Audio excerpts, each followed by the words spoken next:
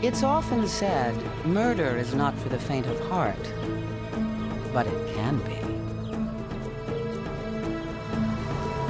A quiet day in Clinton, Indiana.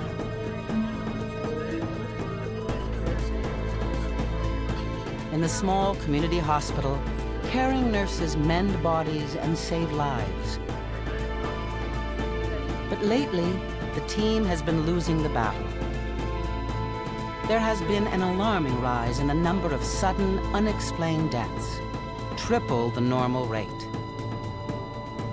Bad luck? Bad medicine? Sheer malpractice? Or among the angels of mercy, an angel of death?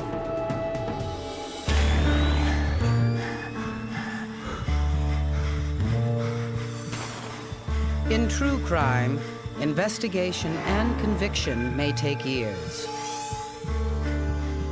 But every detective knows that the crucial clue is always there, somewhere in the first 72 hours.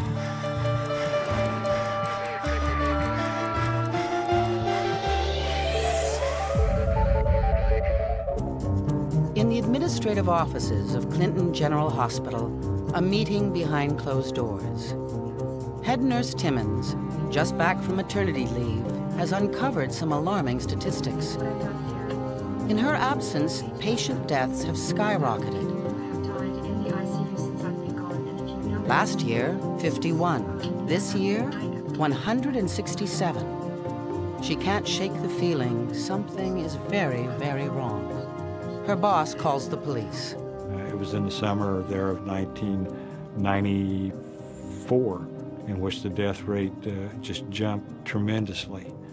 Patients were dying sometimes 3 of them at a time. Nurse Timmons explains to police how she cross-referenced the times of death with the nurses' shifts.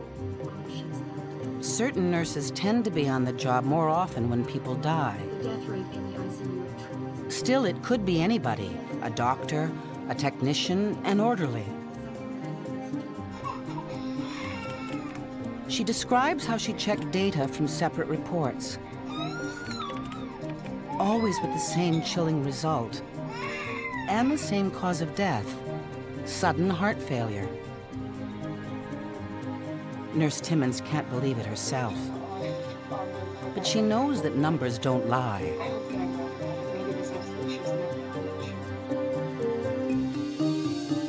Clinton police begin an immediate investigation. You collect your evidence, your key evidence, your physical evidence, and you only have one shot to get that evidence. And if you miss it, it's probably gone forever. Investigators move quickly to seize ECG reports. The electrocardiogram charts of patients who died of heart failure. Nurse Valquez was on duty for 49 of the sudden deaths. Under questioning, she tells police they are missing something obvious. The intensive care unit treats patients who are very sick and very old. They often have fatal illnesses which go undiagnosed. In her opinion, the rising death rate can be explained by the aging population.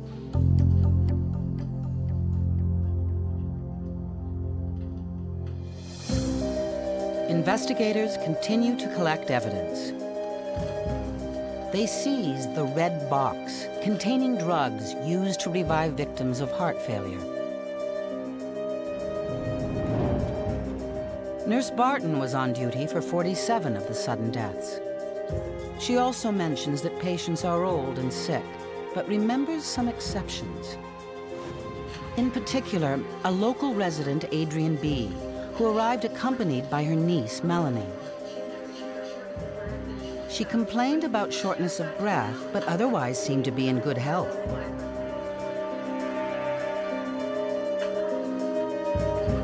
She was advised to stay overnight for observation.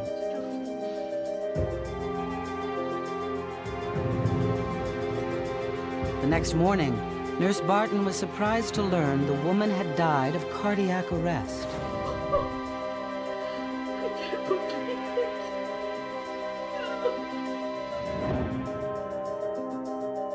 The investigator feels he's getting good cooperation, but he's no closer to the truth. Everything goes through your head as to the possibilities as to why the death rate might have increased. Has there been a virus or something like that maybe entered the hospital causing these deaths? Things don't always sometimes seem to be what they may be. If a person comes in for a broken arm and dies a day or so later, just from a broken arm, something doesn't add up. Nurse Majors was on duty for 76 of the sudden deaths. But he's not working at the hospital anymore. He's taken a job at his parents' flower shop. Police discover Nurse Majors was recently suspended and had his nursing license revoked.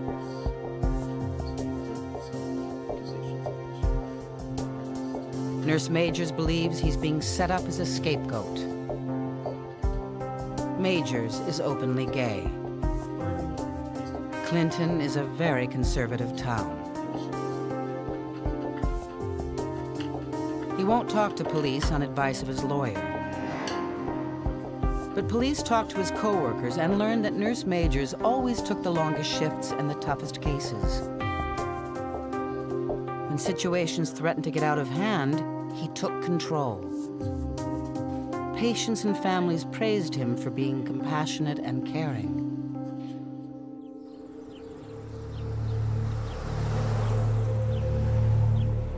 Media reports of a police investigation at the hospital caused fear and disbelief in the community.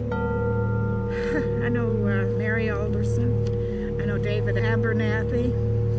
I know James Blackburn. I know Ines Cogan. It was unbelievable that such a small community, something like this could happen right at our little hospital. Town residents, hospital staff, and relatives of the victims all demand a quick answer. But after the first 72 hours, the deaths remain a complete mystery. Confronted with 167 deaths, Bud Alcron is struggling with a question most unusual in the world of detectives. Was this a crime?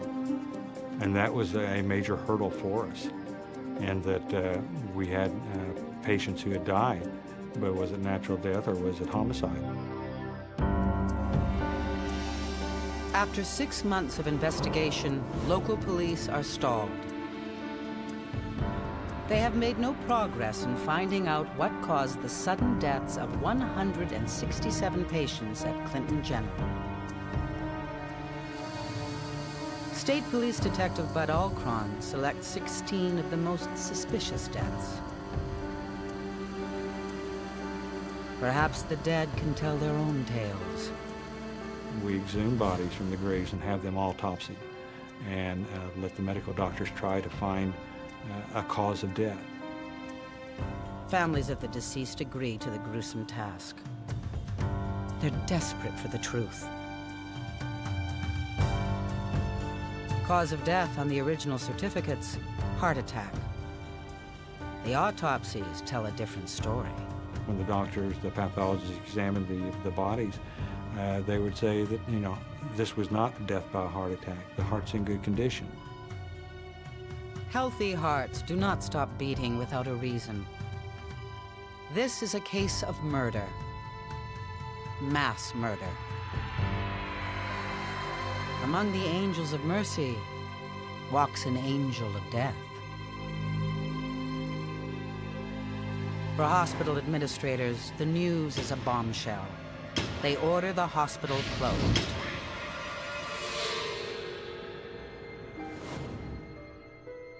All the nurses, including Nurse Timmons, who triggered the investigation, are suddenly without a job.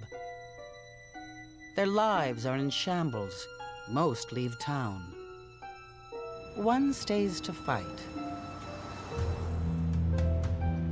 Nurse Majors wants the world to know neither he nor his co-workers are to blame. His lawyer appeals to the media.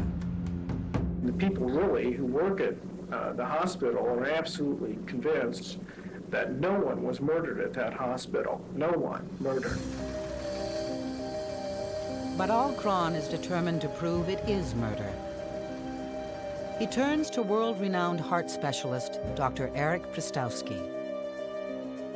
Armed with the ECG files seized in the hospital, the doctor searches for the real cause of death. What I decided to do was to take each case and very carefully sort of start to take notes and document what was going on. He's looking for a common pattern in the heart rhythms, which would explain so many sudden cardiac arrests. And a lot is riding on the right answer.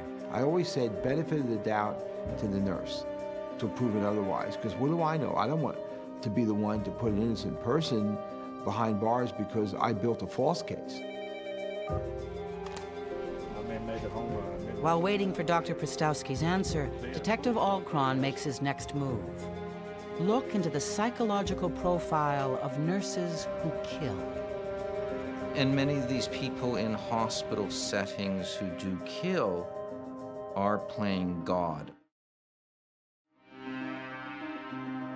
These individuals are into power and control and get off on the mastery of other individuals. They have the power to decide who lives, who dies. Committing serial murder without being caught is the ultimate power game. The urge to kill can lie dormant for years until something acts as a trigger. Could be anything from stress to job dissatisfaction to something that's happening in their life that's causing them more stress. There is a relationship between stress and acting out. In light of the psychological profile, the detective revisits what he already knows about the nurses and gets a new read on Nurse Majors. There had been an incident in the staff room, some black humor, poking fun at Majors. Innocent enough, but the normally affable Majors didn't find it very funny. It was reported to us, yes, that there was a personality change in him. More aggressiveness on his part, more domineerance on his part, mood swings, things like that. Majors had a good reason to be under stress.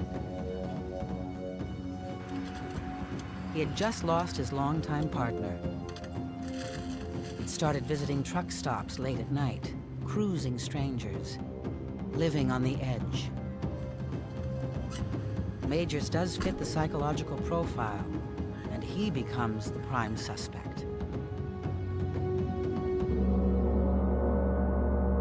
After months of analysis, while working at home late one night, the heart specialist has a breakthrough.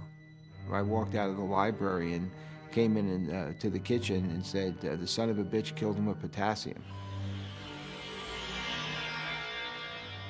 Potassium chloride is commonly used by hospitals. In small doses, it controls an irregular heartbeat. But its use is highly restricted because it can be lethal. In large doses, it is used to execute murderers on death row. It's the only chemical that can cause a perfectly healthy heart to flatline. But Alcron has a murder weapon and a suspect.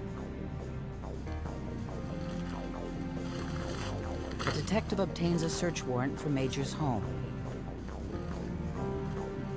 In Major's garage, he finds 9 empty vials of potassium chloride. In Major's car, 2 more. A key find, but they could have been placed there by anyone.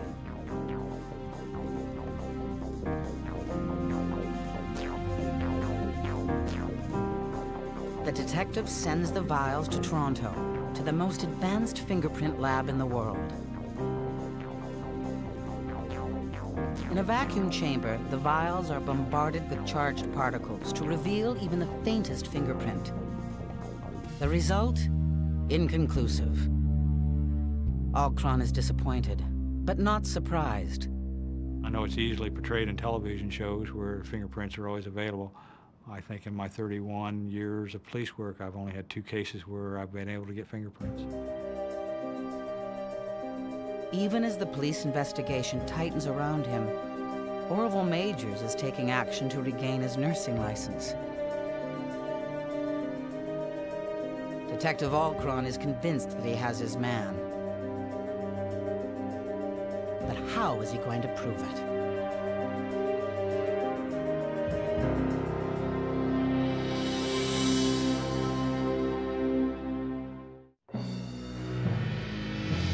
Detective Alcron has discovered the diabolical method of murder for many of the unexplained deaths at Clinton Hospital. He suspects Nurse Orville Majors is the serial killer, but he still wonders why Majors might have wanted to murder these old patients. As we interviewed his friends, we did learn that he did not like old people. He felt that they were a burden on society. And made derogatory comments that they, ought to be done away with. Detective Alcron uncovers a deep, dark secret in Majors' past. As a young man, Majors had to take care of an elderly relative, day after day, until she passed away. Majors hated it, and his anger never died. Still, Alcron needs incriminating evidence to link Majors to the potassium vials found in his car. Alcron finds out that each vial of this lethal chemical is restricted to a single needle use only. Multiple needle punctures would indicate foul play. Once again, the detective turns to science.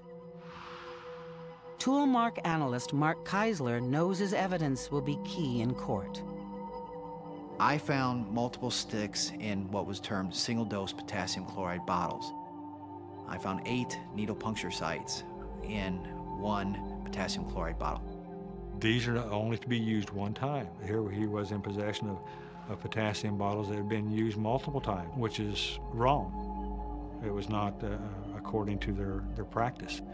And so it was just one more piece of circumstantial evidence that we needed.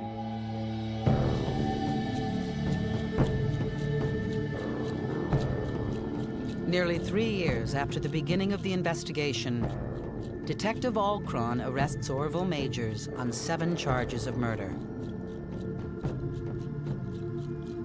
Majors maintains his innocence, claiming the bottles of potassium have been planted. Alcron hopes he hasn't made a huge mistake.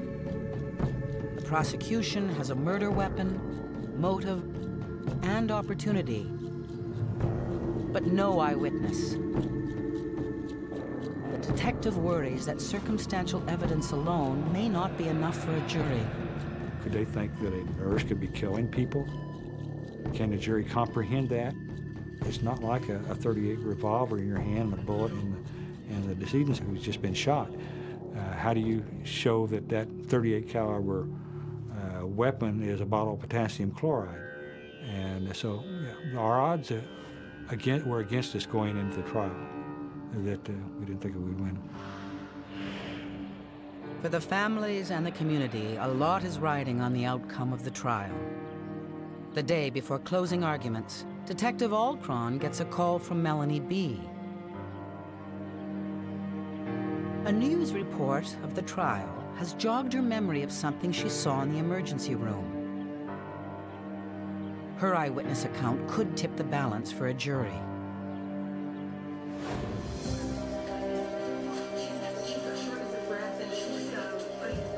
On a summer afternoon, her Aunt Adrian called, complaining of chest pain. Melanie rushed her to the hospital.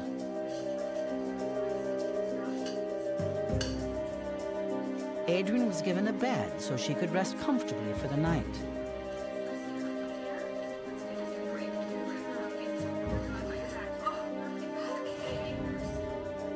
Melanie tells Detective Alcron she left the hospital greatly relieved. The next morning, Melanie found her aunt in good spirits. Her aunt had slept peacefully and was eager to go home. A nurse confirmed that Melanie's aunt was going to be released later that day. Melanie went to arrange her aunt's discharge. Soon after, Orville Majors came for her. He said that her aunt had taken a turn for the worse. Melanie was shocked.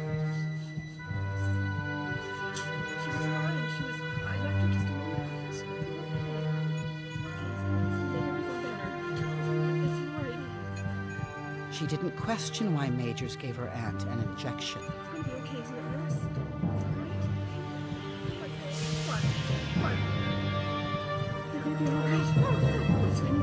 He's going to make it all better. Melanie saw Majors kiss her aunt and heard him murmur, "It's all right, Pumpkin. Everything is going to be all right."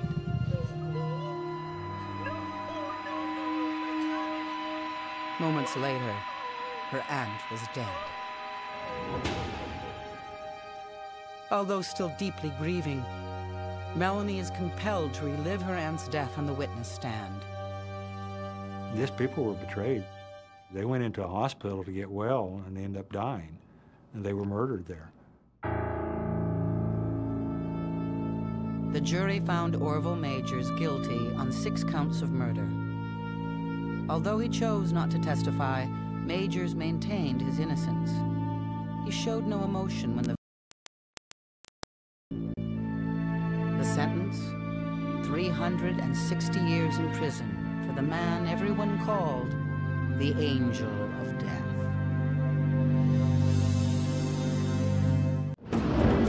Of all the nightmares, the worst are the ones that occur when you're awake.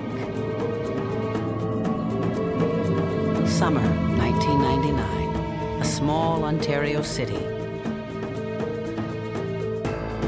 Angela and Barry have taken a big step and moved in together. It's a modest basement apartment, and they have a dream of sharing a bright future.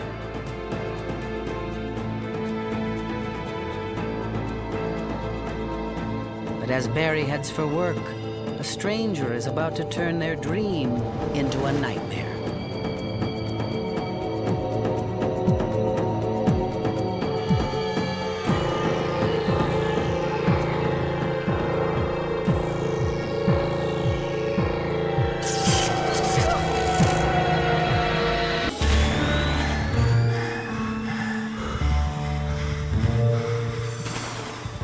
In true crime, investigation and conviction may take years. But every detective knows that the crucial clue is always there, somewhere in the first 72 hours.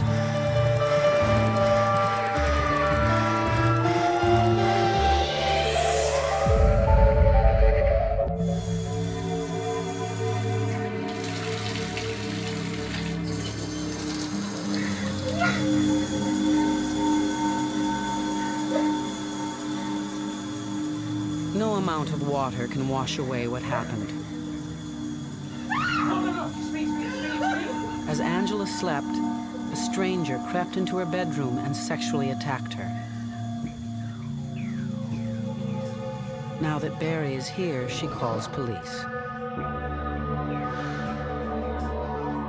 Angela recounts each detail for Detective Laurie Ewing, beginning with the horrifying way she was awakened. The victim was awakened early in the morning by a stranger in her room, and he sexually assaulted her and stayed for approximately 20 minutes. He threatened her with a knife to ensure some compliance on her part, and sexually assaulted her in a number of ways over that period of time. Angela was utterly at his mercy. He threatened to cut out her eyes if she didn't do what he wanted. As he fondled her with hands sheathed by surgical gloves, the stranger whispered her name as if they were lovers. Then, before he left, he stole a photo of her. Forensic identification officers scour the apartment, but find no fingerprints, no hair, no fibers, not even a clue as to how the rapist got into Angela's locked apartment. In cases of sexual assault, the victim is the primary crime scene. Police take Angela to the hospital to be examined.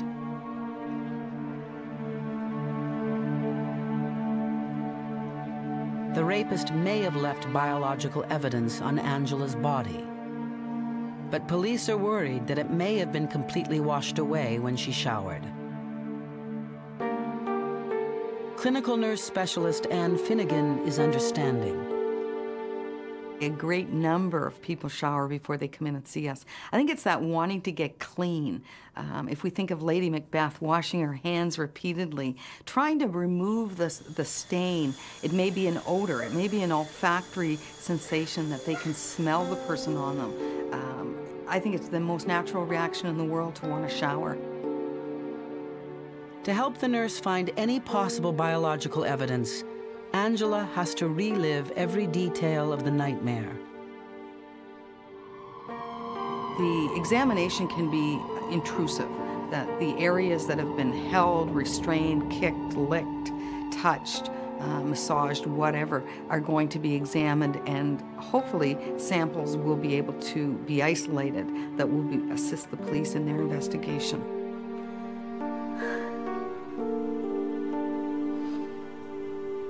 There was touching of an intimate nature, so someone can very much be sexually assaulted and there can never be actual intercourse that takes place, or what we consider to be intercourse. There was no semen sample, but the attacker did something strange. He licked Angela behind her ear. It's a slim chance, but maybe some saliva remains even after the shower.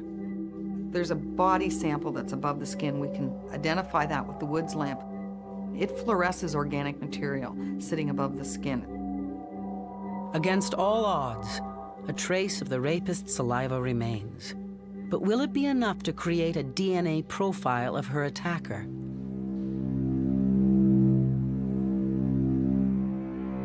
Angela's next ordeal is to meet with a composite sketch artist and try to remember every detail of the face she wants to forget.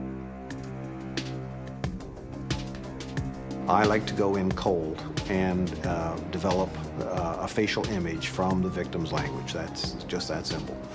I do not like to refresh the victim's memory about the crime because that takes away from the image of the face. Surprisingly, most victims can put aside their emotions long enough in order to be able to work at a task, because they also see the need for it. Though the attack was traumatic and Angela tried to look away, the rapist's face seared on her brain. She described what she referred to as a dirty-looking Santa Claus. In 18 minutes, Angela's nightmare has a face. Police post the sketch around the neighborhood, hoping to get a tip about the rapist's identity and warn the public. I think, as with any case where you have a sexual predator that's unknown, there is a heightened fear that this individual could be anybody, could be anywhere, and might attack someone else.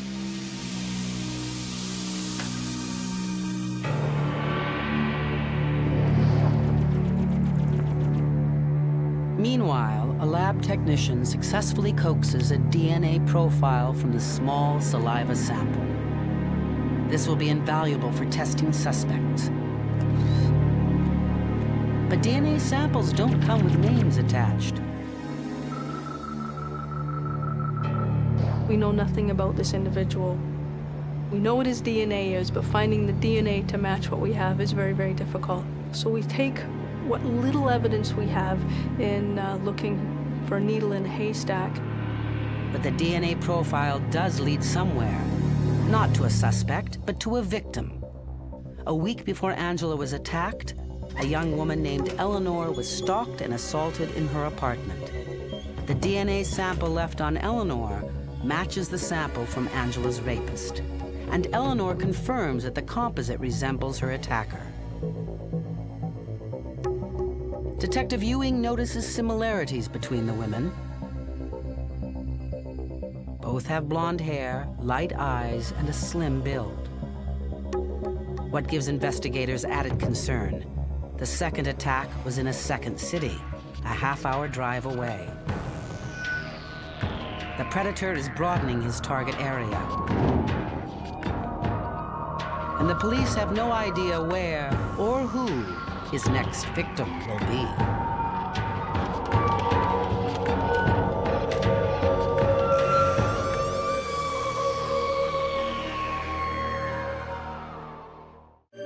A sexual predator is on the loose. 2 matching attacks in 1 week. Each attack in a different Ontario city. Now in a third city, a sleep-deprived mother of twins is about to wake up to a living nightmare.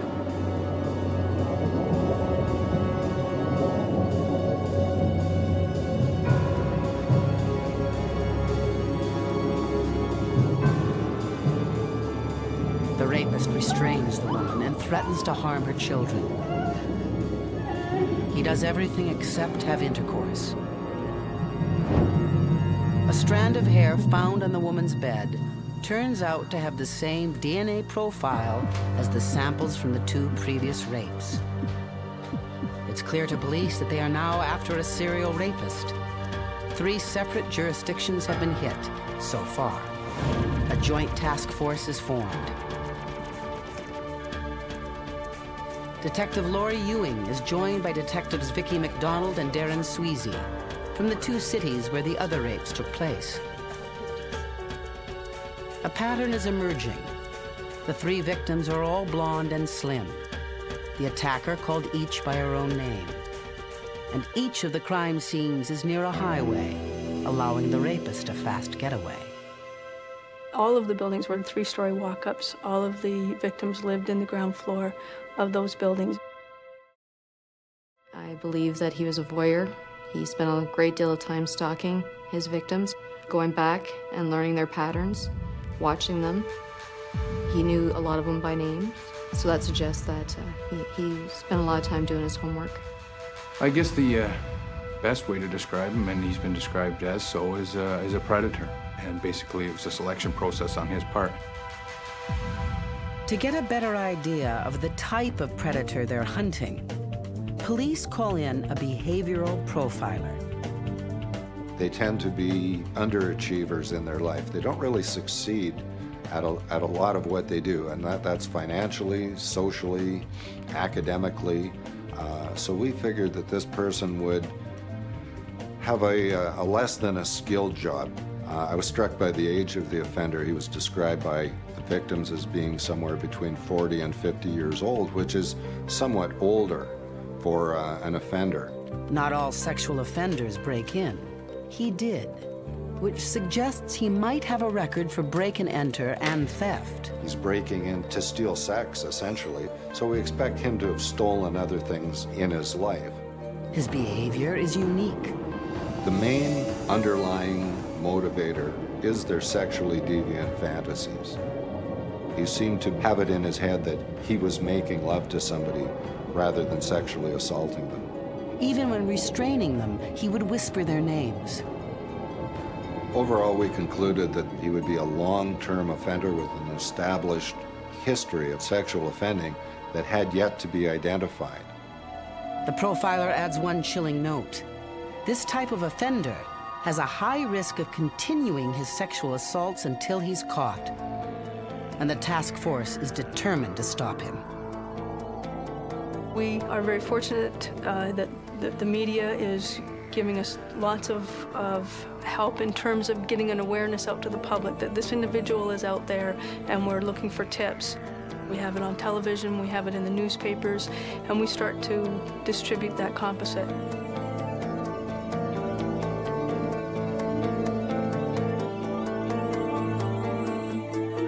Think with a male with a beard that would help quite a bit, but you will not believe how many people have a beard in the cities around, and I think we met every one of them.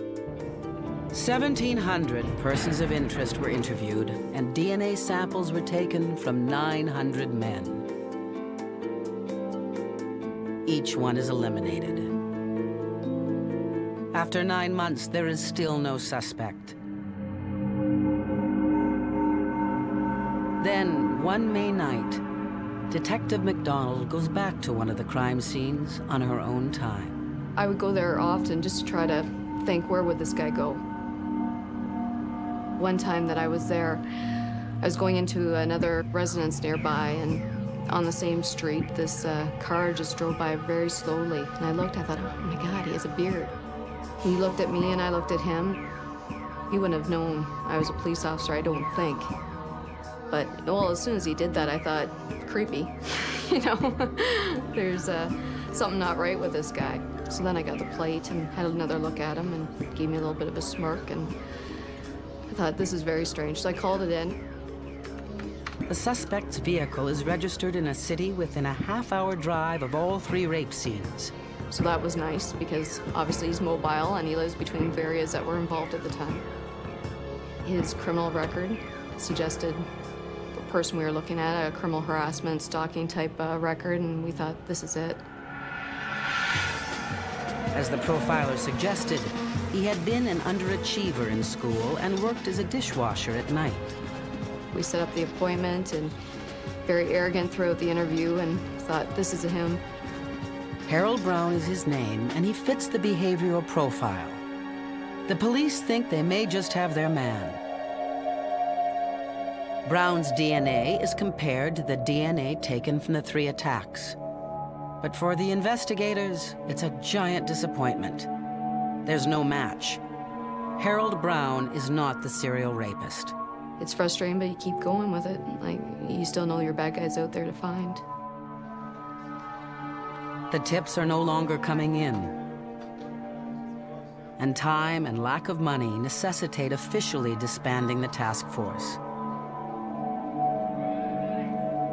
But unofficially, the 3 lead investigators don't let go. They feel a responsibility to the victims. Detective Ewing knows Angela, the first victim, still can't escape the memories of her attacker. No matter what she does, he's still there, watching, waiting. He shattered her relationship with Barry, destroyed her confidence. Angela moves away. You lose a whole sense of self, you lose a sense of safety. You don't want to live there anymore. You don't have that sense of you can go into that room and not have the feeling that he might be there or he might come back. 6 months after the task force closed down, in the same building where Angela had been raped, 1 basement apartment over, a nightmare closes in.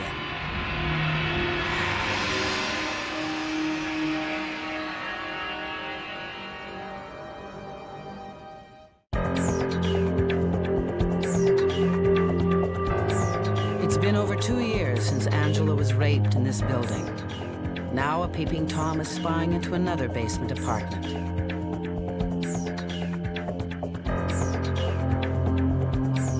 But he is surprised by the woman's boyfriend.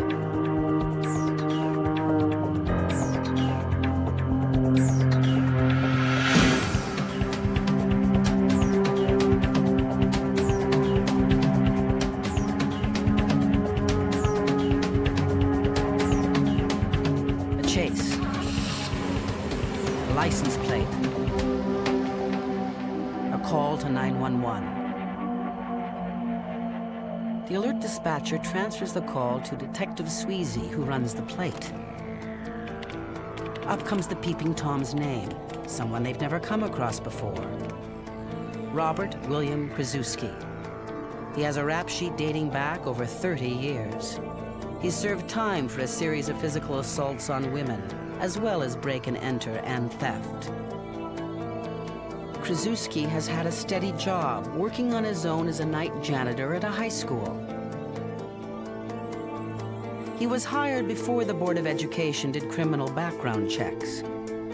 Detective Sweezy reaches the suspect on his cell phone. He asked me what it was about, as most normal people would. And that's when I went on to say that it was of a sensitive nature and I'd rather meet with you face to face. The next morning, Detectives Sweezy, Ewing, and McDonald arrive for their interview.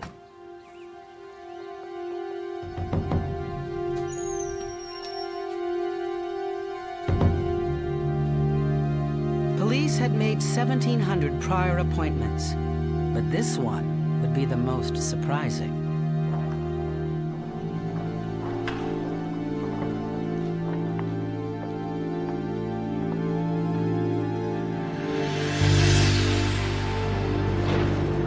At this point, as you can very well imagine, your mind starts to race. You're thinking, what's going on? I mean, like I said, we're there just for an interview, and caught totally off guard, and you start thinking of all these scenarios.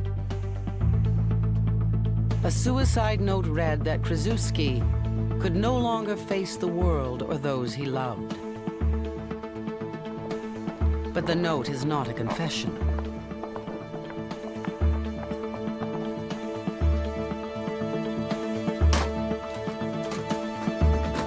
In his toolbox, investigators find what is called a rape kit and Angela's stolen photo. But the investigators who spent years tracking him down know they need absolute proof. A blood sample is taken from the dead man. His DNA matches the saliva sample taken from Angela just a few hours after she was assaulted.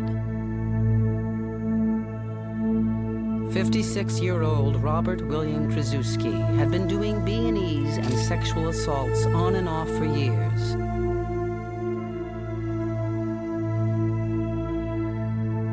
His unsupervised job allowed him to hop into his car and come and go without explaining anything to anyone. He stalked his victims first, learned their names, and then broke in, fantasizing that it was consensual sex. As to why he never attempted intercourse, it turns out Krasuski suffered from adult-onset diabetes, which left him impotent. Regardless of his medical condition, his impotence, the sexual dysfunction he experienced, he was still compelled to go out and sexually commit. He still wanted to do it. The impotence merely changed how he could do it.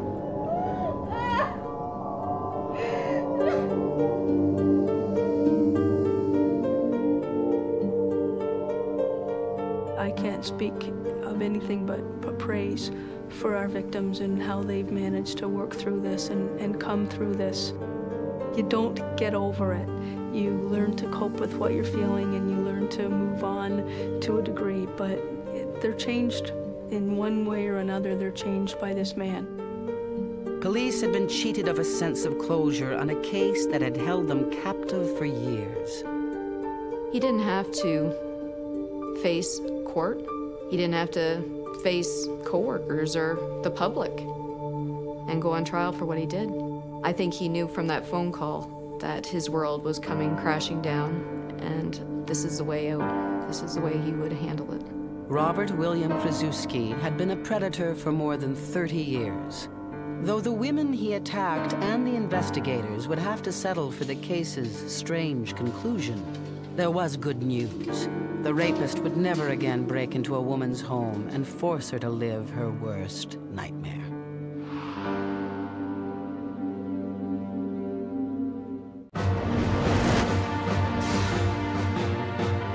Sometimes, the last place you look for a monster is the first place he strikes. University, an oasis of learning and personal discovery. And the perfect place for a predator. By the time you see him, it's too late.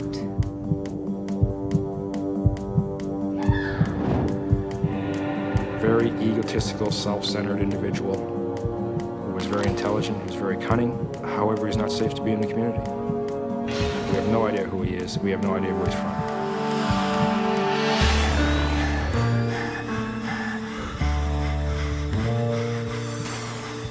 In true crime, investigation and conviction may take years. But every detective knows that the crucial clue is always there, somewhere in the first 72 hours.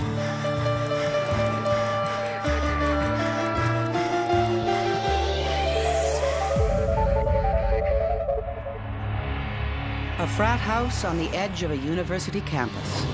Halifax, Nova Scotia, 1998. I was on call that night for major crime.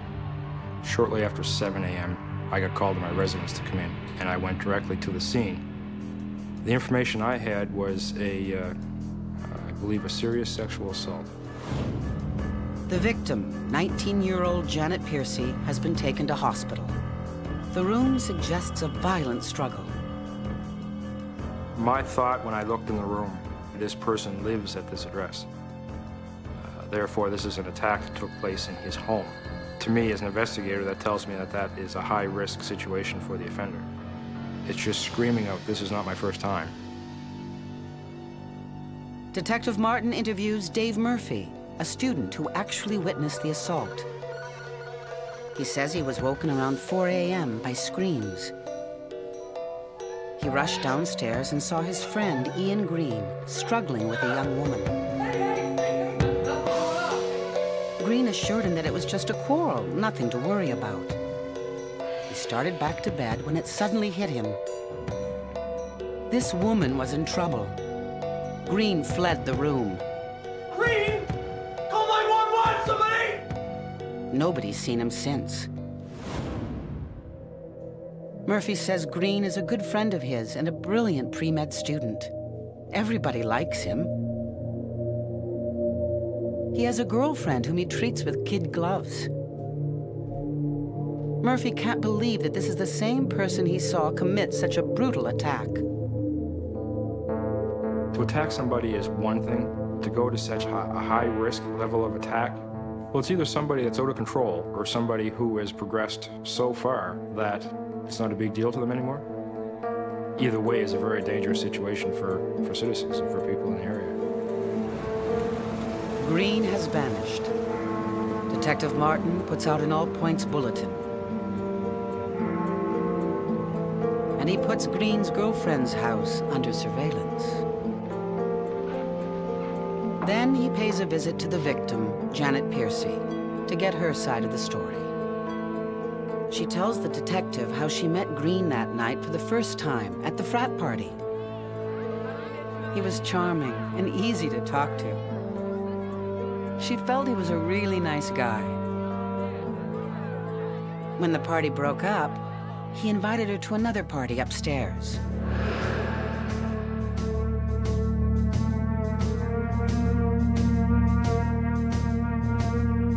There was no party. Green had other plans, but she wasn't interested, and when she went to use his phone to call a cab, he suddenly turned on her.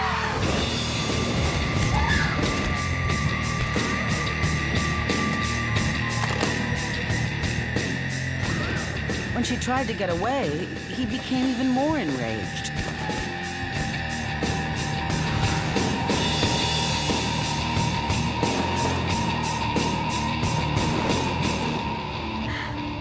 She surely would have killed her if that one guy had not come to her rescue.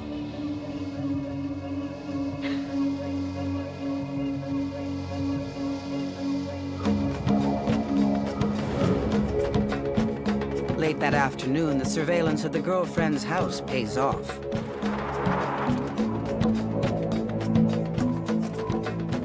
Green is arrested and brought into custody for questioning.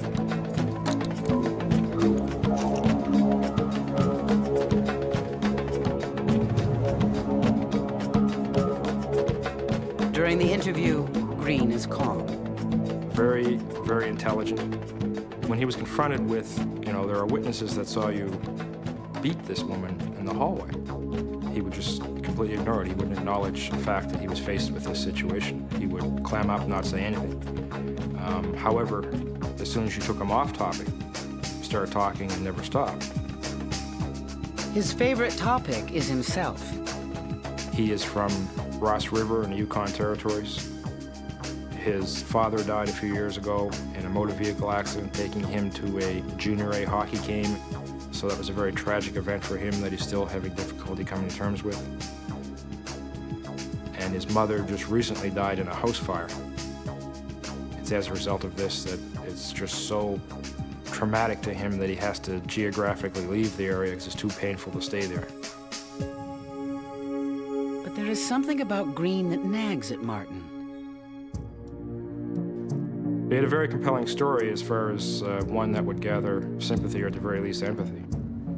However, he's trying to pass himself off as 19 years of age, and there's no way that this man I'm talking to is 19 years of age. He's charged with the assault that took place on the young woman in the frat house. He's held for court on those charges. Martin immediately sends Green's clothes to the lab for forensic analysis.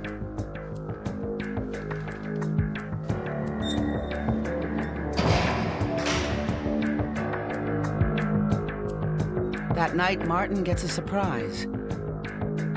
There are no police records of Green's parents' deaths. In fact, there are no records of them at all. If I could describe his lies, I'd describe them as having both feet planted firmly in midair. There's no substance to the stories that he tells. However, he's very convincing at it. He's extremely convincing at it. The following day, Martin obtains a search warrant for Green's room. We were looking for clothing and identifications belonging to the victim. I found this white plastic bag, and what came out of that was a purse and a wallet. When I saw the wallet, I was very shocked. Martin had presumed that they belonged to the victim, Janet Piercy, but the ID is for a Tara McDonald. When I saw the name, I realized exactly who it was. The case of Tara McDonald is well known to the Halifax police. This February crime was a very, very vicious beating with a baseball bat that took place in the middle of the day in a very busy city street. Tara McDonald was alone, working in a thrift shop. Her attacker walked in and savagely beat her for no apparent reason.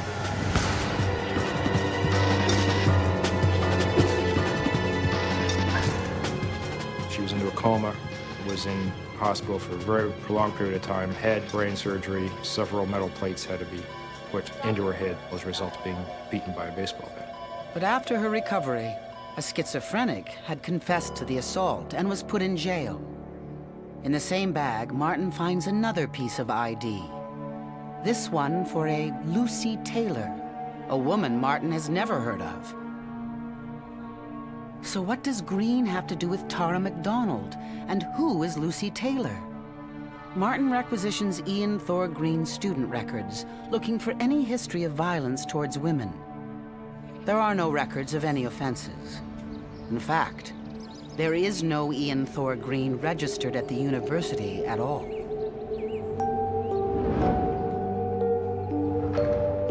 After 72 hours, Martin has a man in custody who has brutally assaulted one woman and possibly more. A convincing liar who Martin fears is a serial offender. To me, as an investigator, that scares me.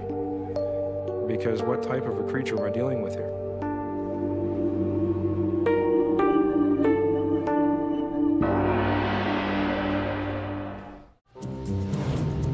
Detective Tom Martin has Ian Thor Green in custody for the violent assault on Janet Piercy. But he's sure there is more to Green's past than he is letting on. Martin calls Lucy Taylor, the woman whose ID he found in Green's room. He wants to find out how Lucy knows Green and why he had her purse in his room. Lucy tells the detective she has never heard of Ian Thor Green. But she was violently attacked after leaving a bar 5 weeks ago. She was knocked down from behind in the parking lot by a complete stranger. While she was lying helpless on the ground, he masturbated on her. He fled when some people scared him off.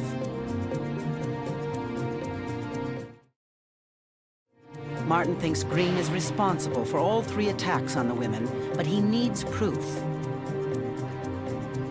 He goes back to the frat house to talk to Green's friends and find out more about Green's personality and, most importantly, his relationships with women. His friends told me that he categorized women in one of 2 ways. Either they were like angels or they were trash. And the ones that he dated, where he was a perfect gentleman, these are the women that he categorized as the angels.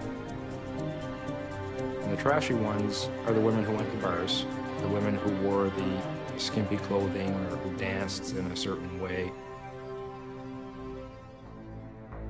Martin requests the security camera tape from the bar the night Lucy Taylor was attacked. The officers who investigated Lucy's case saw nothing unusual on the tape. But when Martin views it, he identifies Green leaving just a few moments after Lucy. He notices something else. The jacket Green was wearing is the same one he had on the day of his arrest. Martin has Green's clothes tested again, this time for traces of Lucy Taylor. The results of the DNA tests are good news. The jacket shows traces of Lucy's blood. But there's more. Even though 5 months have passed since Tara McDonald was viciously attacked with a baseball bat, her blood has been found on Green's pants. Martin has irrefutable evidence that the creature he has caught is a serial offender. But Ian Thor Green still refuses to answer any questions about why he attacked the women. Martin turns for help to forensic psychiatrist Peter Collins. These people will lie and will deceive others and think nothing of it. They divide the world as to those people who they feel they can take advantage of. And if they're taken advantage of, it's their own fault. So they can rationalize and justify their victimizations of others and really don't feel any empathy for victims and can continue on. If Green did not care about his victims, why did he keep their purses and IDs? More than likely, he kept the purses as souvenirs.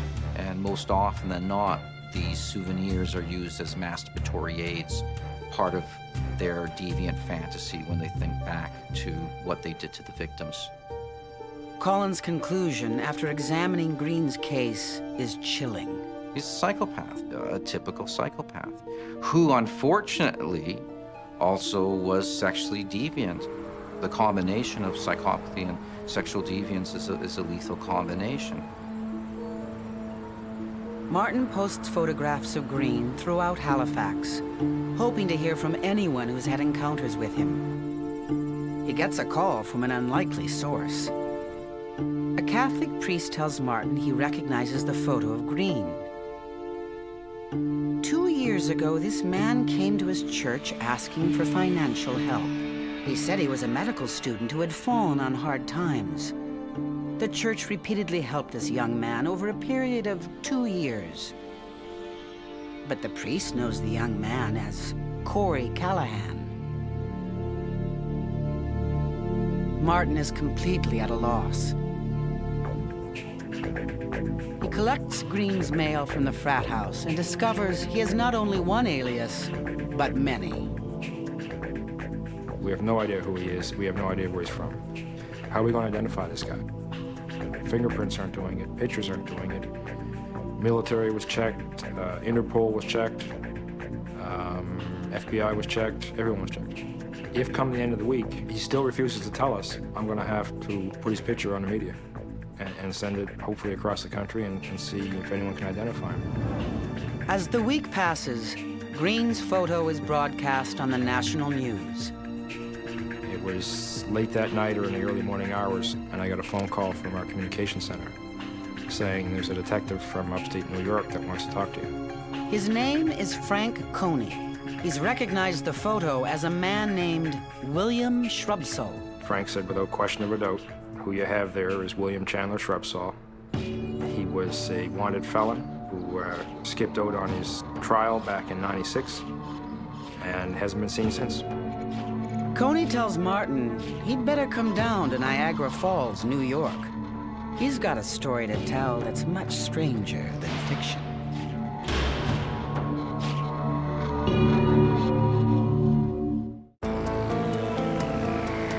July 1998. Detective Tom Martin travels to Niagara Falls, New York to meet investigator Frank Coney.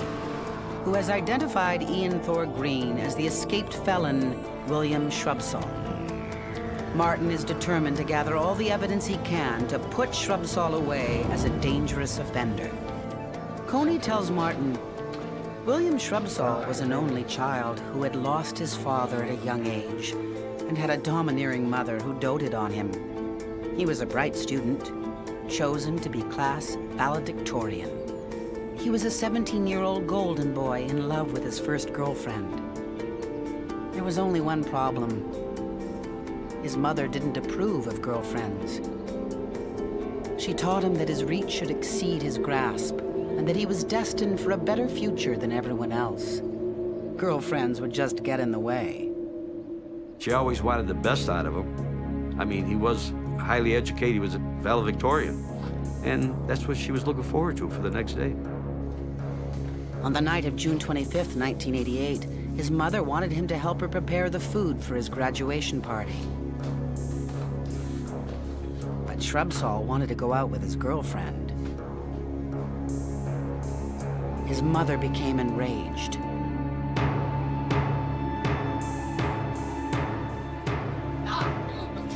She made threats to him that she was going to call the girlfriend, tell him to stay away from him, leave him alone. And that's when everything exploded. Who do you think you are? You're not going to call him. You are not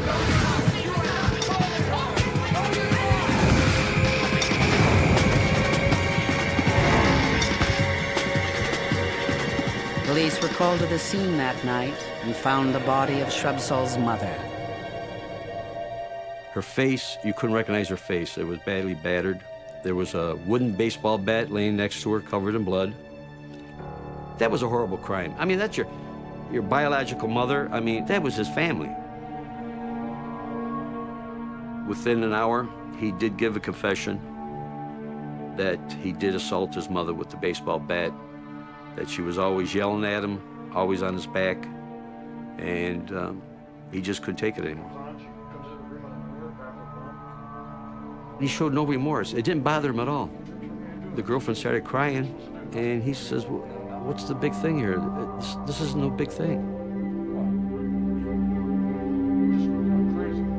Coney tells Martin that Shrubsall was tried as an adult, and he was sentenced to 15 years for manslaughter, but his lawyer successfully appealed because of Shrubsall's age. It was reversed.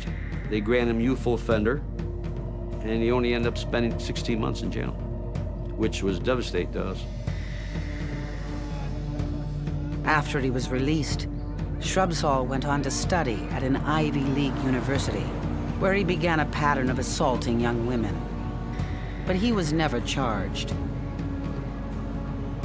In 1996, Shrubsall returned home to Niagara Falls, where he was caught by police after he allegedly sodomized a 17-year-old girl. The day before his trial, he wrote his aunt a suicide note, saying that he was throwing himself into the falls. Within days, Shrubsall surfaced in Halifax and was reborn as Ian Thor Green,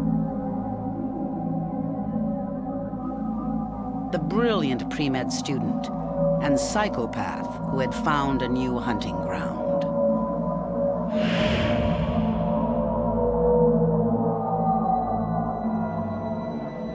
Back in Halifax, Detective Martin contacts Shrubsall's 3 victims: Lucy Taylor, Janet Piercy, and Tara MacDonald. He needs their testimonies to get Shrubsall declared a dangerous offender. They all banded together and they all came through it. And it was the support and the cooperation and the desire to help that was amazing. It was the discovery in the first 24 hours of the investigation of Tara and Lucy's IDs in the same room where Janet Piercy was attacked that led Martin to retrace the predator's tracks, uncovering his true identity and monstrous history. In December 2001, Shrubsall is classified a dangerous offender, meaning life in prison with no chance of parole. This man is, in fact, a danger to society, will remain a danger to society, and has little, if any, outlook of not being a danger to society. But even behind bars, Shrubsole follows his late mother's advice, finding a way for his reach to exceed his grasp. A year after his conviction, Shrubsole changes his name once more, this time legally, to Simon Templar, the fictitious hero of the TV series The Saint.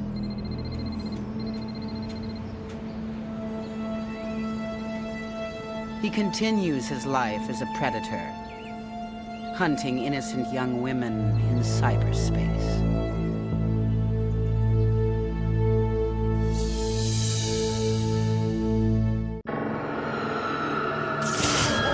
It's like the beginning of a horror novel by Stephen King. But this is real.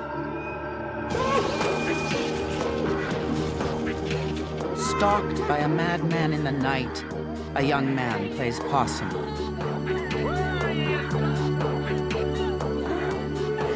He's disoriented. In the darkness, he runs for his life. He's afraid of what might be coming after him. He stumbles onto a busy highway. He's frantic. He wants the driver to call the police. It may already be too late. He's got two friends back there, and the guy who attacked him is going to kill them.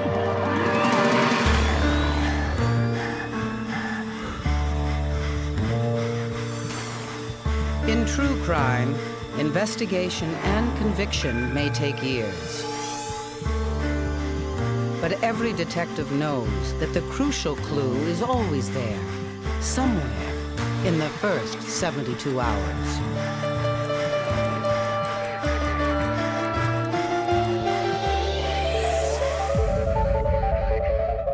Manitoba, 1993. In a police car on a rural highway, a young man named Jason pleads for help. His friends, Lori and Jenna, are in danger. They might even be dead. Police take him seriously, but they need to hear the whole story from the beginning. Jason says earlier that evening, he and some friends had driven out of the city to party in the woods. He tells police the party started out great. Some weed, some laughs, a lot of beer. Eventually, nature called. Right back.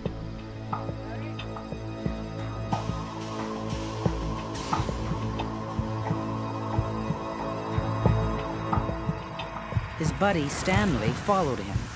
They shared a joke. But then, lights out. When Jason came to, he was hog-tied on the ground. He had no idea why Stanley did this to him. And he's terrified for his friends, Lori and Jenna. Jason's story convinces police to mount a search. Officers ask Jason for directions, but his head injury has made his memory fuzzy. The search goes on all night and into the morning.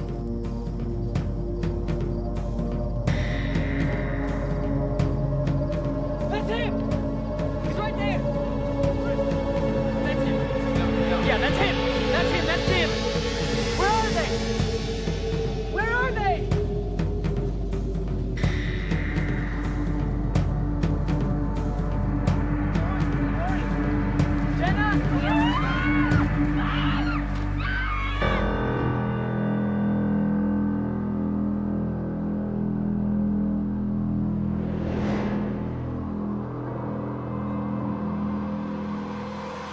Stanley Pomfret, 31, is held pending multiple charges.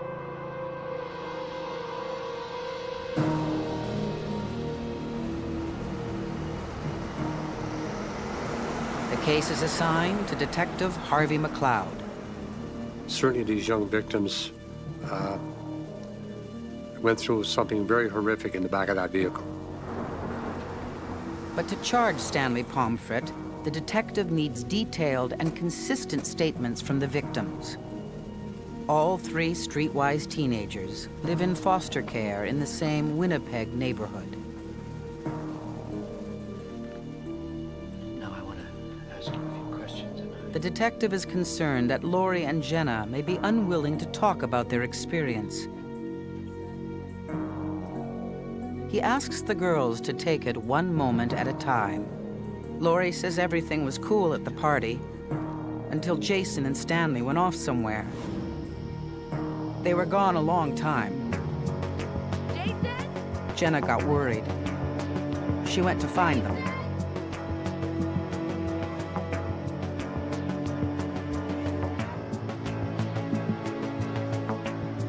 Lori says she waited.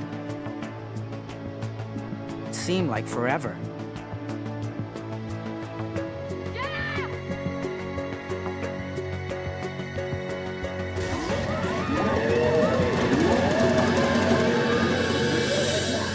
Lori and Jenna don't want to relive what comes next.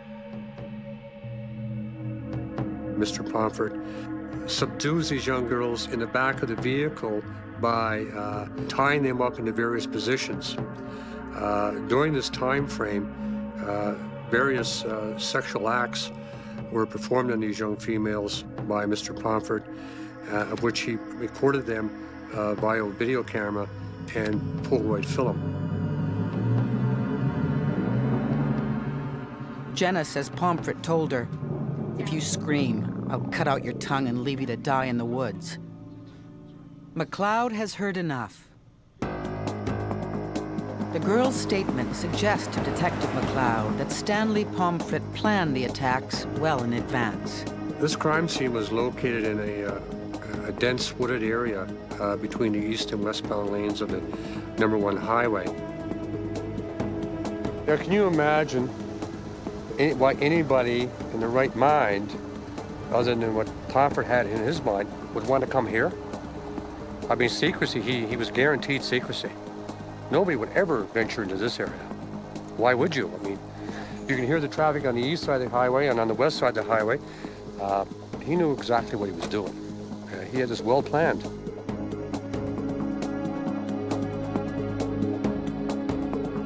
In this secluded location, the detective notices that trees have been cut to make a hiding place for Pomfret's pickup truck. In the back of the truck, investigators discover a duffel bag containing Polaroid photographs of Lori and Jenna, and plastic bags of what appears to be pubic hair. Also, some earrings. Which to our mind looked like they had been forcefully removed from a person's earlobe. There was blood on one of the earrings and also on one of the studs to keep the earring in place. Pending forensic analysis, Detective McLeod has all he needs to prosecute Stanley Pomfret for multiple premeditated sexual assaults. But as investigators prepare to leave the crime scene, a police dog finds something else.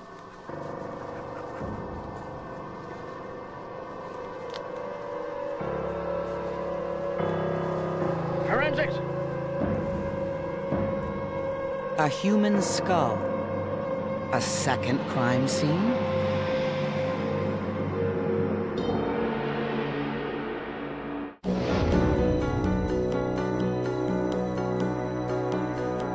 Forensic investigators have discovered a human skull just a few feet away from the scene of a violent sexual assault.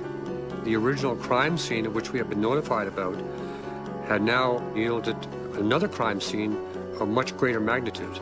Who died here? How they died is unknown. We assumed that it was foul play, as we do in all of these matters, and we treated it as a homicide. Scattered over a large area, police find more human bones. We noticed that the bones were devoid of any flesh or skin or muscle material. They were just stripped clean. The detective knows why. Obviously, the body had been laying there for some time and had been ravaged by wild animals. There was a lot of bare scrapes on the tree, a lot of bare markings, hair, and this was the originating point of their meal right here. Aside from the human bones, the search yields nothing except some red paint chips. And then, a torn woman's shirt. An attack by bears, or a more sinister human predator? Detective McLeod sends the shirt to forensic textile expert Bill Pelton for analysis. I scanned the fiber and yarn ends along the severance line. The fibers were all ending at the same plane, indicating that they were cut. And this meant that it had to be human intervention that can cause the damage and not an animal. The shirt has been deliberately cut. This confirms McLeod's suspicion of foul play, and so does the coroner's report on the cause of death.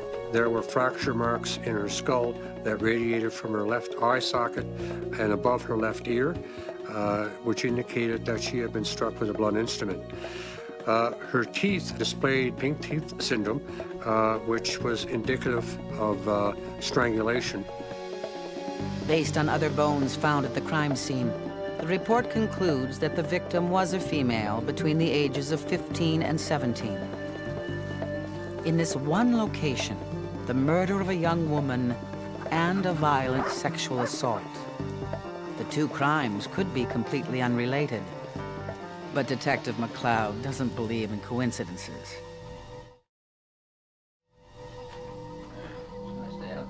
He confronts Stanley Pomfret with the ripped shirt found at the murder scene. He tells Pomfret that if he knows anything about the dead woman, now would be the best time to talk. Pomfret doesn't. The detective will have to solve this murder the hard way, working backwards from the time of death. Mother Nature provides the first clue. The next day, we collected various samples of larvae, pupae, and bugs that were in the area where the corpse had been deposited. And we sent them to Dr. Gail Anderson, who's an entomologist at Simon Fraser University in British Columbia. Insects are pretty much the first witnesses to the crime. They'll arrive very quickly after death, and they lay their eggs on that body. Eggs hatch into maggots, pupate, and emerge as adult flies, living on the body for their entire life cycle. I had maggots, but I also had empty pupal cases, and those are the most important part of the evidence to me. Several pupae cases are in varying degrees of decomposition, indicating a precise number of days since death. My report to the lead investigators in this case was that death had occurred on or before the 5th of June. The murder took place just 6 weeks ago. Detective McLeod searches missing persons records. Reports from the beginning of June include one teenaged girl. The detective contacts forensic odontologist Dr. Chris Lavelle. The RCMP brought me a skull and a lower jaw wrapped in separate bags and 2 dental x-rays of a child that they thought was the victim.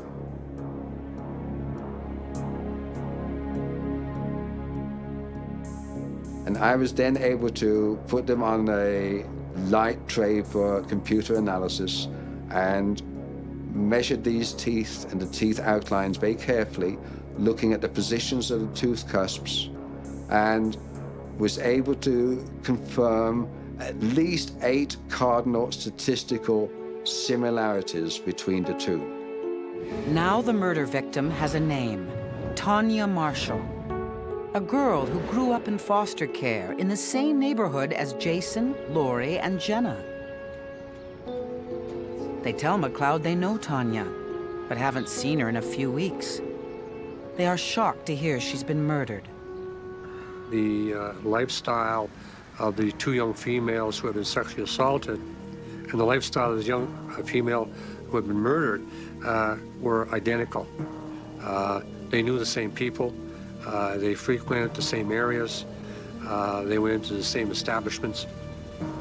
The detective asks if Tanya had a boyfriend or a would-be boyfriend. Lori says she never talked about anyone. Tanya liked people to think she was tough. She was in foster care because her mother couldn't handle her. But the last time Lori saw Tanya, she was in a great mood. She'd made up with her mother and was planning to move back home for good. Laurie and Jason have no idea who might have wanted to kill her.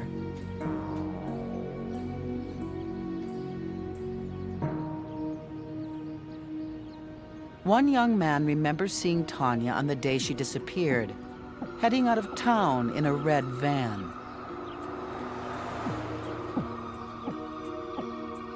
The detective wants to know if he saw who was driving. Sure, says the kid. Some guy named Stanley.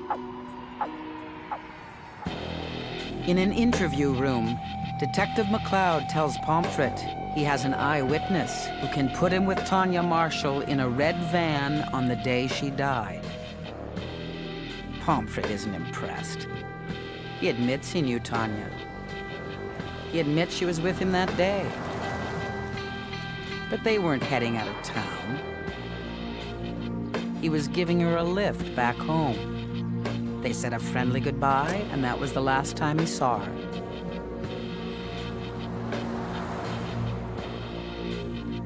The detective has sufficient evidence to convict Pomfret for the sexual assault of Laurie and Jenna.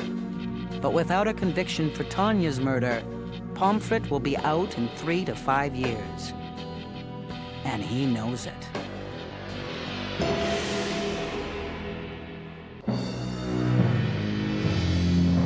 Detective McLeod lacks hard physical evidence to connect Stanley Pomfret to the murder of Tanya Marshall. He obtains a search warrant for Pomfret's property. Hidden under a tarp, the detective discovers Pomfret's other vehicle, a red van. Scrapings of its paint are sent for analysis to see whether they match the paint chips found in the woods. Investigators enter Pomfret's house and take it apart. We uncovered some pornographic literature and pornographic films. The pornographic literature showed instances where women were in bondage with various devices and also depicted the cutting of women with razor blades. It would give us a picture that Mr. Pomfret was of the sexual sadist type of individual. Inside Pomfret's tackle box, an investigator discovers a medicine bottle with Tanya's name on it. The prescription pills were written for a 30-day period, and we examined the amount of pills in the bottle and extrapolated back as to when the pills were issued to her. The last day that she would have taken a pill would have been on June the 5th, the day she disappeared.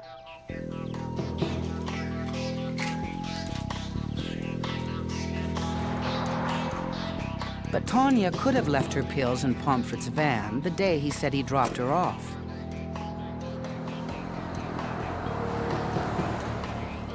The next day, McLeod receives the forensic report on the paint scrapings from the red van. They are a perfect match with the paint chips found in the woods. Which proved to us that he had been at this area several times in different vehicles. And this wasn't a haphazard area that he just drove to. But even this discovery doesn't prove that he drove Tanya here the day she disappeared. And then, McLeod receives some astonishing news.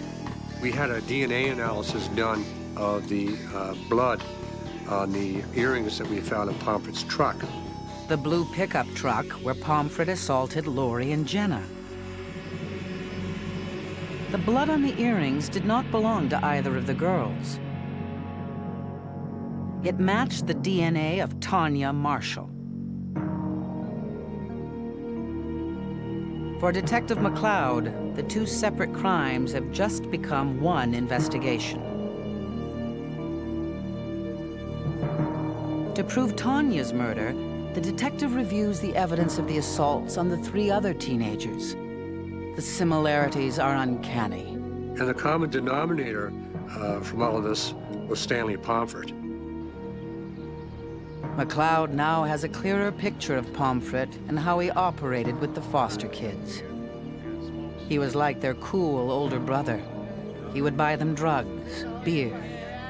He had wheels to get them out of town. They liked him because he was one of them, from a broken family with a long history of abuse. Pomfret is Jekyll and Hyde, and no one, including Tanya, ever noticed. Pomfret would, in my opinion, prey on these young girls to lure them into his confidence, to make him seem that he's Mr. Nice Guy.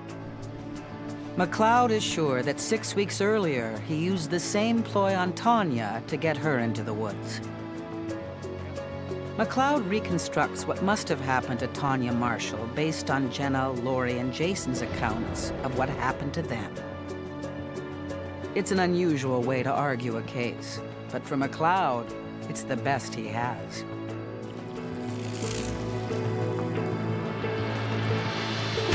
Pomfret clubbed Jason with a baseball bat, strangled him, hog-tied him, and left him to die.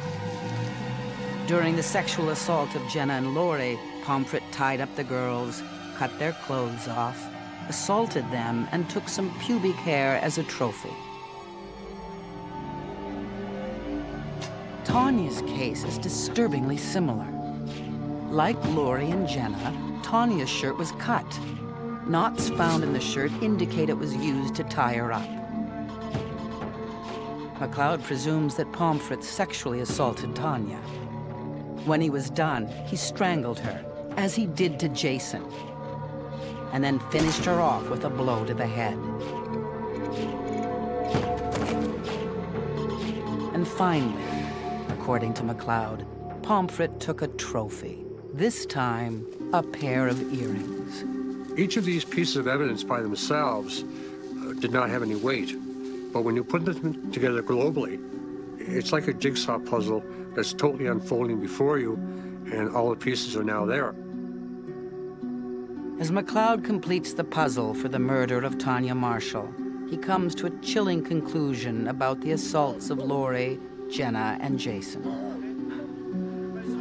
It certainly is to everyone's benefit that the young lad escaped his bonds, flagged down a car on the #1 highway, and was able to raise the alarm. If he didn't do that, then certainly all three of these individuals would be dead today. The court agrees with Detective MacLeod and sentences Stanley Pomfret to 4 life terms, 1 for each of his victims.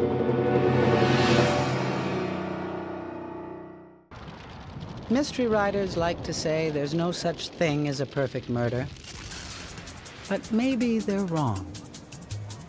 Toronto. In this Sikh neighborhood, you can speak Punjabi all day. Young people marry according to their parents' wishes. People find each other jobs at businesses, like this bakery, which is why in 1988, the city's favorite rye bread is baked by Sikhs. Someone like Ravi Bethal. Ravi is a hard-working, fun-loving 22-year-old. Everybody likes him. He's got no known enemies. But on the night of August 2nd, Ravi does not come home from work. For 24 hours, no one has any idea where he could be. His family grows more worried. Shortly after 6 p.m., the phone rings. A man whispers, "Your son is dead." That's when police are called in.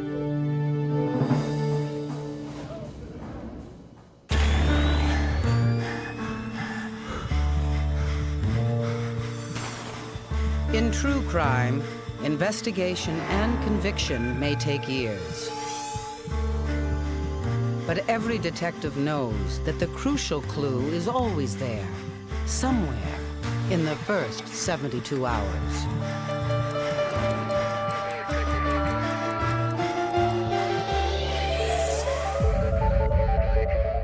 "24 hours after an anonymous caller says that Ravi Bethal is dead, police assign someone special to the case. I was born in India. I'm a Sikh. I have certain language skills, and that's the reason I was brought into the investigation. Detective Sidhu is now a senior intelligence officer, but in 1988, when this case broke, Sidhu was a young detective trying to find out why Ravi Bethal was missing. Like many Sikh families, Ravi and his wife have come together through an arranged marriage. And there have been problems. Ravi's father points an accusing finger at his son's pregnant wife. He says if anything happened to Ravi, his in-laws in Chicago are behind it. He hints it has something to do with the dowry, but refuses to say more. Next stop, the bakery where Ravi Bethal was last seen.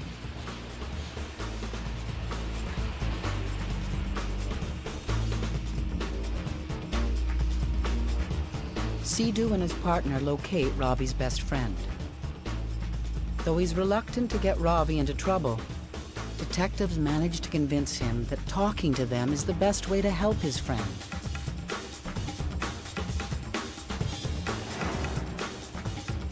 The friend says Ravi got an unexpected phone call around 11:45 p.m.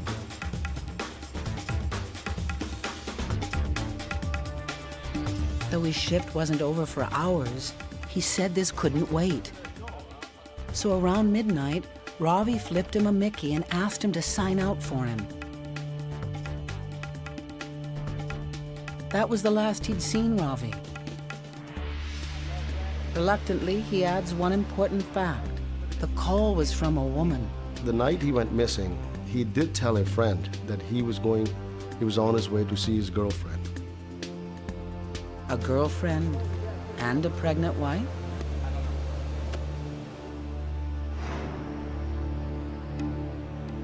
Detectives tracked down another co-worker Ravi talked to the night he disappeared. It was common knowledge that he had a girlfriend.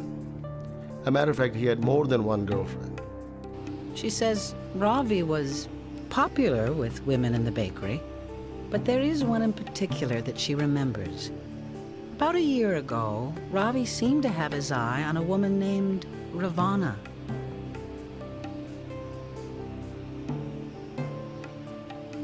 When detectives ask her if this was more than a workplace flirtation, she tells them about the day her boss asked her to get boxes from the upstairs storeroom.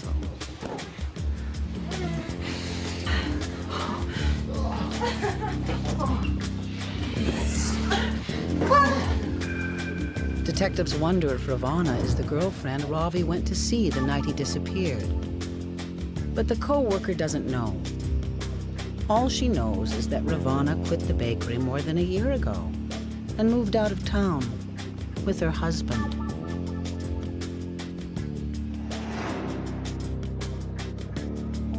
The next day, Detective Sidhu gets his first private interview with Ravi's wife.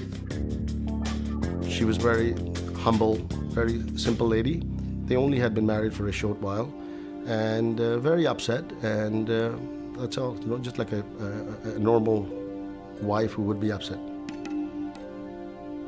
Sidhu wants to find out if she knows anything about a girlfriend, but he wants to be tactful in case Ravi still shows up.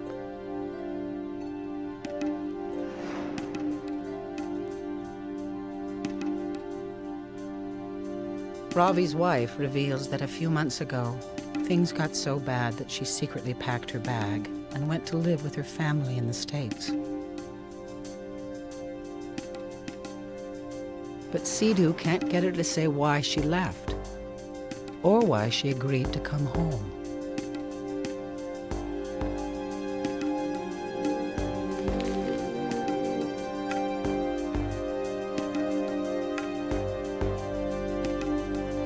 As the 72-hour mark approaches, police discover Ravi's car abandoned 10 minutes from the bakery. The car has no plates and has been vandalized. After 72 hours, we were a lot more concerned that he hasn't been found yet. Shortly after this, a witness claims he saw someone run from Ravi's car to a second car the night Ravi disappeared. Detectives wonder whether the running man was Ravi or the person responsible for his disappearance. But it was too dark for the witness to get a good description of the man or the driver. Ravi's father now comes up with a new theory. He tells Detective Sidhu about his son's run-in with members of the Babar Khalsa. Babar Khalsa is a militant Sikh organization founded in India, and they have cells in Canada. The Babar Khalsa, it's rumored, coerce workers to contribute towards an independent Sikh homeland. Ravi's father says his son not only refused to give them money, but threatened to write letters exposing their members to the Indian embassy.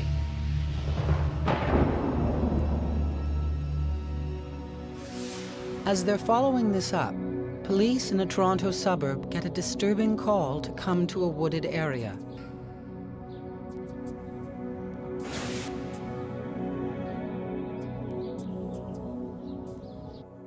Homicide detective Paul Carroll vividly recalls arriving at the scene. It was in 1988, and we'd received a call that initially it was thought to be a baby in a bag was the initial radio call. When we arrived, we discovered that it was in fact burned human remains of an adult. The skull shows signs of severe trauma from a heavy object.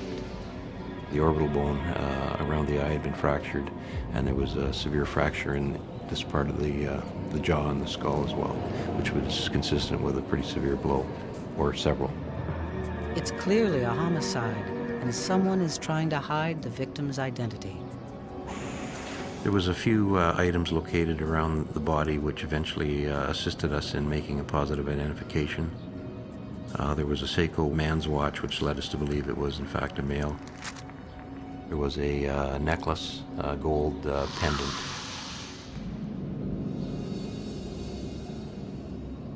Detectives Sidhu and Carroll, now a team, undertake the delicate task of showing the jewelry to Ravi's father. The pendant was actually customized and made by their missing person's father, who was a jeweler. That was identified by the father as he having had made that for his son. Detectives now know Ravi Bethal was murdered, and that the killer or killers have taken great pains to cover it up.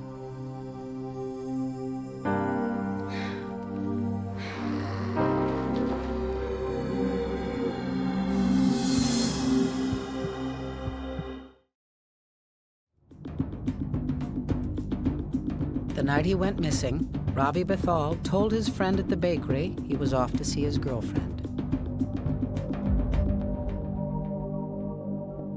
Now that it's a homicide, detectives press Ravi's wife for answers.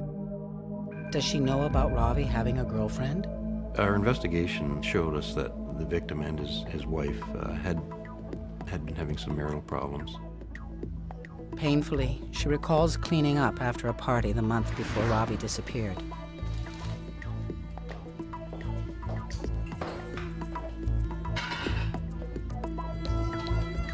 He returned 3 hours later, and he'd been drinking. She actually confronted him, and he confided at that point with her that he had in fact been at this woman's residence. So it was confirmed that he was having an affair or had had an affair. He said he'd been in love before he was married, and he wasn't going to give her up. Detectives ask if she knows the woman's name. She says the woman's name is Vavana, the same woman who Ravi reportedly had an affair with at the bakery. But when police interview Ravana, she denies it all.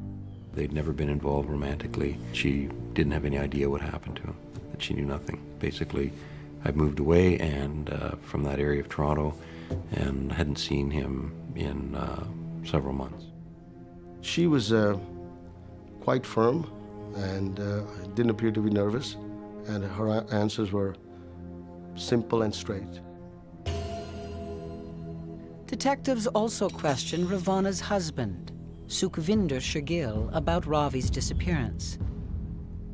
Shergill says he only met Ravi once, at a dance for bakery employees more than a year ago. something doesn't add up. Sidhu and Carol apply for a wiretap. When it's turned down for lack of evidence, detectives have no choice but to close the investigation into Ravi Bethal's murder. Months later, Ravi's widow and newborn daughter move back to her family in Chicago.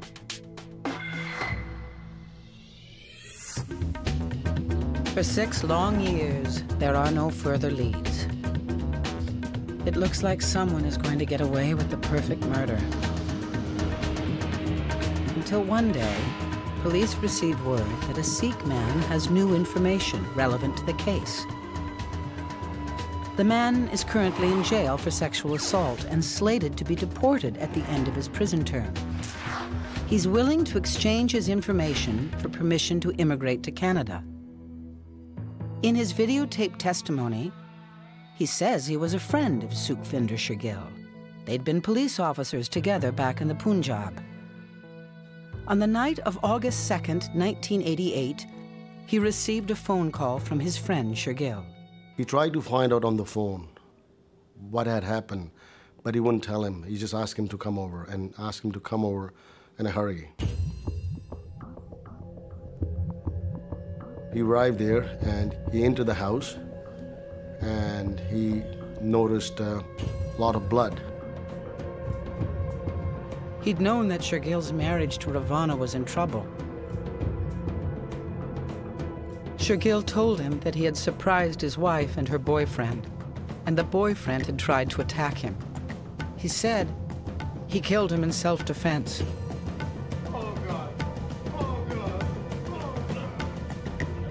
He advises that he was afraid and didn't want to help, but he was threatened by his friend and that he needed him to help, and if he didn't help him, that he would kill him.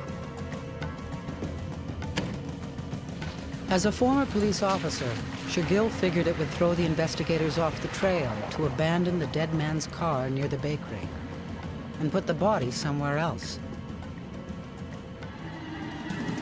And around 2, they found a wooded area off a side road. Once at a site that they had chosen, our victim was doused with gasoline and was set ablaze.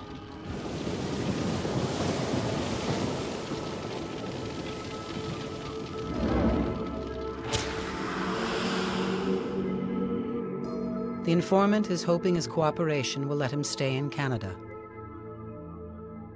The question for detectives: is a single word of his story true?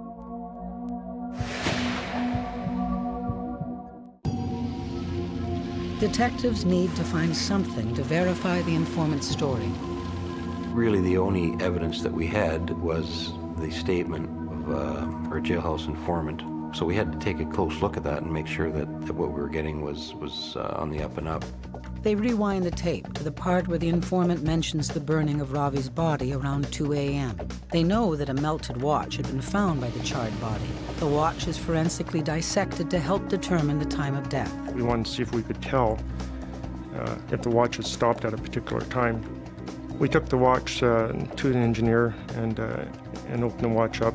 We found that the workings of the watch had actually stopped at between 2:11 and 2:12 in the morning on the 2nd of August.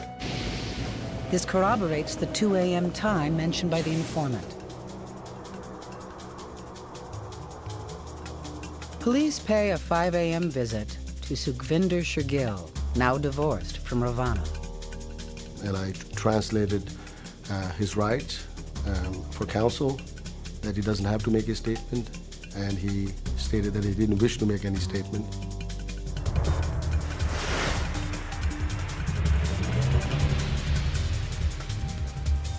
Ravana is also arrested. As she watches the informant's video, she breaks down. She admits she lied to police and that she did have an affair with Ravi when they worked at the bakery.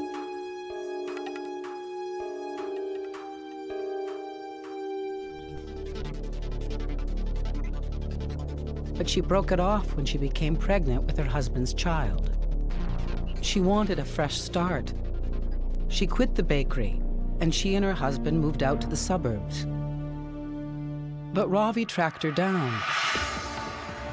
He started calling. He said he couldn't live without her.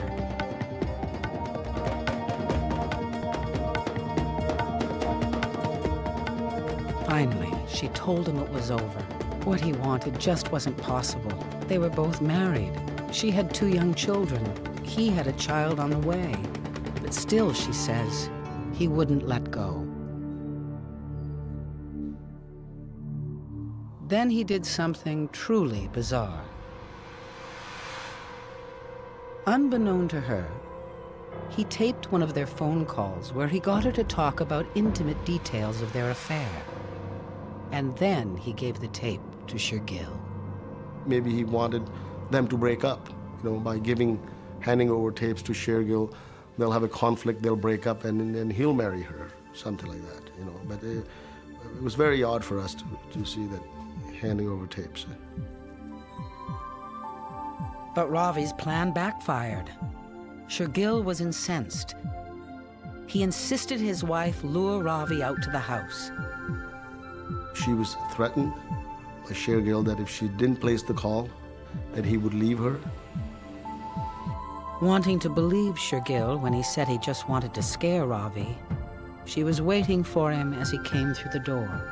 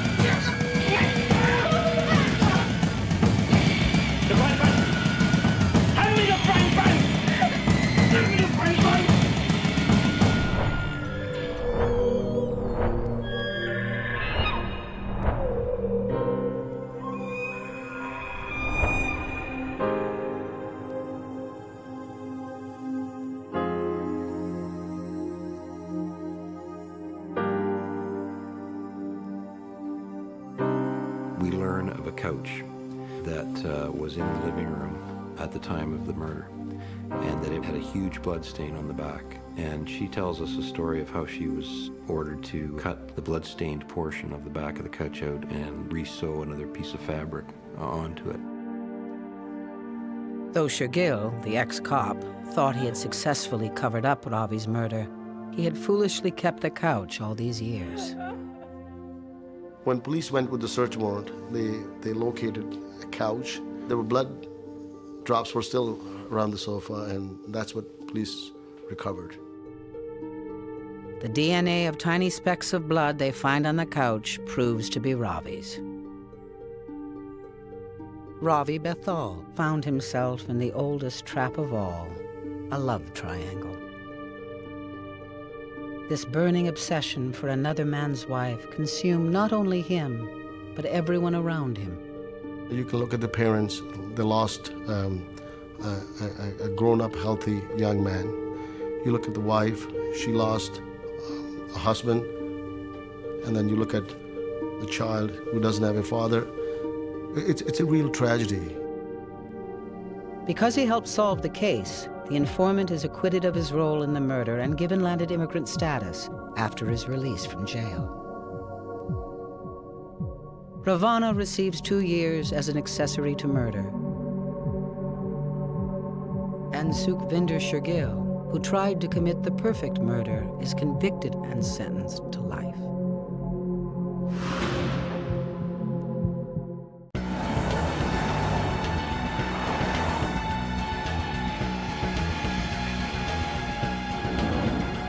Life in the city can be dangerous, especially if you live on the street. How to keep safe? Finding a place to sleep is the biggest challenge. Look for well-lit, well-trafficked areas. This ought to do it. But tonight, on the streets of Toronto, there is no safe place. A homeless man lies dying. This isn't the first time. It's the third in a series of murders that have terrorized the homeless in Toronto. 3 down. How many more to go?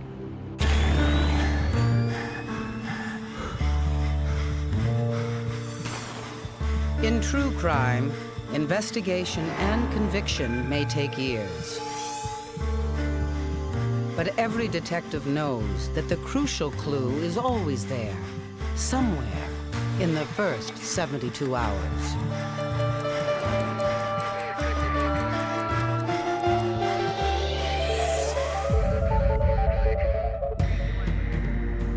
Bright lights, big city. For some people, it's exciting. For the homeless, it's a battleground where you're at the mercy of the very streets you call home. On this balmy night in June 2001, one homeless man has paid the ultimate price. The 911 call came in just after midnight. 2 hours later, Detective Jeff McGuire arrives at the scene. First step is to liaise with the detectives there just to ensure the scene is properly protected.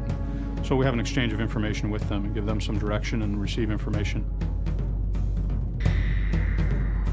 You still take a breath and go in before you have a look, because it's not a pretty sight at all. The uniformed officers have already cordoned off the street and begun interviewing bystanders. On a major downtown intersection like this one, they expect to find a witness. So far, nothing. Can't believe that at midnight on a Sunday night on Bay Street in the biggest city in Canada, not one person saw this happen. McGuire needs to know the victim's identity. In the bus shelter, no belongings to search. In the victim's pockets, no wallet. But the investigator knows homeless people often hide their valuables so they won't be ripped off. In the victim's sock, they find a wallet containing a bus pass and an ID.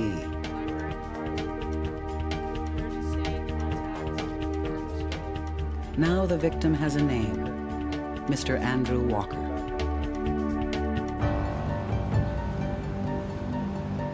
First step in any investigation, understand your victim. Who he was might tell police who killed him. Andrew Walker made this downtown corner his home for months. People in the area saw him there every day.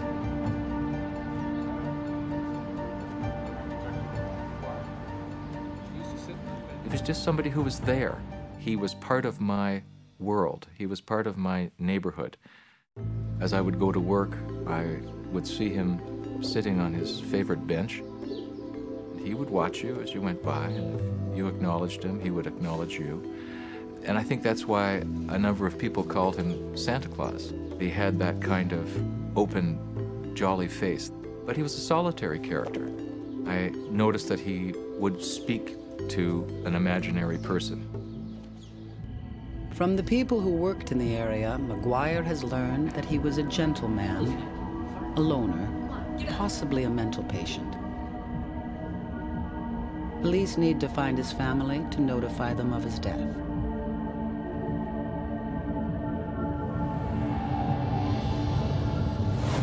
My partner contacted a number of different social agencies, and through welfare, he was able to determine that he had collected one emergency welfare check.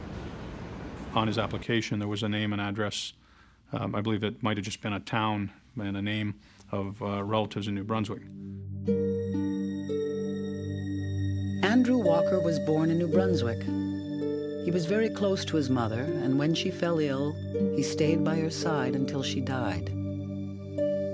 He wanted to be a teacher, went to college but never finished. After her death 9 years ago, he disappeared. His family never heard from him again. Andrew Walker is the third homeless man murdered in as many months. His death galvanizes the public. If even a harmless, gentle soul like Andrew is at risk, should everyone be afraid?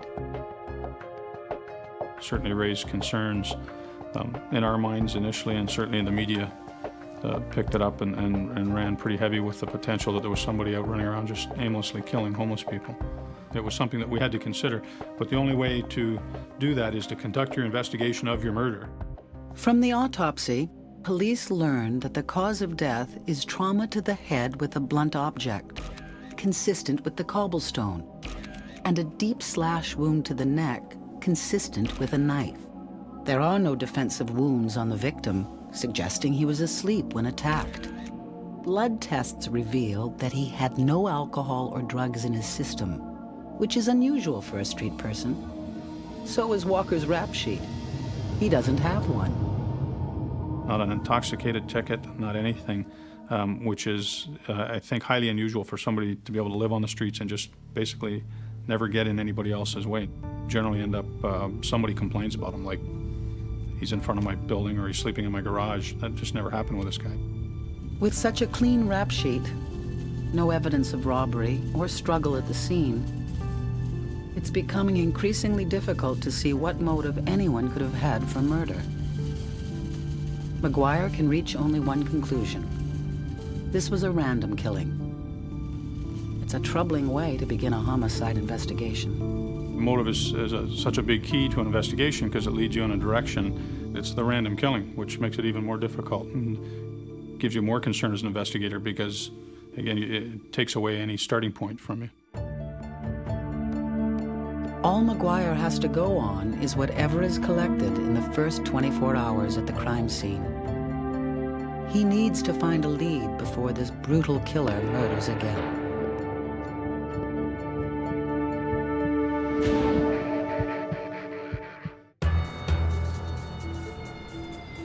A random, apparently motiveless murder of a homeless man on the streets of Toronto. At the crime scene, everything from cigarette butts to garbage in nearby containers to the murder weapon itself have been bagged and tagged for forensic testing, hoping something will yield that crucial physical link between the victim and his killer. Ideally, we're looking for evidence of the suspect being in this area, or hanging out in this area, or living in this area, and to put him together with the victim. Ident officers find fingerprints on the bus shelter. At a busy corner like this, they could be anyone's, but police need to cast a wide net. Some small bit of evidence that seems irrelevant now could be crucial later. Since the shelter is located just outside a complex of government buildings, there are dozens of security cameras trained on the area. McGuire hopes that one of these cameras got a picture of the killer. The day after the murder, surveillance tapes come in. Police know that a young man made a 911 call about the crime at 12:02 a.m. and that the victim died a few minutes later. The video shows a man walking through an exterior passageway around one of the government buildings at 12:05. If the killer struck just before midnight, then hurried away, he'd have ended up in these shots at just that time. So this could be the killer. But the footage doesn't show the man's face clearly enough to make a positive ID.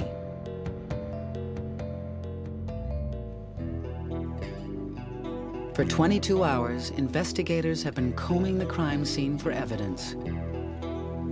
Near the bus shelter, McGuire sees a row of cobblestones. One's clearly missing. It appears that the killer took the trouble to dig out a heavy cobblestone to bludgeon his victim to death. Nearby, an officer finds a discarded liquor bag, which is sent into the forensic center and tested by ident officer Larry Hicks.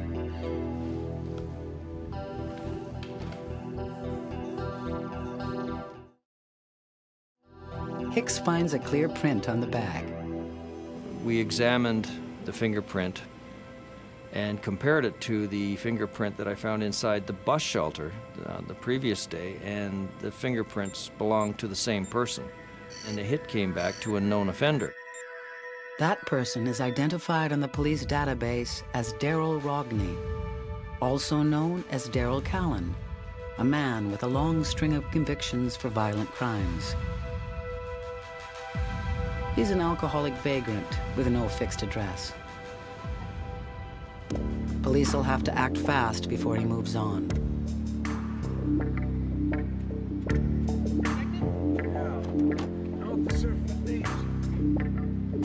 For one of the officers who worked at the crime scene, the name Daryl sparks a memory. An onlooker she interviewed on the night of the murder identified himself as Daryl Callan, one of the two names that came up on police records.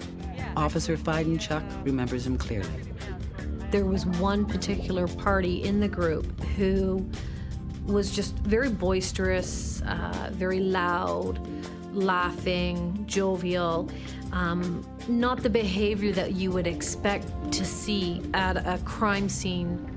His explanation for being in the area was that he had spent his day drinking over at Queen's Park. I asked him about a red droplet, a red stain droplet that he had on the sleeve of his Adidas jacket.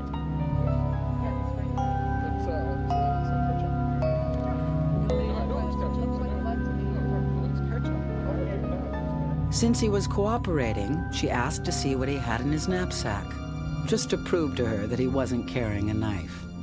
And the only request he made was that I be discreet about it, because he admitted to being a cross-dresser and that he had articles in the bags that he felt would embarrass him. He was so unusual. He made the hairs on my neck stand up. He was just too weird and too bizarre, but I mean, there was nothing else there than just a feeling. You can't build a case on a feeling. McGuire needs more than Fidenchuk's hunch. He keeps in touch with the officers investigating the two other homeless killings to see if there's any connection. Daryl Rogney may be the key. He puts out a police bulletin to find Rogney and have him picked up. Daryl Rogney's prison record shows a conviction for manslaughter 18 years ago.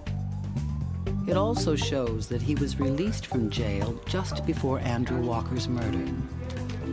5 days after the murder, police finally locate him, but he looks different. He's shaved his head. When they bring Rogney in for questioning, he's difficult and evasive, pretending he's drunk and out of it. McGuire recognizes this kind of slippery behavior. He guesses that Rogney changed his appearance to disguise himself from police. Interesting, but not enough to make him a suspect. Until McGuire spots what appears to be blood on his boot. Rogney's rap sheet tells police he's a dangerous man.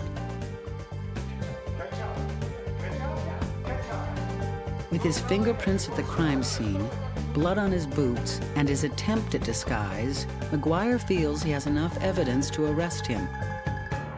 He's counting on forensics to prove him right. In crime fiction, the boot would give him the evidence he needs. But this is true crime, and as McGuire will find out, things don't wrap up quite so neatly. Daryl Rogney, the prime suspect in the murder of Andrew Walker, is in jail. Detective McGuire has sent his boots to forensic biologist Cecilia Hagerman, hoping through DNA analysis to finally have solid physical evidence. There was a small amount of blood found on those boots. However, no DNA profile was obtained from that small amount of blood. A blow to McGuire's case. But Dr. Hagerman suggests a new line of investigation. There was a significant amount of bleeding at the scene, and that would indicate to me that the best thing to look at would be the clothing of the suspect. because there would be a good chance of transfer of blood from the victim to the suspect. And he didn't have his backpack when he was arrested, or some of his other clothing was missing as well. So I asked him, I said, look, you're going to be in jail for a while. Where's your stuff? We'll get it. And his comments were that, don't worry, you'll never find it. It's, I've got it put away. In detention, Rogney boasts to his cellmate that he doesn't care if they put him in a hellhole like the Don jail, because from the window he can keep an eye on the few possessions he owns. The windows of the Don jail look out in a ravine where homeless people live in makeshift shelters. What Rogney doesn't know is that his cellmate is an undercover detective.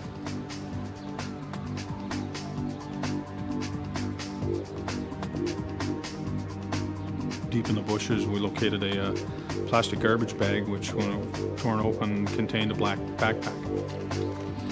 The backpack holds all the items that the officer at the scene of the crime had seen and cataloged in her notes, including the jacket, which she suspected was spattered with blood. This find is good news for investigators who are running short of evidence. But when Dr. Hagerman examines the blood on the backpack and jacket, it turns out to be Rogney's blood, not the victim's. As they prepare for trial, McGuire's worried. The case isn't strong enough to win a conviction. All they need is one piece of physical evidence that ties Rogney to the murder, and they still don't have it.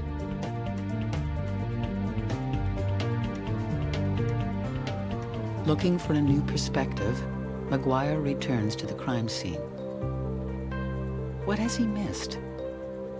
He starts with what he knows about the night of the murder, then tries to reconstruct the rest of it.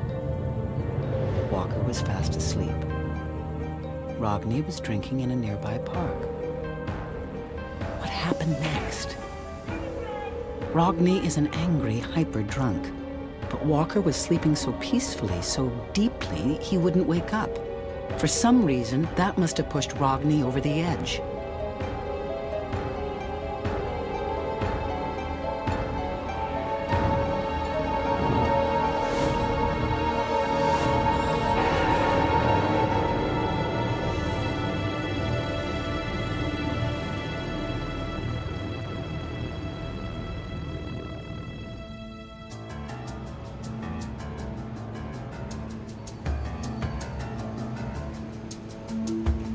McGuire retraces Rogney's path. He struggles to dig out one of the other cobblestones. It's harder than he thought. It suddenly dawns on McGuire that the killer might have left traces of his skin on the murder weapon. I reminded her, Cecilia, you promised.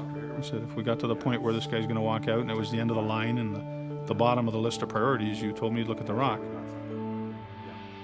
Blood on this rock, after DNA typing, was the victim's blood. That was no surprise.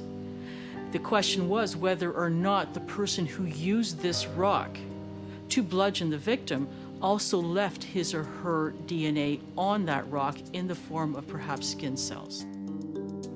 And the preliminary hearing was running from a Monday to a Friday. And if we got past the Friday and we didn't have a match, then the gate would have opened and the accused and I would have walked out of court together. The rock was quite dirty. There was lots of soil on it. When we did the DNA analysis of those swabs from the sides of the rock, the initial analysis did not work. We had to dilute the sample down in order to get the profile out. So we had what were called inhibitors to the process. But in this case, we were able to dilute them out and we were able to get a full DNA profile. The skin cells found on the rock match Rogney's DNA profile, which puts the murder weapon in his hand.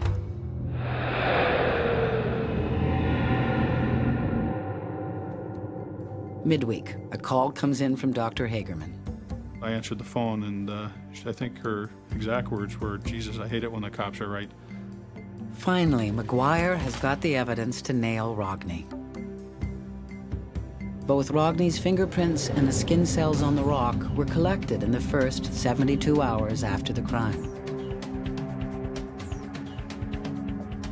Cornered, destined for a long prison sentence. Rogney wants to talk. He went on to tell a story about him in, and a fight broke out, and this victim had grabbed him in a headlock and beat him up. And when he finished the story, I just said, I just don't believe it. None of it fit anything we knew about the victim. I mean, what he did was just very, very horrific. I don't doubt for a moment that, from what I know of his history and from my conversations with him, that some form of alcohol abuse has obviously played a big part in his life, and he's got extremely violent tendencies that he just simply has no control over.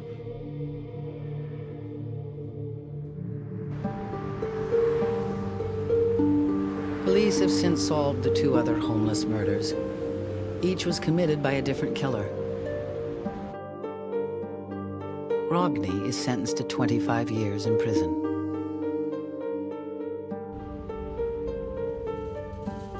But why did he kill this man? A drunken rage doesn't answer the question.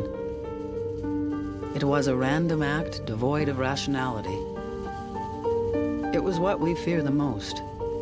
Chaos striking in the heart of our ordered, everyday lives.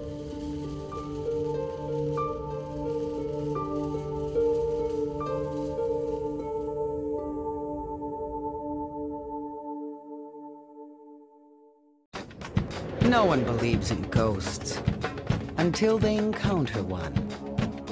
Almont, Ontario, a tranquil farming community. Claim to fame, birthplace of the man who invented basketball.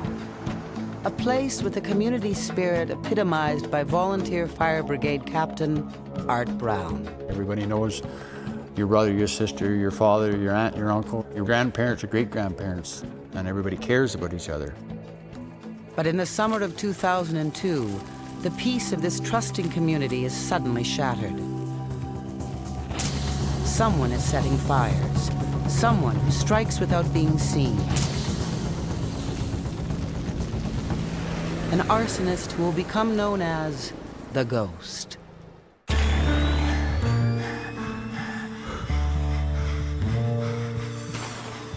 In true crime, investigation and conviction may take years.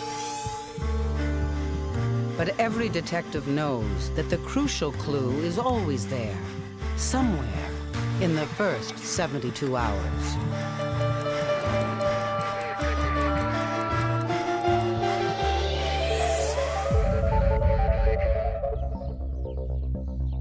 July 3rd, 2002. Earl and Marilyn Snedden are closing up their barn for the evening, never imagining their night is just beginning.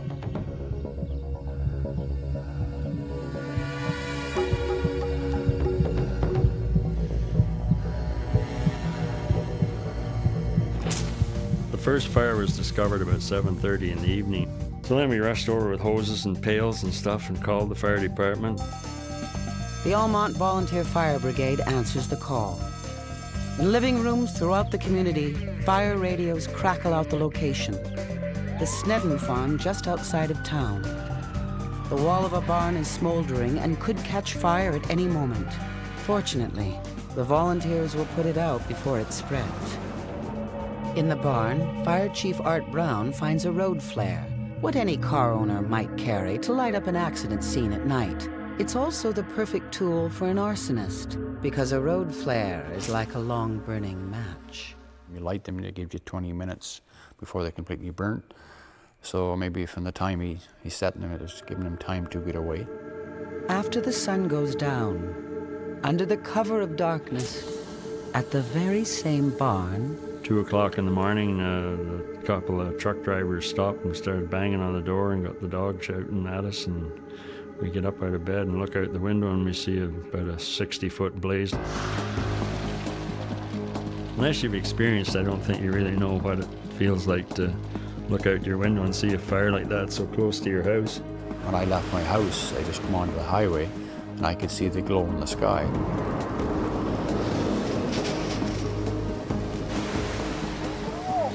I guess it's the biggest terror I've ever felt. You just sort of feel kind of numb because there isn't anything you can really do except stand there and watch. The men fighting this fire are all local heroes. No matter what's going on in their personal lives, they show up. Stop, what's wrong? This valve's loose. Every man has earned a handle. Scarface Rollins was scorched in a car fire. Macho Man Mackenzie once punched his way through a burning wall. Smiley Edwards keeps smiling no matter what. Retired fireman Gibby Drummond once pulled Art Brown from a burning building. After 5 hours, the firefighters and the farmers admit defeat and start looking for answers. They knew it was arson the first time, and we pretty well figured it had to be the second time. The arsonist's assault on Almont isn't over. It's just beginning.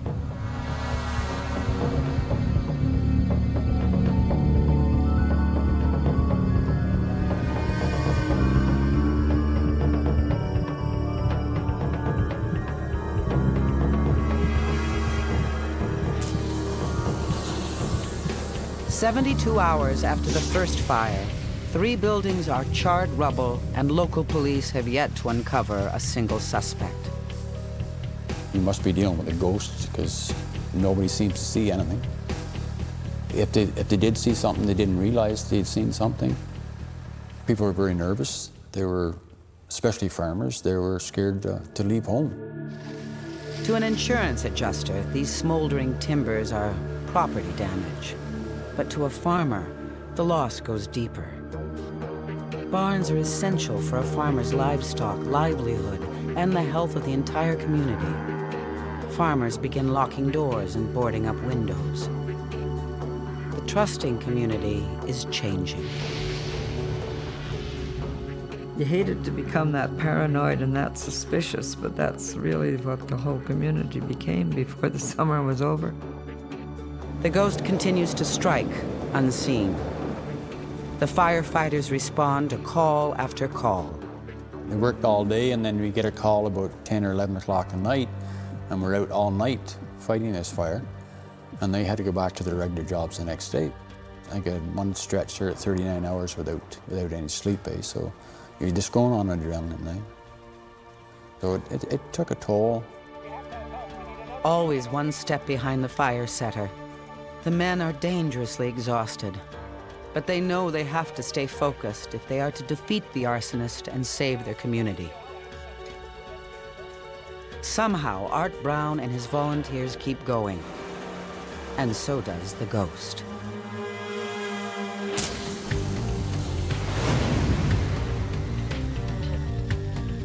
Earl Snedden is horrified to see smoke coming out of his second barn, a cattle barn.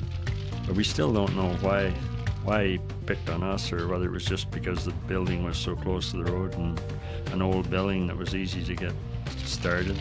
He tries to fight the fire alone. I was trying to ask my 65-year-old legs to move like I was still 20, and they couldn't do it, and so my hamstring got pulled and my leg let me collapse to the pavement. I couldn't hardly move because of the hamstring, and trying to get the fire out, and somehow we managed to hop over the fence and we got it under control. During the first 3 weeks of July, Almont farmers endure 10 major barn fires. Realizing they can't catch the arsonist alone, local police call for help. It arrives on July 25th, a regional task force headed by Detective Gary Doherty. We connected fires number 1 through 5, 6, and 7, because what we were finding is that they were occurring primarily in the evening, primarily in a very tight radius. We were recovering some evidence of road flares. The targets are all old barns accessible by road. None are near where people live. A pattern is emerging in the ghost's movements. The frustration was, why can't somebody see them? I mean, why aren't we getting information coming in that would identify a vehicle, that would identify a person? As tension and fear increases in the community, the arsonist does something no one expects. He changes his pattern. August 4th. Not a barn, but a house on the edge of town. A house owned by a longtime Almont resident, Jimmy Grace. A passerby spots smoke. We're called out to the Grace fire, and I can tell you on my arrival, I was worried. I looked at this farmhouse and I said, this is a new ball game. A new game, played where people live and where people can die. The ghost has just raised the stakes. In the town of Almont, Ontario, an arsonist known as the Ghost has just tried and failed to burn down a home on the edge of town. However, when Detective Doherty learns that the house is uninhabited, he realizes that the ghost has targeted the place intentionally, and that tells him something very important. That property had been abandoned for 40 years. So the only person who would have the knowledge that that was abandoned was someone local. Inside the house, Doherty recovers a large number of flares. Not burnt out as at previous fires, but pristine specimens. Doherty sees that they are not the common commercial variety available to car owners. Only professional emergency crews have access to this type of flare. And so we had to take a look at this from the perspective this way. Are we dealing with a firefighter, or are we dealing with a police officer? The revelation that the arsonist may be very close to home, perhaps even a member of his fire brigade, is particularly difficult for Fire Chief Art Brown. Detective Doherty offers Art Brown a way to find out if the ghost is a police officer or a fireman. He will put marked flares in police cars if Art Brown will do the same in his fire trucks. Art Brown hates to sneak around, hates to deceive men he holds in the highest respect, but it's the only way to rule them out. He was more than willing to assist us, somewhat shocked that we were taking a look at his department, but tempered by the fact that we were doing the same thing with ours.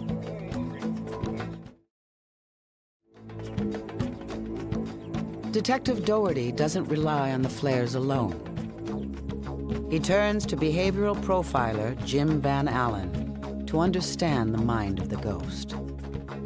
I believe that there was something missing out of this individual's life, and the setting of the fires replaced that need for excitement that this individual had. And that would translate to somebody who is overly enthusiastic, somebody who appeared overly inquisitive, somebody who demonstrated those risk-taking behaviors. They have a need to see the damage that they've committed, and for some of them, they tend to involve themselves in the investigation as well. As the investigation continues, so do the fires. August 26th, on the outskirts of Almont, a jogger notices a smoking hay bale. She spots a red SUV. And then she finds a flare. She immediately calls police, who take it to the fire chief. Two of the officers came in, and I knew just when they walked in my office, the look on their face, that something is wrong here. Do I want to hear what they're going to say? And we have good news and we get bad news. Good news, it is a marked flare. The bad news, it came out of your vehicles. Well, you could have hit me with the head with the sleds in. Art Brown has to discreetly investigate all his men and create a profile for each, so that Doherty can compare them to the profile of the arsonist. It's hard for me to not be able to tell my fellow firefighters what is going on, and they were getting frustrated, and so it was hard on them too. 15 fires in 8 weeks. No end in sight. And still no suspect. He was able to strike, and he just could do it so fast and get away that nobody could seem to catch him. That was the frustrating part. The community was adamant that they could not understand why we hadn't caught this individual. And the media put pressure on us by asking the same question, why can't we catch him? Police get an urgent call from someone claiming to have important new information. It's retired firefighter Gibby Drummond. Gibby thinks he might have seen the ghost just 2 days ago. As he put flowers on his mother's grave, he saw a truck loaded with loud teens. Later, he realized that the teens drove past him just after the start of a fire at the Gleason farm, one of the last places set ablaze. Drummond insists, "I didn't see them put a torch to it, but I would swear on a stack of Bibles. Seems pretty damn suspicious to me." But Doherty doesn't buy Gibby's story.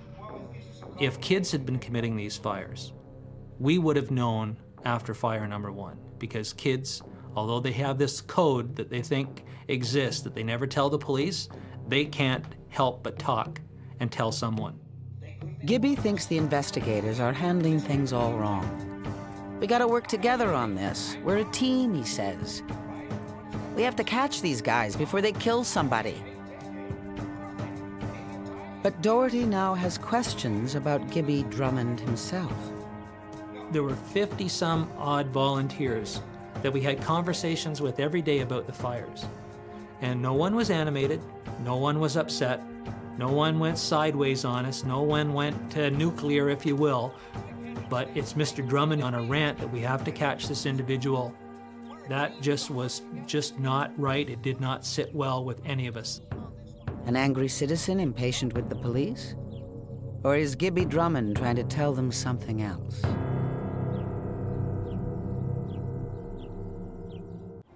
After a curious encounter with retired firefighter Gibby Drummond, Detective Doherty asks himself, could he be a possible suspect? He certainly satisfied our big 3. He's a current volunteer, access to flares, and certainly matches a number, if not a vast majority, of the behavioral profile. But when he outlines his suspicions to Art Brown, the fire chief is positive he's pointing the finger at the wrong man.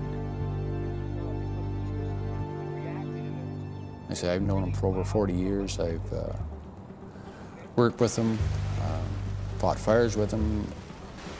He got a bit excited at the time, but that's just Gibby, because he got an adrenaline rush out of fighting, and he was really great at his job. Not just great at his job. He once saved Art Brown's life. I went right through the roof, and I went right to the neck, and he just came down with that big hand, and he just grabbed me by the shoulder and pulled me back, pulled me right up in one shot, and he still doesn't know how he done it. Heroism aside, there's another reason that Art Brown is convinced that Gibby could not be the ghost. 5 years ago, a terrible accident left him permanently injured. Like, the pain was so bad that like his stomach would actually turn from the pain. And they started giving medication, and he was on so much medication. Gibby is still haunted by that night. Up a ladder with an axe. Up a ladder in full gear to protect him from the searing heat. And at the top, a window. Behind the window, a young couple.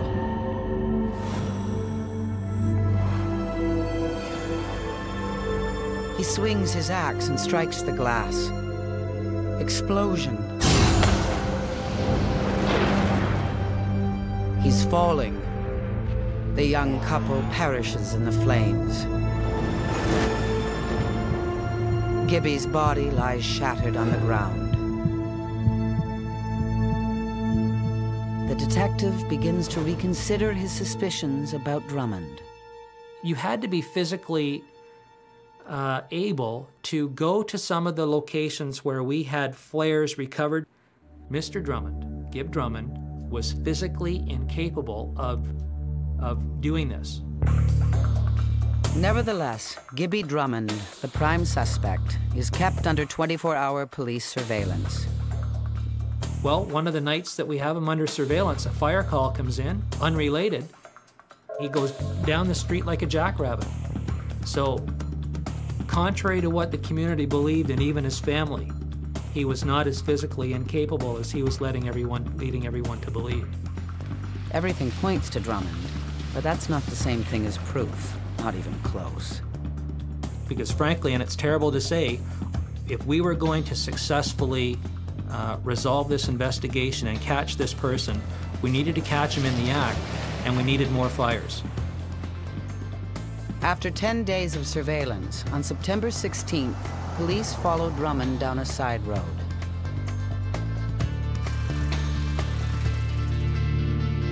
Gibby Drummond, the hero, the victim, the prime suspect.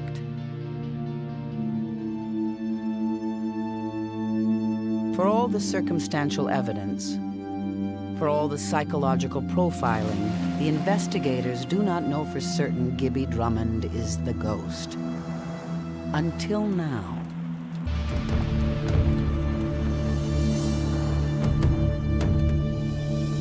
In the first 72 hours of the investigation, police found a burnt-out flare. But it took 10 weeks to connect the flares to Gibby Drummond, who was hiding in plain sight all along. They read him as rights in front of his second car, a red SUV. It's a shock to the community, but especially to Art Brown. These guys become part of your family. You know, you share so much together. You know, and it's very hard to accept that someone would do this to you. Art Brown now realizes what his friend has done and how he did it.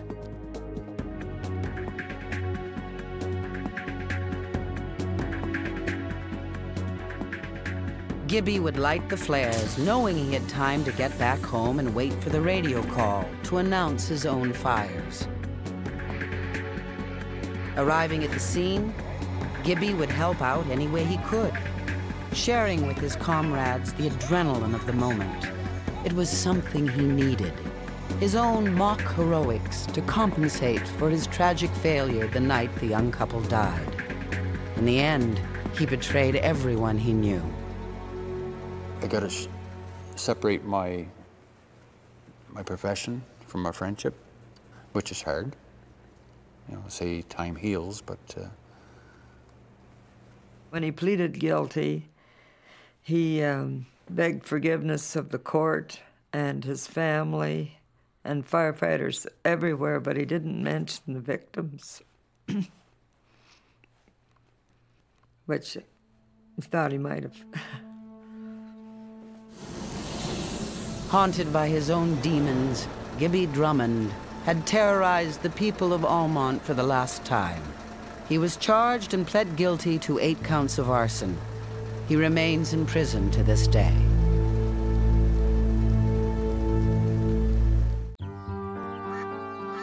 Dark impulses lurk beneath the surface of all of us.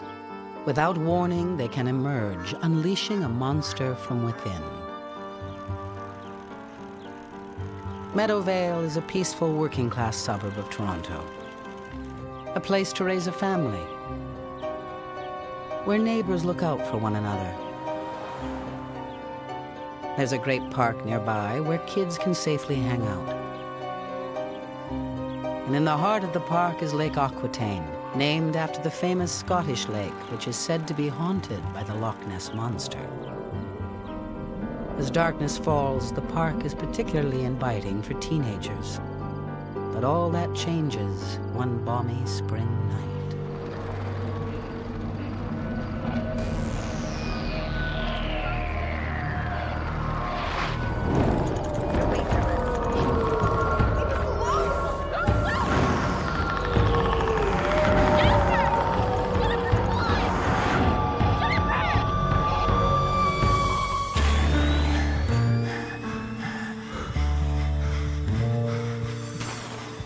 In true crime, investigation and conviction may take years. But every detective knows that the crucial clue is always there, somewhere in the first 72 hours.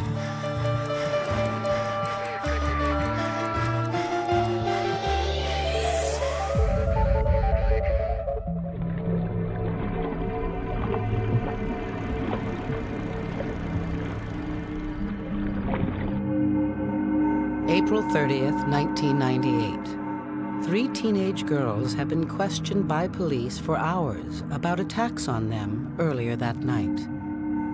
The series of assaults began with Jennifer and her girlfriend walking home through the park around 8 p.m. We saw this guy on a bike. He didn't really think too much, so we kept walking. And my friend said, "Turn around, tell me if that guy's following us." So I turned around and I said, "Oh my gosh, yeah, he is following us." He approached the girls and propositioned them, offering them $20 for sex. When they told him to forget it, he exposed himself and started masturbating in front of them. When I saw him masturbating, I was freaked out. It wasn't funny at all. It was completely a shock. Martha, the victim of a second assault, reports an even scarier encounter to the police. It was about 11 p.m. She too had been approached by a man on a bicycle who demanded sex for money.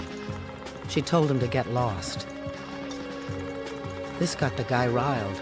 He grabbed her, wouldn't let up. But she was able to break away before he could do any further harm. Martha wasn't the last one assaulted tonight. There's been another victim. But this woman wasn't able to get away. The attack on her escalated to a violent rape. The investigation has been assigned to Detective Blaise Doherty, who's just finished interviewing the latest victim, Rachel. All the girls that we dealt with that evening were between 15 and 17, very young, and certainly something like this was a traumatic event for them.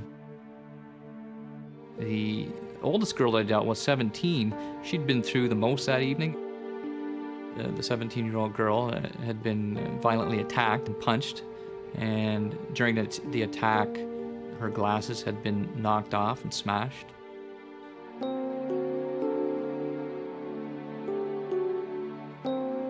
Rachel was brutally raped.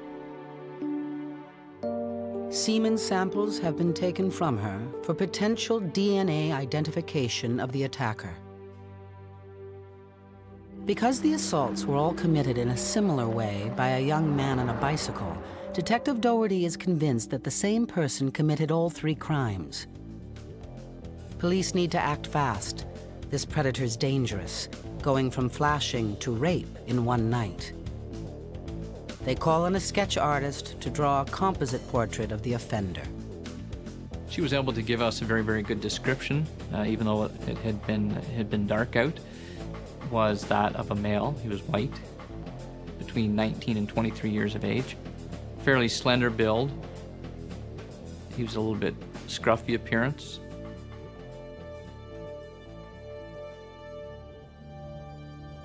Any situation where there's a serial sex offender at large, then obviously the stakes are much higher. We have an obligation as investigators to identify this guy as quickly as possible for the purposes of protecting the community. By the next day, the media have picked up the story and informed Meadowvale residents that there's a rapist on the prowl. The composite sketch of the suspect and a Crime Stoppers tip number are posted. Police dubbed the predator they're now hunting the Loch Ness Monster. The response from the community is overwhelming. People would call in and say, "Look, I have a neighbor who looks like this guy," or "I know a guy who's got a history of this type, and he's someone that you should be looking at." Police have to follow up on every one of these leads. They bring in more officers to help, including Detective Rob Shear. I was involved in the canvass, and an area canvass is one of the single most important aspects of an investigation. Virtually every suspect that we encountered could have been a viable culprit for this crime. Hi, sir. The descriptions were closely matched. The area was basically a buzz of activity. And the community became very involved in trying to help us catch the person responsible. People are on round-the-clock alert, watching out for unusual behavior in their neighborhood. 72 hours into the investigation, police are getting a growing list of tips. I know that there are people that took it upon themselves to walk around the park, checking people out and making telephone calls to the police if they saw anyone suspicious. I mean, even friends of mine had said, oh, I know a guy that looks like that, and oh, that could be this guy. They say in the world everybody's got a double or a twin.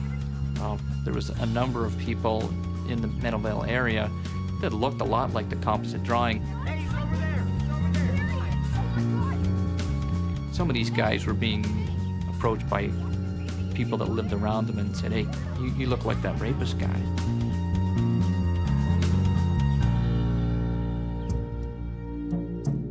Initially, when I saw the composite drawing, I looked at it and said, okay, this guy is distinctive enough that we're going to have a fairly small list of suspects. I was wrong. We were up to 312 people who looked like the composite drawing. They are looking for a needle in a haystack, and the haystack keeps getting bigger. Time is running out. Serial sex offenders often strike with perverse regularity. How long do they have before the Loch Ness Monster strikes again?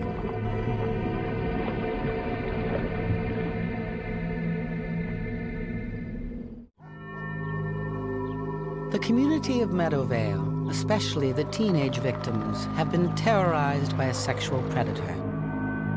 Rachel, the victim of rape, has been devastated.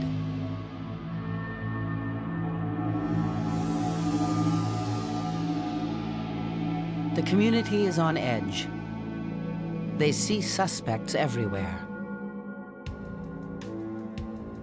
Almost 2 months after the night of sexual frenzy, there have been no further reports of assaults in Meadowvale. But police are very aware the Loch Ness Monster could strike at any time. In an effort to narrow their search from over 300 suspects, investigators bring in behavioral profiler Jim Van Allen. His first task is to develop an unknown offender profile. There was an individual who was obviously targeting this one geographic area, who was motivated by his sexually deviant needs. He was engaging in acts of exhibitionism to the women. He was making verbal proposals to engage in sexual acts in exchange for money. These weren't angry comments. To me, they reflected an unsophisticated offender, a very impulsive and brazen offender. It's believed that only 15% of these people will ever escalate to the more serious hands-on sexual assaults. The impulsive type of behavior exhibited during the incidents strongly suggested to me that this individual would go on and repeat serious sexual offenses and likely continue until he was caught. Police now fear that the Loch Ness Monster could even turn deadly. Investigators learn from Van Allen that the man they're looking for is what's known as a power reassurance rapist, someone who feels powerless in their own life or relationship and who needs to assert themselves against someone weaker. The repeated approaches, even during the same night, sometimes minutes apart, suggested, in terms of intelligence or intellect, this person would likely be scored as normal, perhaps slightly below normal, but there was no real sophistication to the crime. While this helps police eliminate some of the suspects, behavioral profiling is just one piece of the puzzle. Investigators then consult geographic profiler Brad Moore. The investigators were hoping that I could provide them with an area that they should start to look for the offender and basically his base of operations. His choice of locations to commit his crimes says a lot about the offender. The fact that he chose just these trails as opposed to looking for victims on streets or in shopping plazas or other locations, told me that he was comfortable in this area. A key principle of geographic profiling is what's known as distance decay.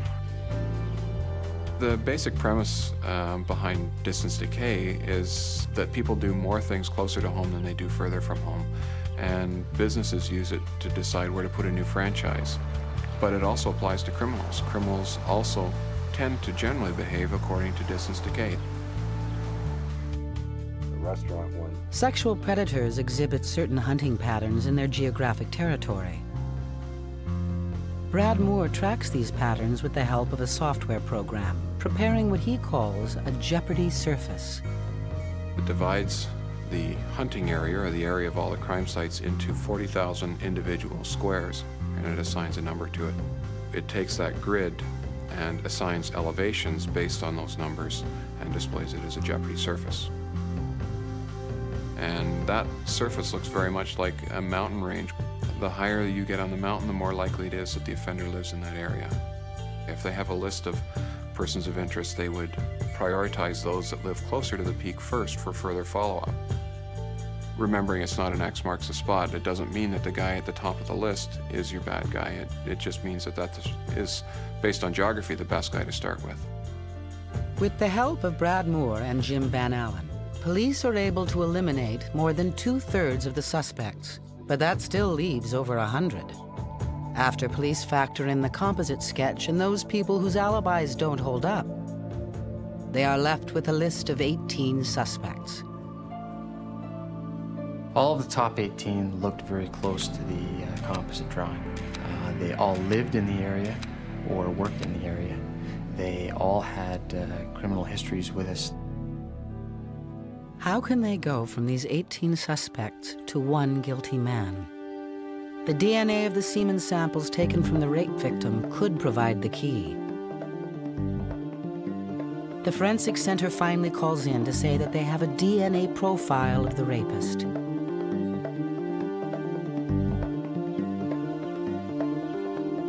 It's now nearly 3 months since the crime, and police need to compare the DNA taken from the semen on the rape victim to the DNA of their suspects.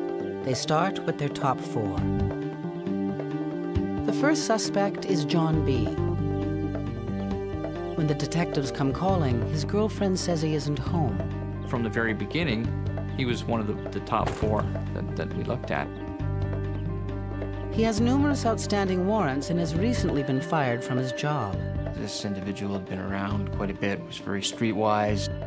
Shortly after police left, he calls them, claiming he has just arrived at home. They felt he was lying. No, I just got in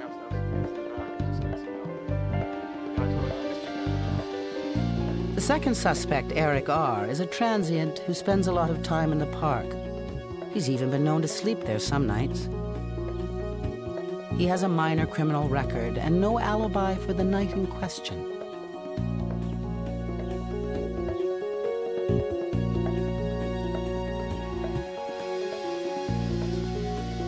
The third suspect, Paul W., has been known to follow girls in the neighborhood. Some girls seem to like him, while others report there's something creepy about him. Police discover that his sister moved out of their family's home after filing a report that he'd molested her.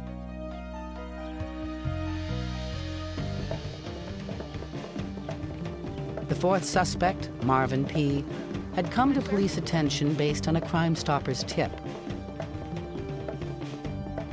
When police decide to interview him at home, they discover he has moved out of the neighborhood and back in with his ex-girlfriend on the other side of town. Like some of the other suspects, he looks quite different from when he was originally interviewed. Some of these guys, they cut their hair, they grew mustaches and beards, everything short of the Groucho Marx glasses to try and convince people that, it's not them. Marvin P. and the 3 other suspects are brought in for further questioning.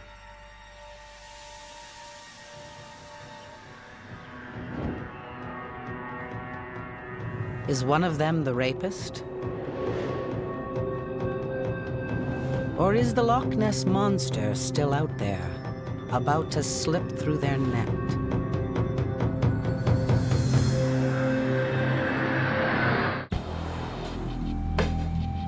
To solve a brutal rape in the midst of a vibrant community, police have brought in their top 4 suspects. They need to get samples of their DNA. The first suspect, John B., knows the system well. He doesn't trust police and claims he'll be framed. But detectives convince him that because of his outstanding warrants, it's in his best interests to cooperate. The second suspect, Eric R., feels that giving a DNA sample is an invasion of his privacy. But he reluctantly agrees for fear of appearing guilty. The third suspect, Paul W., realizes it might make him look suspicious, but he adamantly refuses to let police take his DNA. He won't tell them why. The fourth suspect, Marvin P., appears shy but direct. Police have discovered that he was once arrested for robbery and served 6 months.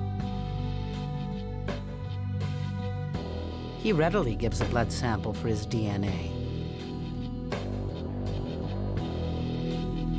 The 4 suspects are released, but since Paul W. was the only one who refused to give a blood sample, investigators put him under surveillance. Deviant, sexually motivated offenders really don't stop. If they're feeling that they're under a lot of suspicion or the circumstances in their life changes, it might be easier for them to control their impulses, but they're never really gone. In a matter of days, the lab gets back to police with the DNA analysis. Detective Doherty answered his cell phone, and I could hear part of the conversation coming across the telephone, and that there had been a match, and it was probably one of the happiest days of my life. There's a real charge to knowing that you've finally caught the person that you've been hunting for the last 3 months. Police arrest the rapist and bring him down to the station. This is the story he tells. It all started around the time of the breakup with his girlfriend, a period of high stress. This concurs with the profile constructed by Van Allen. It's not unusual at all for these people to wait until some peak period of stress in their life to go out and commit their offenses. And this is a way that they can attempt to rebalance their life and make themselves feel better about themselves. Sex crimes of this nature are all about power and control. Very little has to do with actual sex. He's just a person that needed to exert that type of power and control over female victims, and that's what made him feel better.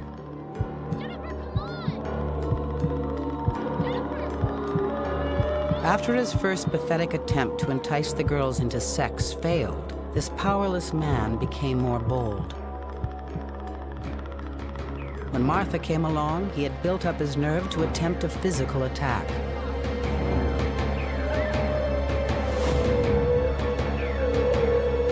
By the time Rachel appeared, he had worked himself into a sexual frenzy.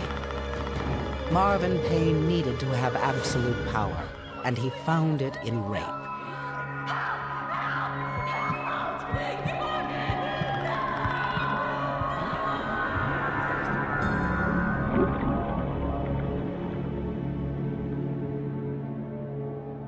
Payne thought he could get away with his violent attack, but the DNA sample collected from the victim in the first 72 hours gave him away. Half a year later, Payne is convicted of aggravated sexual assault and is sentenced to 10 years in prison. I said to him, why, if you had done this, why did you give us your blood sample? And his response was that he thought the whole thing was just going to blow over. In his mind, he hoped it was going to blow over. I was really happy for the sentence, but it still worries me that sometime he could come back. While the community of Meadowvale may now be a safer place, each of the victims still lives with the memories of that night, the memories of the Loch Ness Monster.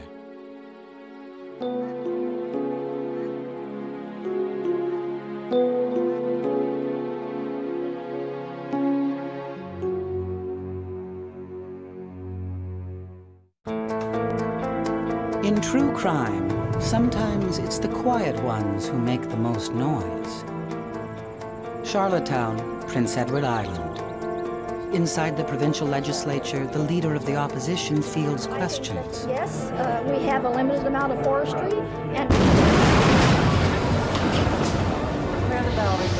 Without warning, a bomb explodes. Everybody back. A bystander is wounded by flying shrapnel. Within days, Charlottetown police received 2 communiques claiming responsibility for the bombing. Both are signed by an unknown group calling itself Loch 7.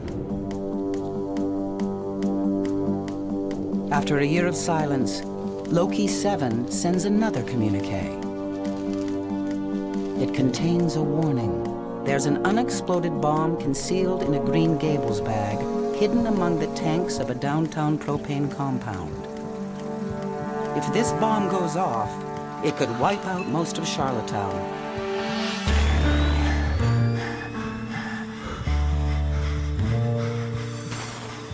In true crime, investigation and conviction may take years. But every detective knows that the crucial clue is always there, somewhere in the first 72 hours.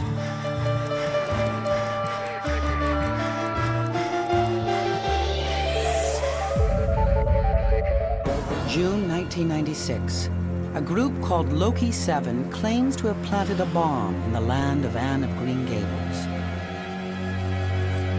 News of the bomb spreads fast.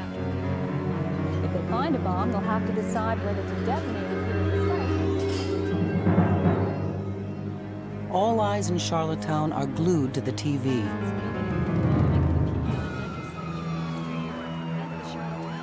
The bomb squad searches among tightly packed and explosive propane tanks. They find the bag, and inside a large pipe bomb. The countdown timer is stopped. The large tanks were just filled yesterday. But it could be booby-trapped. What the patrons of the local bar don't know is that if the bomb explodes, the blast will level a mile-wide radius of the city, including their bar.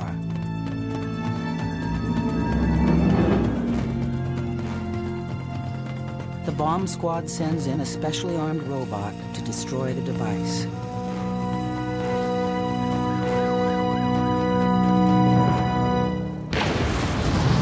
"24 hours after receiving the warning communique, the bomb is destroyed in a controlled explosion."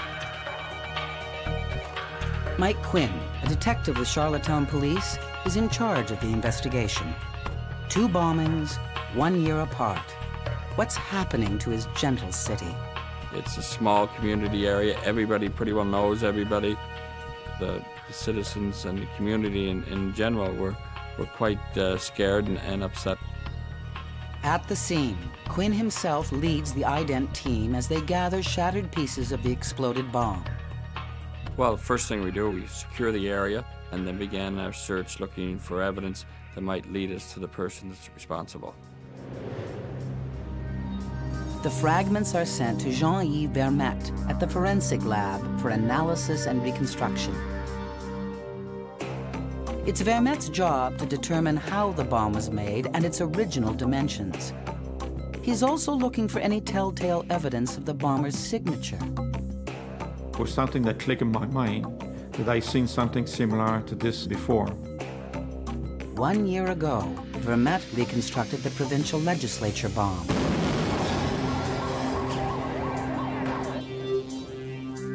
He's convinced the new bomb was made by the same hands.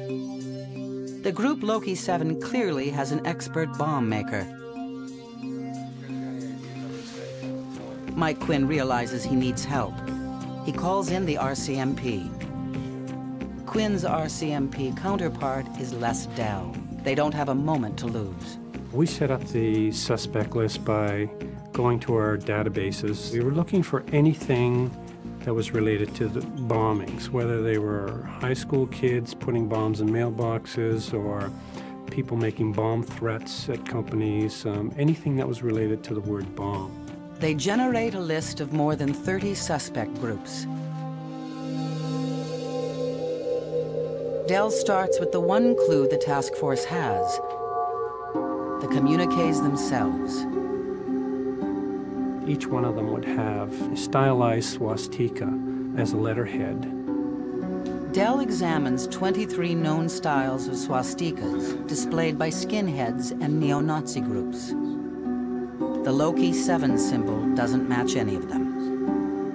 But the name Loki is real to any student of mythology or classical music.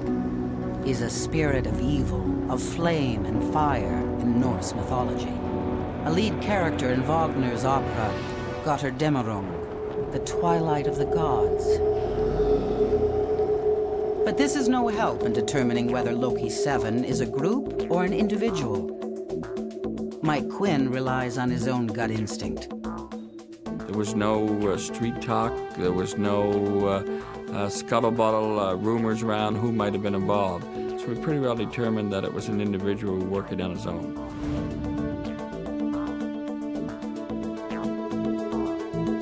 An individual filled with venom and hatred. He was talking about white supremacist stuff. He didn't like the Jews, he didn't like big business, he didn't like politicians, he didn't like anybody in authority. To think about what kind of human being would actually compose them and then send them out just for the world to see, it kind of alarmed us. Dell is intrigued by the similarities between the violent methods of Loki 7 and the infamous American Unabomber recently captured by the FBI. Both expressed a violent hatred of society, and both communicated that hatred in typewritten messages. The first communique was typewritten, and it was typewritten with a Smith Corona portable typewriter. That was right around the time that the Unabomber had been caught. There was a trial in the newspaper, and the evidence was coming out. The FBI had used his typewriter as evidence. And it was immediately after that, Loki disposed of his typewriter and started using press-on letters. Loki 7 is clearly learning from the Unabomber's mistakes. Now he photocopies his communiques, obliterating fingerprints. The envelopes are sealed with water, leaving no trace of saliva for DNA identification. We were faced with the idea that after an 18-year investigation with the FBI, the Unabomber had just been caught. And we were thinking, oh my God, it's going to take us that long or even longer to find this person. But the task force doesn't have that kind of time. They know how narrowly they escaped disaster at the propane depot. We could have lost a great bit of Charlottetown. We could have had explosion after explosion after explosion. 72 hours into the investigation, the police still have no idea who they're looking for. Loki 7, the serial bomber, could strike again at any moment.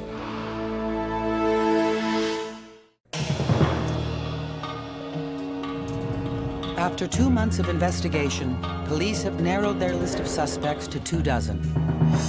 Loki 7, the Charlottetown bomber, seems impossible to track. Then the task force gets a break. Reconstruction of the pipe bomb is completed, and Jean-Yves Vermette has a strong lead. It's probably one of the biggest pipe bomb in diameter I ever seen. Only specializing store will store these type of pipe and caps, especially the capsules, which are very rare to find. The unusual size of the pipe bomb is a massive break for the task force. The lead pipe was one of our biggest clues because it was a 4-inch nipple, and this was exceptionally rare to use. It's an industrial tool, and we simply don't have any heavy industry in Prince Edward Island.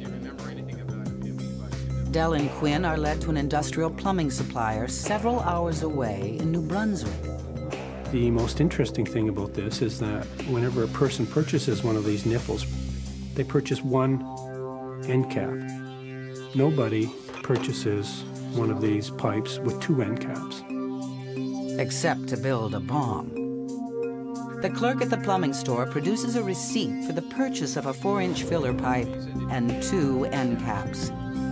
There's just one catch. He can't remember what the buyer looked like. So we asked him to go under hypnosis. He gave the hypnotist a description. But it was interesting, all that came out on the sketch were the eyes and the nose. We later figured out that that's probably all he was looking at, because the wicket would only show the eyes and the nose and that particular part of the face. So we actually got a good shot of his eyes, but that was it. We didn't get the rest of his face. But they do have the receipt. The name on it is John McLeod. Calls soon eliminate all the John McLeods in the area. Now the task force has the suspect's alias and a sample of his handwriting. To check the handwriting of every potential suspect could take forever, but the Loch communiques suggest a way to shorten the list. Dell notices how well written they are. I took the communiques up to an English professor at the University of Prince Edward Island and had her look at them. And she looked at them and she told me that the grammar and the spelling in these communiques was better than the top 10% of her graduating class. So immediately we knew we were dealing with a well-educated individual. Using a good education as a guide, the list of suspects quickly comes down to 5 names. We went back to the suspect lists, and we had a lot of people on there who weren't very well educated, to say the least. And we're going through the list, and I asked Mike, who's this Roger Bell? And Mike said, well, I think he's a school teacher. A retired chemistry teacher, to be precise. Roger Bell was on the suspect list because in 1994, he ordered 3 books on how to make explosives from a U.S. publisher. Customs sent us a little tip that this person has an unusual interest in explosives.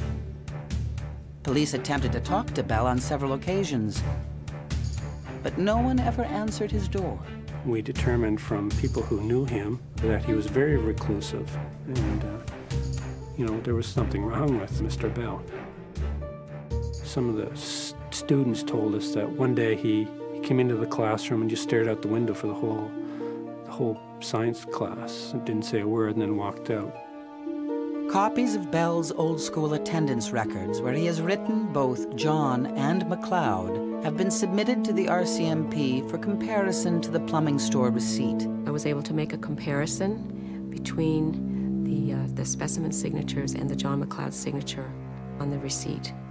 And I was able to say that he actually was the writer of that signature. So it seems Loch 7 is Roger Bell, the man who signed as John McLeod when he bought the pipe and end caps. That was a major turning point in the investigation. We were zooming in on him. We just didn't have enough evidence to convict him, even with that knowledge. Just because Bell bought the pipe and caps doesn't necessarily mean he built the bomb or sent the communiques to police. Bell is put under 24-hour surveillance. Police follow him for weeks, hoping to catch him in the act of constructing or planting a bomb. We watched his every move. He was never alone.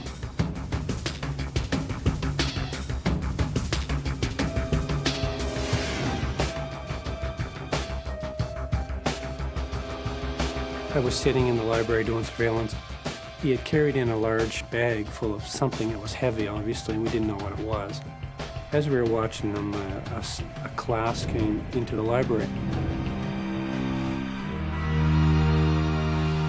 Here's a whole class sitting just feet away from this notorious bomber, and I had no idea what was in this sack. But today it's only books, not bombs, that Bell is carrying.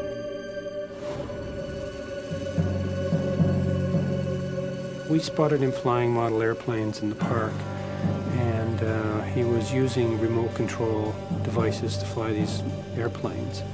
And we were quite concerned that he might use these to set off bombs from a distance.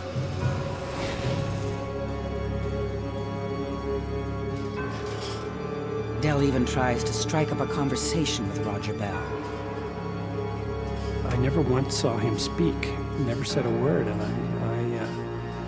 was really wondering whether he actually could speak or not. Without enough evidence to obtain a search warrant for Bell's apartment, police resort to more resourceful ways of learning Bell's secrets.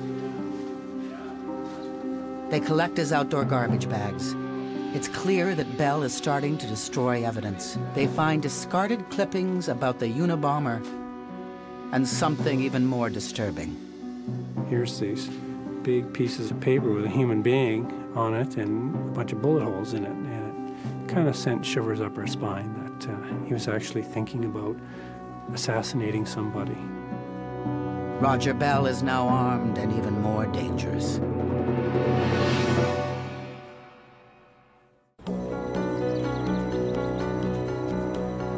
Roger Bell, the suspected bomber and now potential assassin, has been under police surveillance for weeks. Police cannot arrest him unless he commits an openly illegal act, but Bell doesn't. Police get a break when Detective Quinn tracks down a relative of Bell who was once quite close to him. She provides insights into his character that complete the puzzle of Roger Bell. He's obsessed with his own superiority, believing he is a uniquely gifted human being. He feeds his fantasies with a steady diet of Wagner's operas, Nietzsche's elitist philosophy, and Nazi memorabilia. Long divorced, he's a bitter man, a powder keg ready to explode. But Bell has a long fuse. As the weeks turn into months, the relentless police surveillance work takes a toll on Detective Quinn. There was a lot of stress and everything, and I took sick in the middle of the investigation. And I had a heart attack and went into intensive care and was off work for a couple of months. With Quinn out of action, Detective Dell gathers the task force to decide what to do next with Roger Bell. We debated whether we should arrest him. We were under pressure from the management of the RCMP and the management of the city police to wrap this up. We decided, okay, we've got enough grounds here to do a search warrant, but having grounds to do a search is not enough evidence to convict somebody. It's a tough call. Arrest him too soon and he might walk free. Wait until you find more evidence and he might strike again. It's a gamble either way. Dell makes the hard decision. Early morning, Bell's apartment.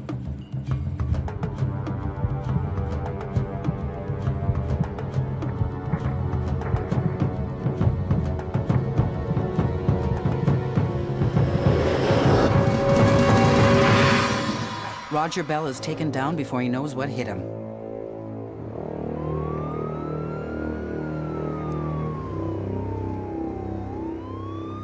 I interviewed Mr. Bell for about 8 hours, and he wasn't talking to us at all. He would just stare at the wall, and he'd tell us his name, and that would be it. He just was not talking.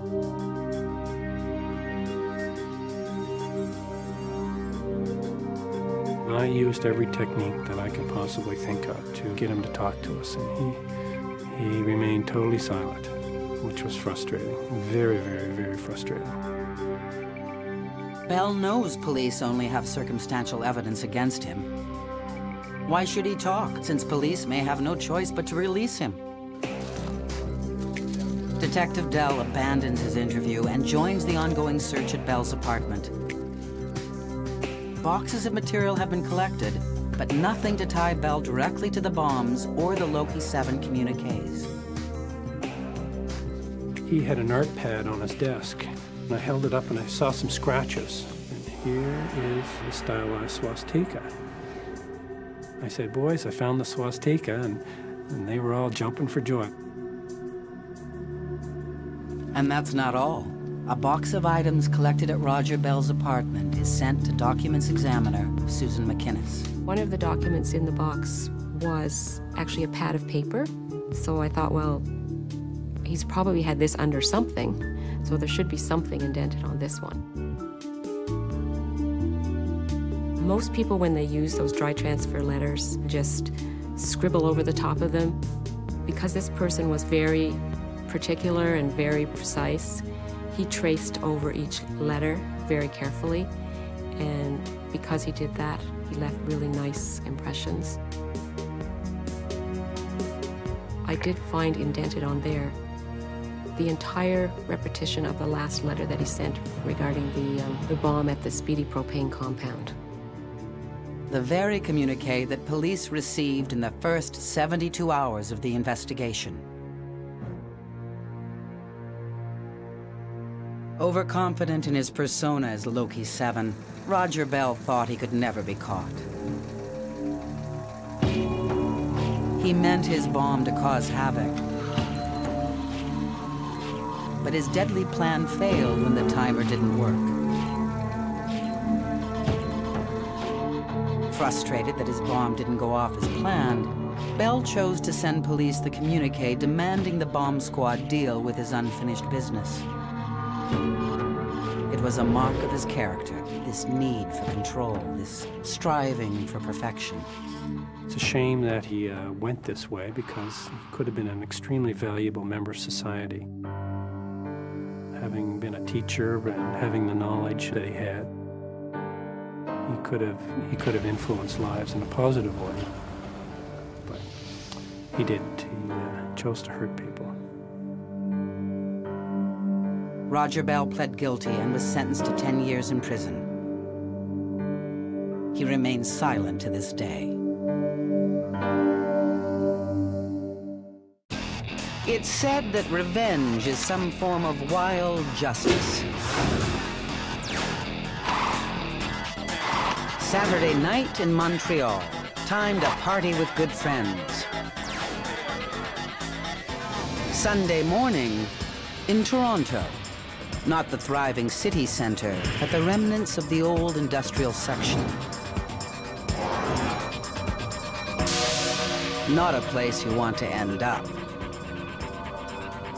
At approximately 6:45 that morning, I received information through our radio room that a body had been found in the rear address of a factory in the east end of Toronto.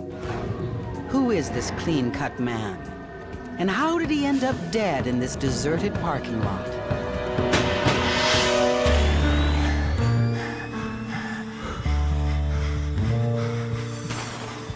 In true crime, investigation and conviction may take years.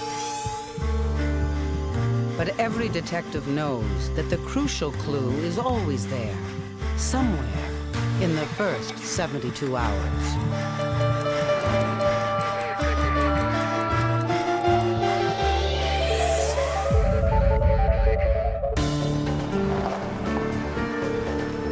June 6th, 7 a.m.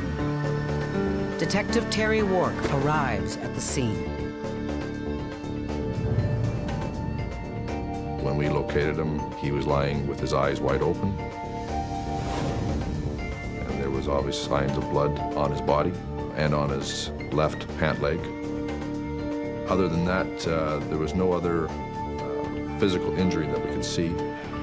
No weapon is found. On the body, no ID. Nothing but a distinctive silver pendant and a phone card. Police traced 3 calls made on it, one to a home in Montreal. We left a message that whoever answered this message to contact the Toronto Police Service and ask to speak with us. The only other evidence in the parking lot is a set of distinctive tire marks. There was a noticeable tire print leading up to his left shoe, over his shoe, and then continued. The tire print is unusual. Too wide for a car, not wide enough for a truck. The next morning, the autopsy report comes in. He had a major injury to the spinal cord at the base of the neck, and another major injury was to the left side of his head. There was a large stab wound there that pierced his skull and into his brain.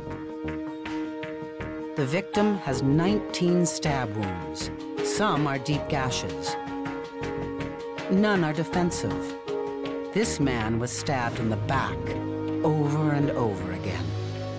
In Homicide investigations where a knife is used, you expect to see defensive wounds on victims, in that it's a very violent way of dying. It's a very violent attack.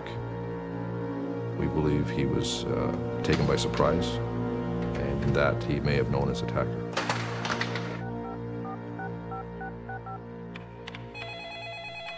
Wark receives a call from a Montreal woman answering the message he left. Her name is Susie Paquette.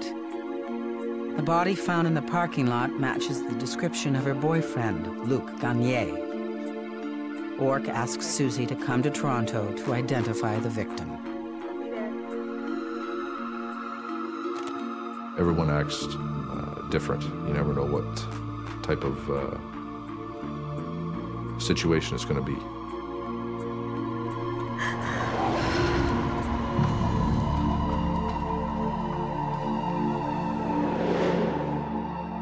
With this young lady,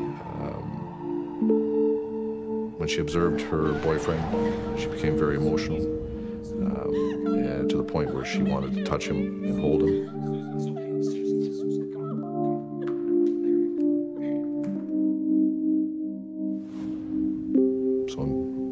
Very emotional for her.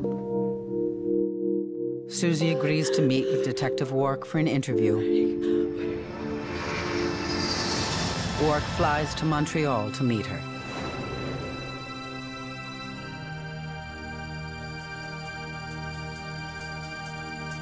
Susie tells him she's been living with Luc for just over 2 years.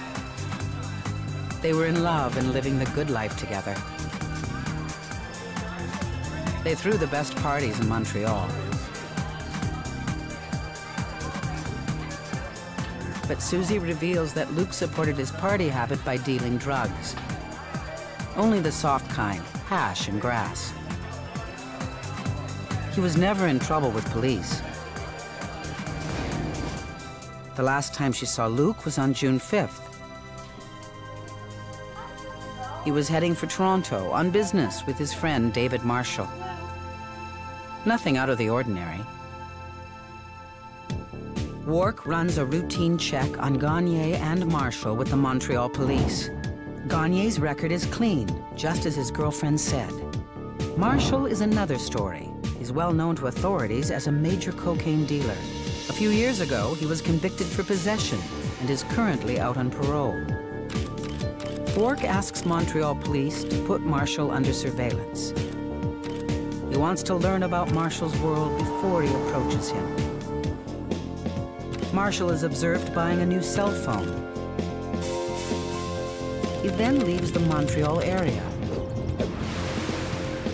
He was followed across the 401 through Toronto and then stopped at a service area west of Toronto where he met with 2 males, and they were observed to have a lengthy conversation near Mr. Marshall's vehicle.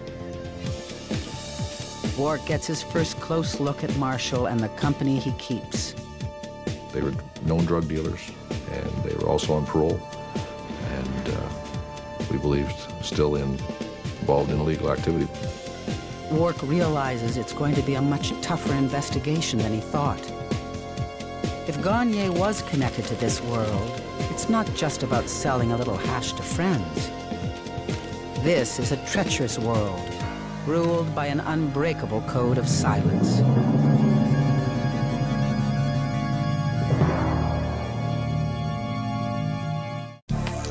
Three weeks after the murder of Luc Gagné, Detective Wark's investigation is grinding to a halt. Marshall has been under steady surveillance, but none of his moves have given them any leads. Detective Wark and his partner, Jeff McGuire, decide that the time has come to approach David Marshall. The trouble is, he's a hard man to pin down. We were aware of where his girlfriend was working. It was a hair salon in one of the suburbs. And as a result, we attended there, hoping to get in touch with David Marshall. Police tell Marshall's girlfriend about the brutal slaying of Gagné. She seems shocked and frightened by the news. When the police question her, she says she knows nothing. She did a pretty good job of doing what the wife in the bad crime movies is supposed to do, is didn't say too much to the police, but left it all on David's shoulders. Police now know quite a bit about Marshall, and he's not at all what they expected. He comes from a wealthy family, studied at expensive private schools.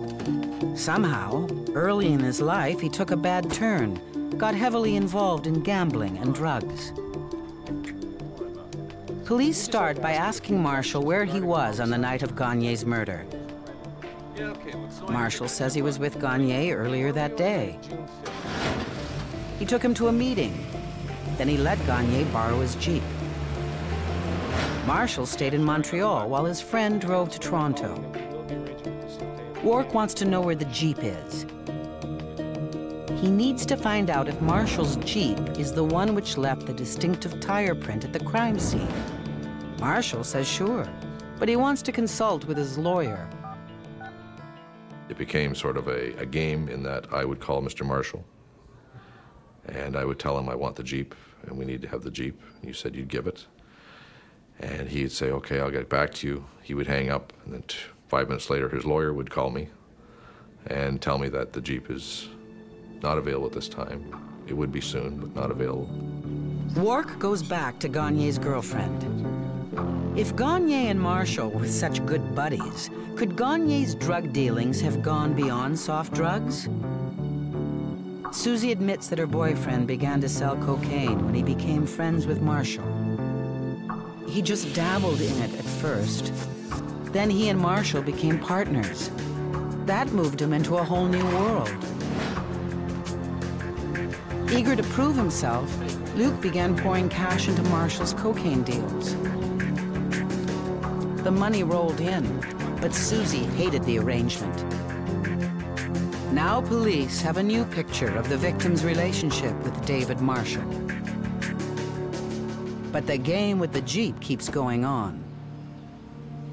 Finally, police obtain a search warrant for Marshall's Montreal garage. Marshall explains that the Jeep is away, being photographed on the advice of his lawyer. It'll be turned over to police soon. But McGuire notices something. And there were some tire impressions on the driveway or inside the garage that looked similar to the tires that we had seen at the crime scene. Under further questioning, Marshall admits he drove to Toronto with Gagne. But he's been holding that back for a good reason. He was terrified. And he immediately started to tell me that I had no idea who I was dealing with, that these people were dangerous, and that he feared for his life. Marshall's new story is that he and Gagne had dinner together in Toronto. That night, Gagne borrowed Marshall's Jeep and went off to complete a coke deal on his own. Marshall had to fly back to Montreal. A few days later, the Jeep showed up at his house. But he has no idea who drove it back. Since then, Marshall has had a personal taste of how vicious the drug world can be.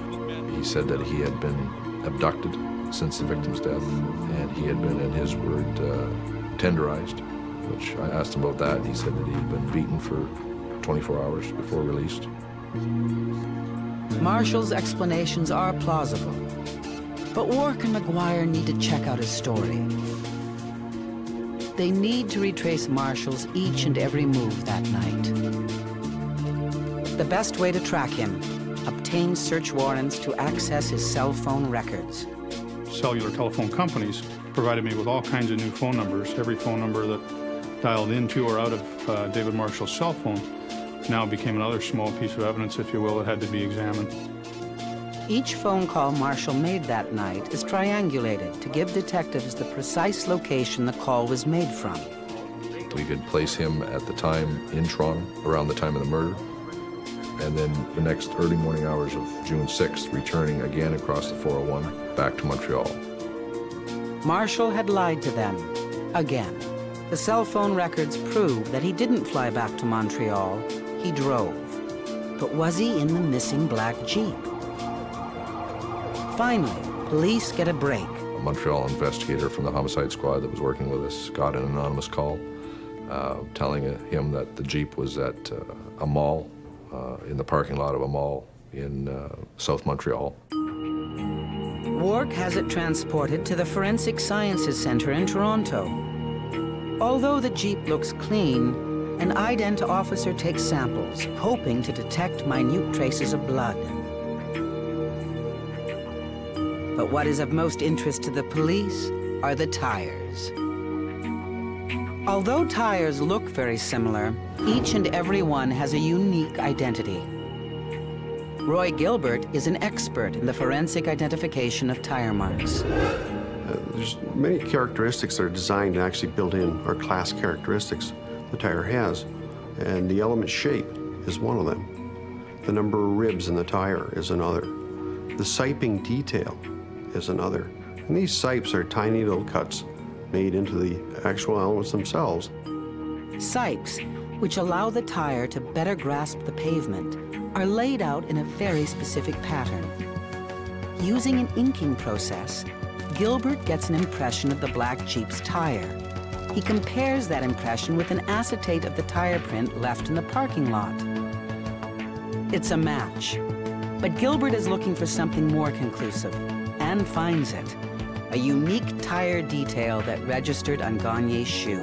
There was a sipe detail that was visible on the edge of the shoe, and this sipe detail had two tiny little tears. It was a small piece of rubber that had been actually cut out, and it was just flapping on the face of this tire. This reproduced on the shoe. Very unique thing to have occurred. That was the best impression you could possibly get, is to have that tire run over the shoe at that location. The swabs of the steering wheel turn out to have tiny specks of blood on them, just enough for a DNA profile. The results come in. The blood in the car matches the DNA of the victim. Police now have Gagne's blood in the Jeep and Marshall's Jeep at the scene. Although they strongly suspect that David Marshall is the killer, they have nothing to connect him personally to the murder.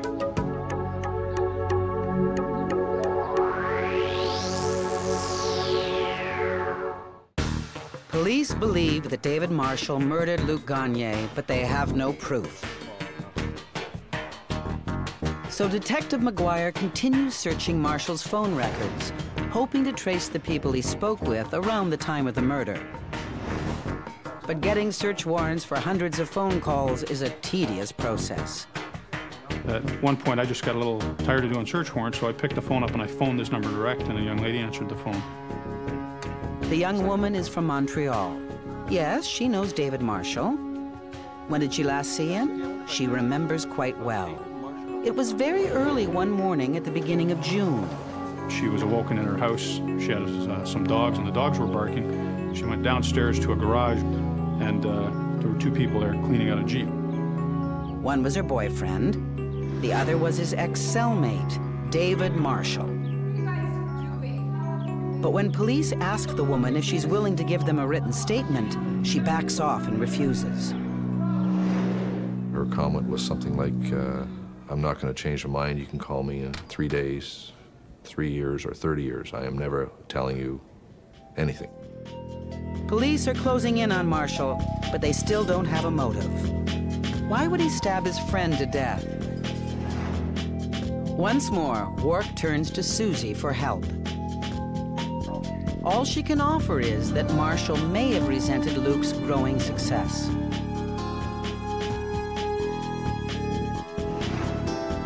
A few months ago, Marshall was jailed briefly for parole violation. Luc took the opportunity to expand his territory.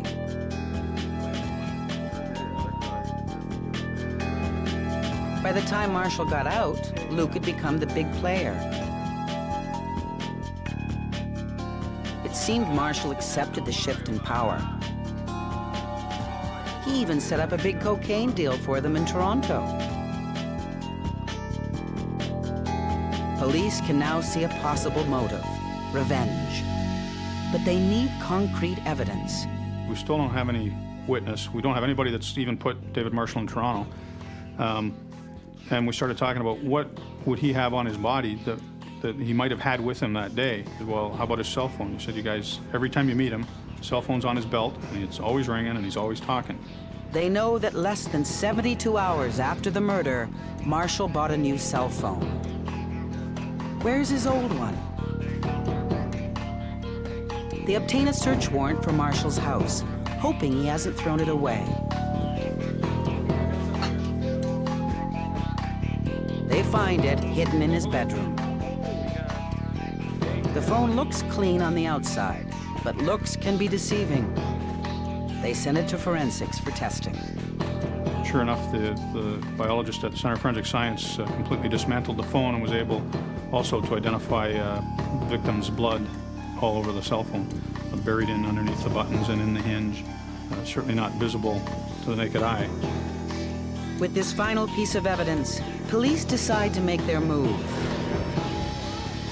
On September 29th, 5 months after Gagne's murder, Marshall is arrested and charged with first-degree murder. He continues to claim he's innocent. Police have no eyewitness, no murder weapon. Their evidence is all circumstantial. But Wark and McGuire feel they can present a convincing case in court. They believe that from the moment Gagne took over Marshall's territory, Marshall began plotting his revenge. He played on Gagne's weakness, his greed. The cocaine deal of June 5th was a setup. All along, he was luring Gagne to his death.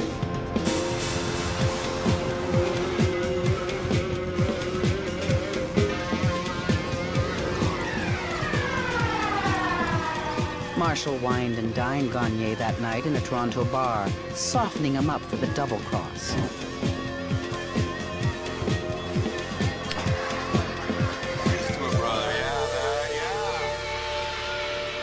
But Gagne didn't leave the bar alone. Marshall went with him. He drove to a deserted parking lot and took his revenge.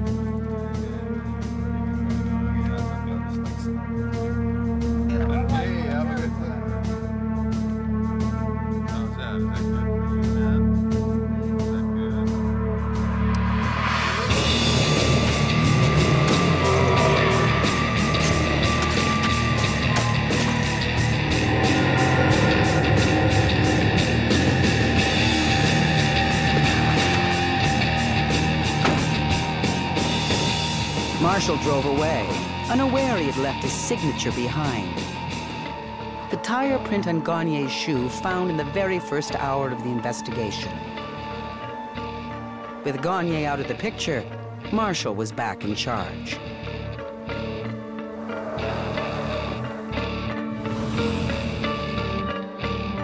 Marshall is found guilty of first-degree murder. He is sentenced to life in prison.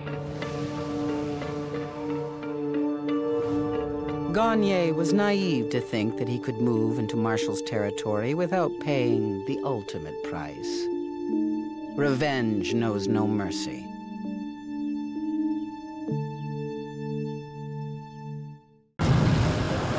I say hijacker, and you think destruction, death, terror.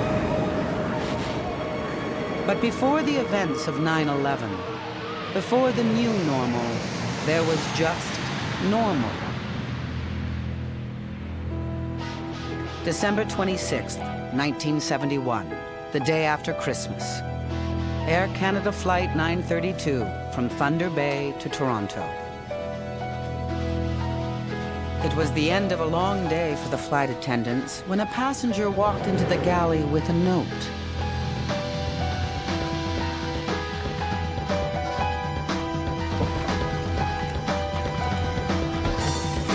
Taking over the plane. We're going to Cuba. A note, a gun, a coded message to the tower.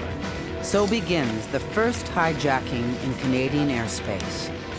A case left for dead until coincidence links it to the infamous tragedy of September 11, 2001.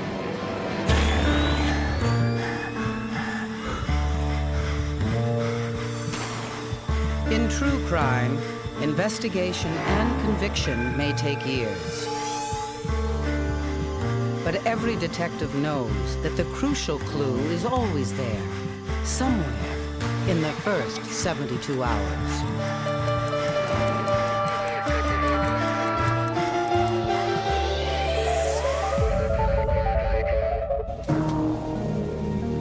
In Toronto, a hijacked plane is stranded on the tarmac. Its passengers disembark, oblivious to the danger. But the crew is trapped on board.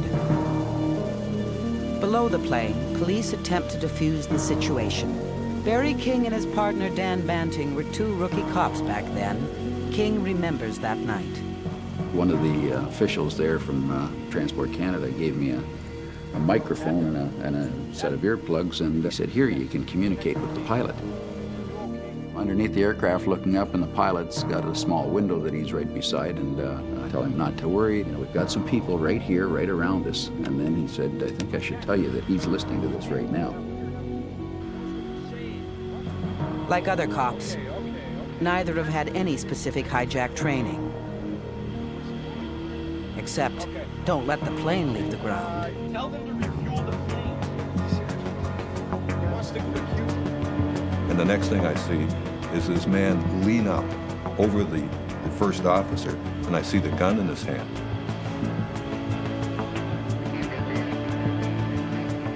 What to do? The crew is up there in the cockpit. He has a gun. He wants to go to Cuba. The plane needs fuel to get there. The two young cops make the decision to let the plane refuel and leave for Cuba. Dan Banting recalls. A 28-year-old constable and a 24-year-old constable made these decisions. There was just no input from anyone. We were two men adrift on a tarmac. Today, in this day and age, it would be almost ministerial. Yeah. How these decisions would be arrived at. Back then, it was shoe leather and being a cop. You just made your decisions and you had to live with them.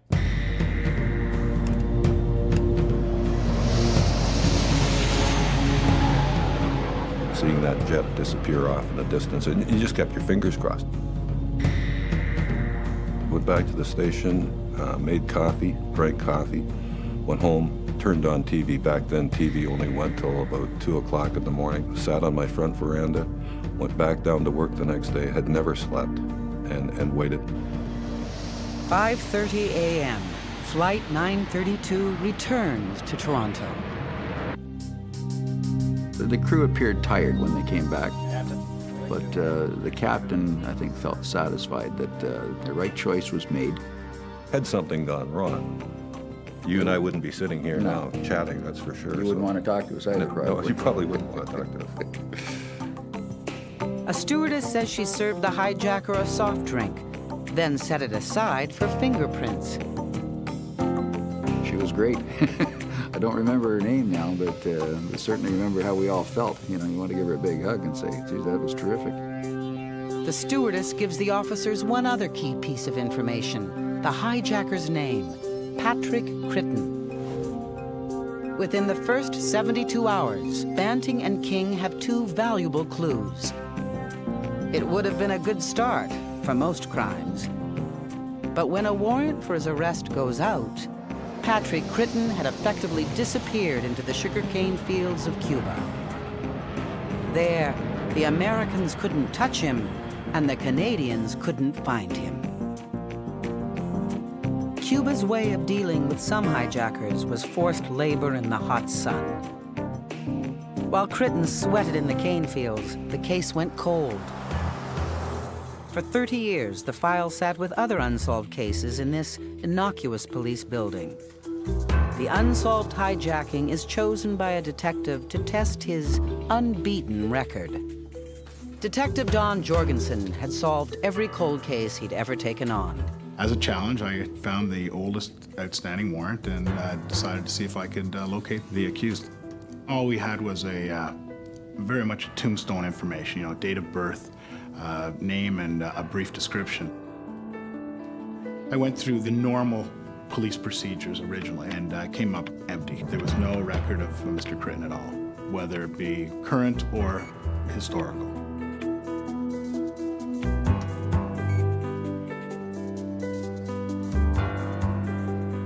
Usually when you enter something into Google or any search engine, you get usually an overwhelming number of returns. So when I entered Patrick Critten's in, I was expecting to get any number of returns, but I actually only got one. In this case, one hit was gold, an article from a suburban New York online newspaper. It's about mentors for African American youth, and one of the mentors is Patrick Critten.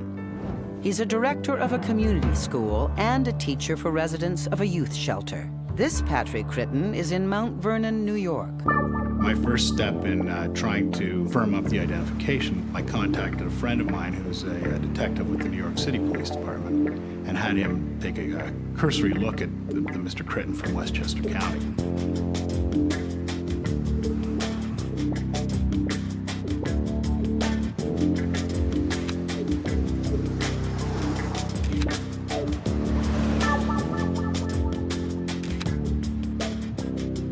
This Patrick Critten fits the description of the hijacker as he might be today. Mid-50s, 5'4", and black. Discreet questions are asked of friends and colleagues, like fellow teacher Odine Mangum. I think all of Patrick's students loved him. He was a tough taskmaster, and which I thought was unusual looking at Patrick's size. Physically, he's a small man, but he commanded a lot of respect. I think of Patrick as a very passionate man. A man with a passion to serve his community. Could this really be the same man? The man who hijacked Air Canada Flight 932 to Cuba at gunpoint?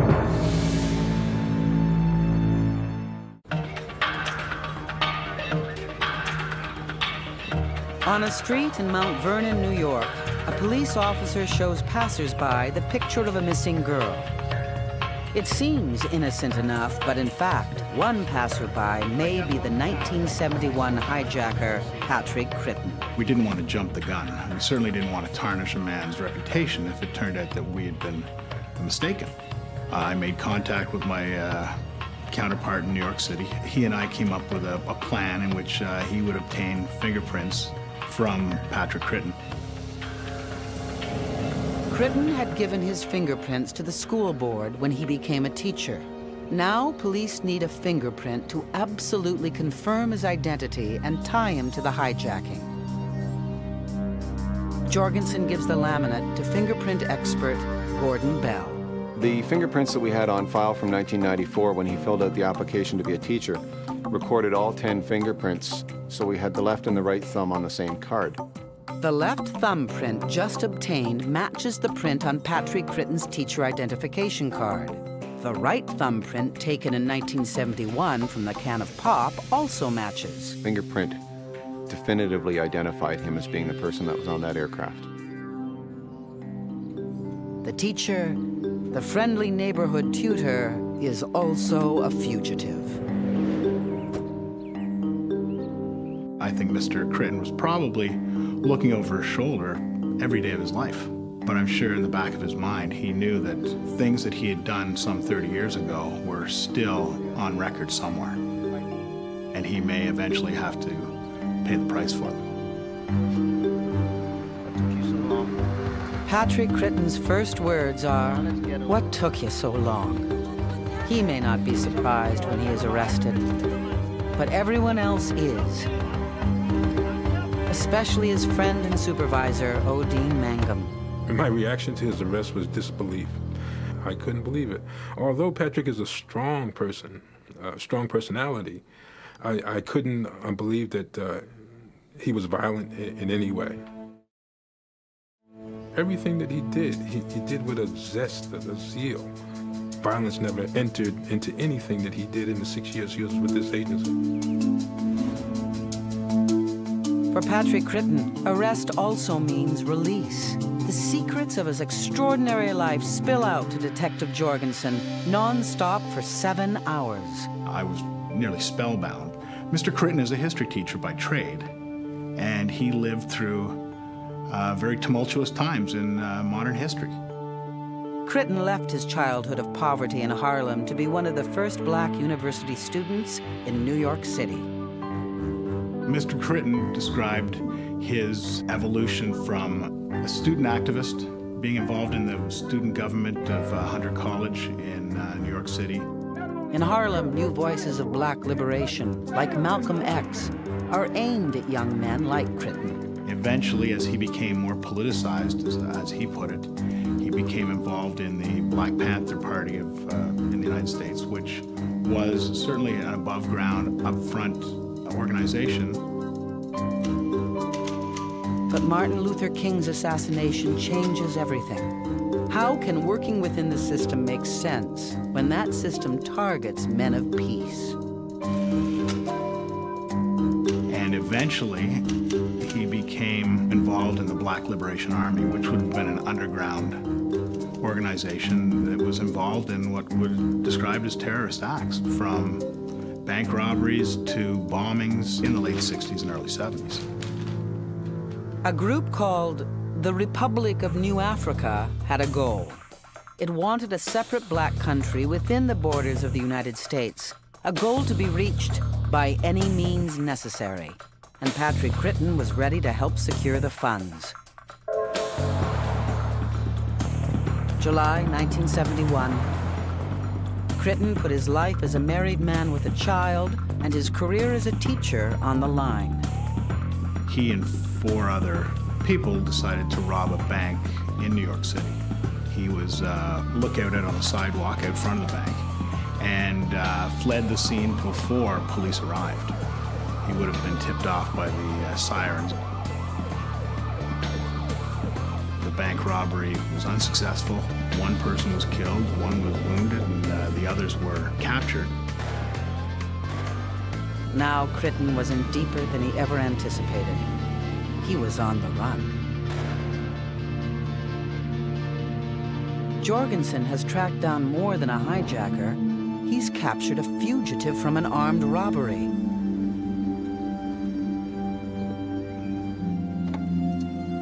His comrades arrested, 1 shot dead. Critton feared his own capture was next. He told his wife she should forget him, start a new life. He's going underground. A desperate Patrick Critton fled the U.S., convinced he's the hunted fugitive of an armed robbery.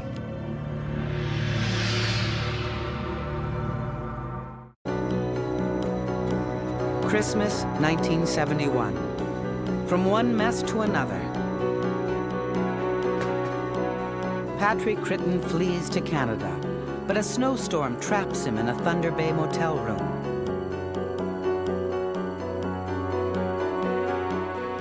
He works out another escape route. This is 1971. There are no metal detectors for flights within Canada. The next day, he leaves Thunder Bay on a plane headed to Toronto. 15 minutes before landing, Patrick acts on his plan. Think. We have fragmentation grenades and a .38 caliber revolver. Take me to the captain in the cockpit. We are going to Havana, Cuba. This is no joke.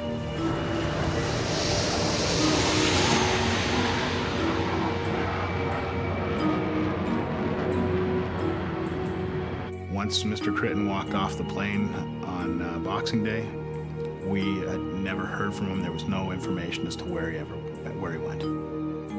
30 years later, Critton is arrested and makes the front page of the New York papers. But he's only in the very early morning editions. It's September 11th, 2001. Another hijacking becomes front page news in New York and around the world. It was both bizarre and pretty eerie that here I was down in New York City and having just been involved in the arrest of a hijacker. It was very ironic. As the detective escorts his prisoner back to Toronto for trial, both men wonder how the events of 9/11 will impact the course of justice.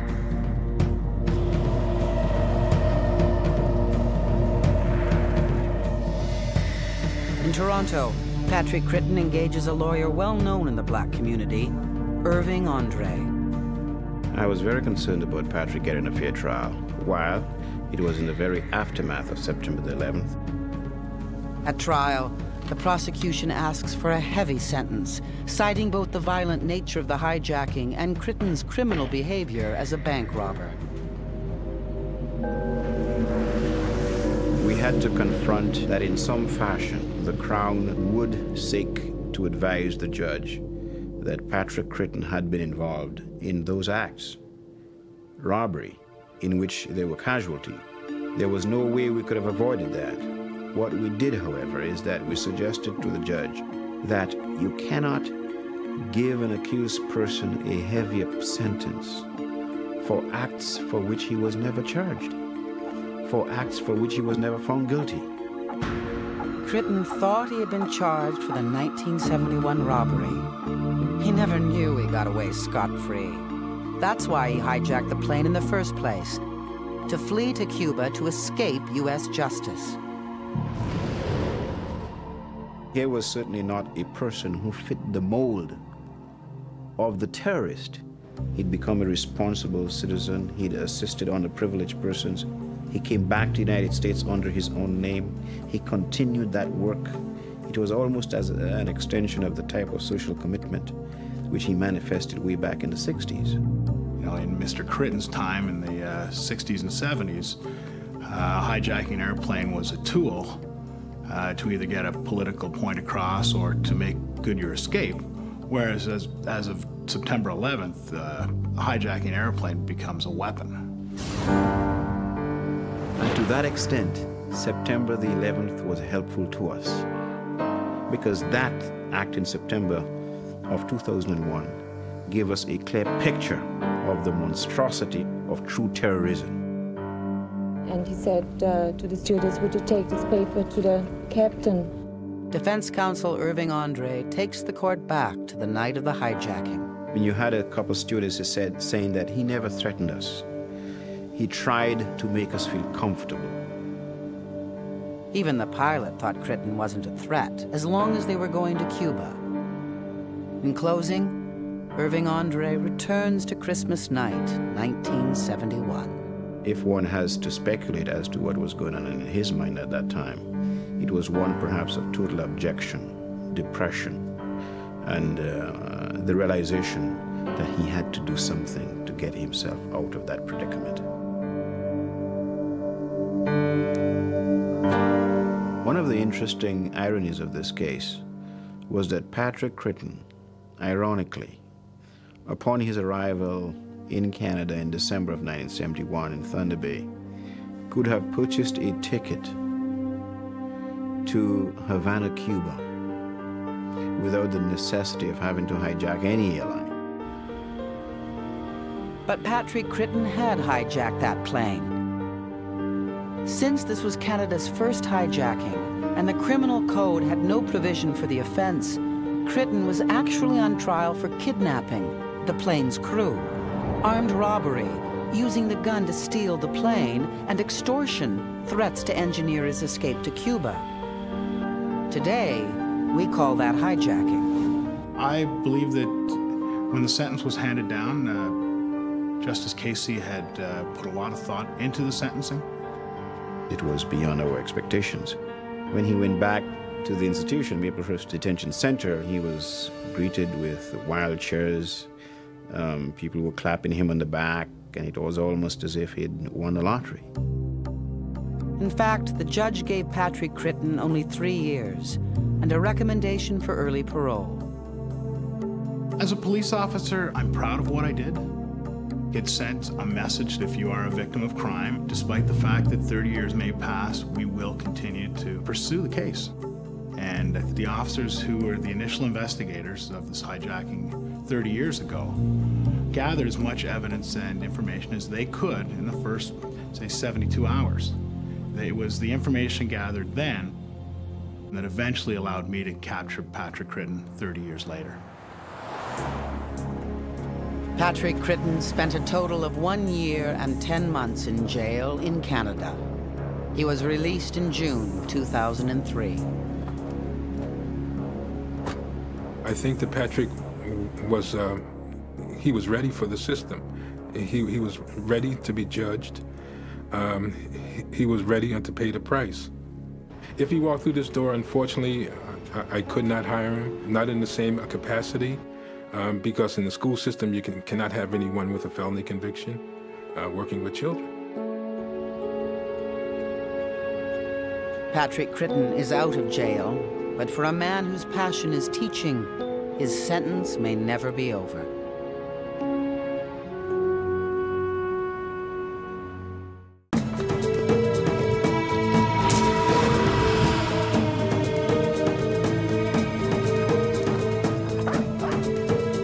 If a body falls in the forest and no one finds it, is it really there? Today, police search a wooded area. If a body is here, they are convinced the dog will find it. The search is the culmination of a case that began 2 years ago when a woman placed a frantic call to police. Her husband is missing. But something about that call simply doesn't add up. We thought this was rather odd. Why did you wait 5 days to call the police after your loved one has gone missing?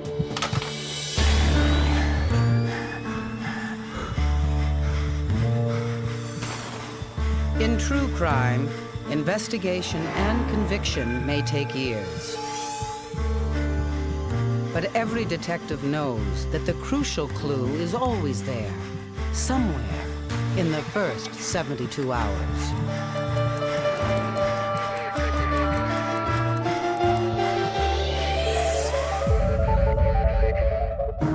Toronto, 1996. Detective Cindy Grant interviews Natasha Galatas, a woman whose husband has been missing for 5 days. She was extremely, extremely distraught. Here she is, 8 months pregnant. Her husband is gone. She has no idea where he is. He's literally just vanished off the face of the earth. But why did she wait 5 days to call police? Natasha says it's because of what happened on the day her husband, Nico, disappeared. He spent the day socializing with his friend and business partner, George Marinucci. A normal day, except thinking back, Natasha believes they were trying to hide something. Nico promised to be home in time for supper. At 11 p.m., Nico was still not home. She called George. George came right over. He produced a number where Nico could be reached. It was not in service. Natasha wanted to call police, but George said no. If you call police, Nico's life is in danger. Natasha says George wouldn't tell her why someone would want to hurt her husband. Detective Grant needs to know. The detective finds George Marinucci in his garden.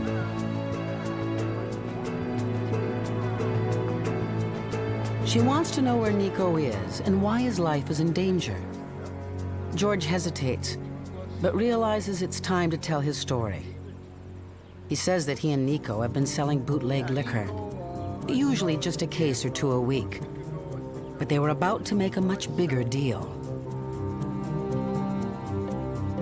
They met with a couple of guys who offered them 500 cases at a killer price.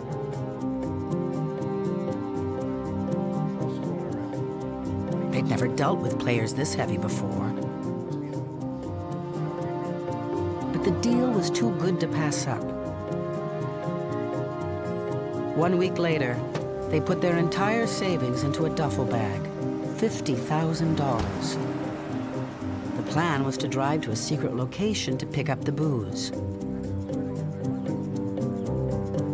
The front man was edgy. The bootleggers had given him new conditions for their meeting. No weapons, no cell phones. Only one of the buyers could be there. Nico volunteered to go with the front man. Detective Grant wants to know, who are these bootleggers? Who is the front man? George says the one guy's name is David Farino. He never knew for sure. George says that he saw this David guy give Nico an emergency contact number. a number where he could be reached in case his wife went into labor. That was the last time George saw Nico, the last time he spoke to him. The detective wants to know why George stopped Natasha from calling the police for 5 days. He says David, the front man, phoned him and told him that Nico had pissed off the bootleggers. They'd kidnapped him. David said, "We're all dead unless we shut the hell up." Detective Grant doesn't know what, if anything, of George's story is true. If Nico was kidnapped, why has there been no ransom demand? Did the liquor deal go wrong, or did George and Nico have a falling out? We had absolutely no clue as to what was going on. We knew somebody's missing. There's a very strong possibility that foul play is being suspected. We're 5 days into this, and there's no hide, no hair. There's been nothing. Detective Grant needs to verify or disprove George's story. She starts at the rental lot. The manager doesn't keep good records, but he has a reason to remember a guy named Nico.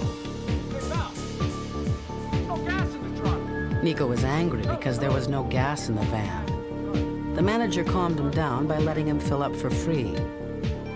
There were 2 other men with Nico, but the manager didn't get their names. He doesn't have the van either. No one ever brought it back. All we had was a license plate. And if this license plate was to ever show up, then they could, of course, seize it. Since the van exists, at least this part of George's story is true. But what about the front man for the liquor deal? So here we are trying to find somebody where we have a first name, where we have a phonetic sounding of a last name. He gives phone numbers, which are untraceable. From there, we have to try and scour the far reaches of Ontario to try and find who and where this person is. For 8 months, police pound the pavement, make thousands of phone calls. Finally, after much searching, they find the home of a man named David Fiorino.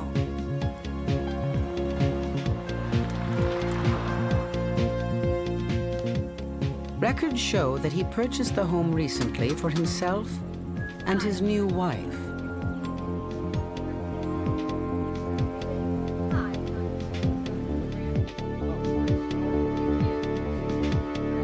Detective Grant questions David about any involvement he may have had with Nico Galotis. David says he doesn't know anyone named Nico.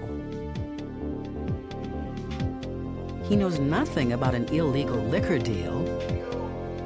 On July 2nd, the day Nico went missing, David and his wife were at the family cottage. David's story conflicts with what the detective suspects.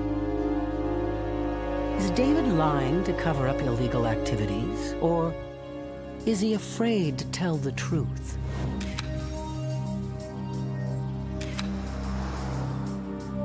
The day that David was interviewed, his house was being watched by the police, and suddenly this person shows up.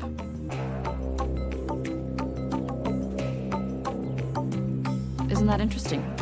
He's a bigger stature man.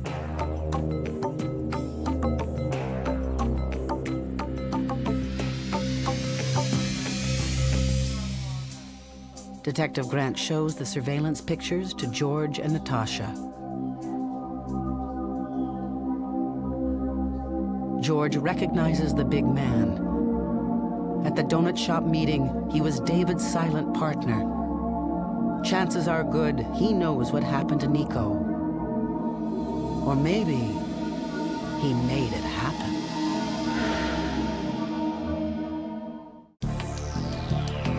Police suspect foul play in the disappearance of Nico Galotis. They have reason to believe that this man, who has been spotted while doing a surveillance operation, is involved. They have identified him as landscape contractor Tony Cordasco. She tells Tony she knows he's involved in bootleg liquor deals with David Fiorino. And she's checked his phone records. He talked to David for 15 minutes on the day Nico Galotis disappeared. and she wants to know his connection to the missing man. Tony says she's got it all wrong. Sure, he knows David, but their relationship is not what she thinks. Tony turned out to be an ex-boss of David. David had actually worked for him a year prior, and I guess had kept up somewhat of a friendship with him. Tony says he went to the donut shop as a favor. David was about to make some big deal and needed to look like he had some muscle. It was a bit of a joke to Tony, just playing a part. What about the 15-minute call on the day Nico vanished? Tony says David was just shooting the breeze. He didn't say what he was doing, didn't say where he was.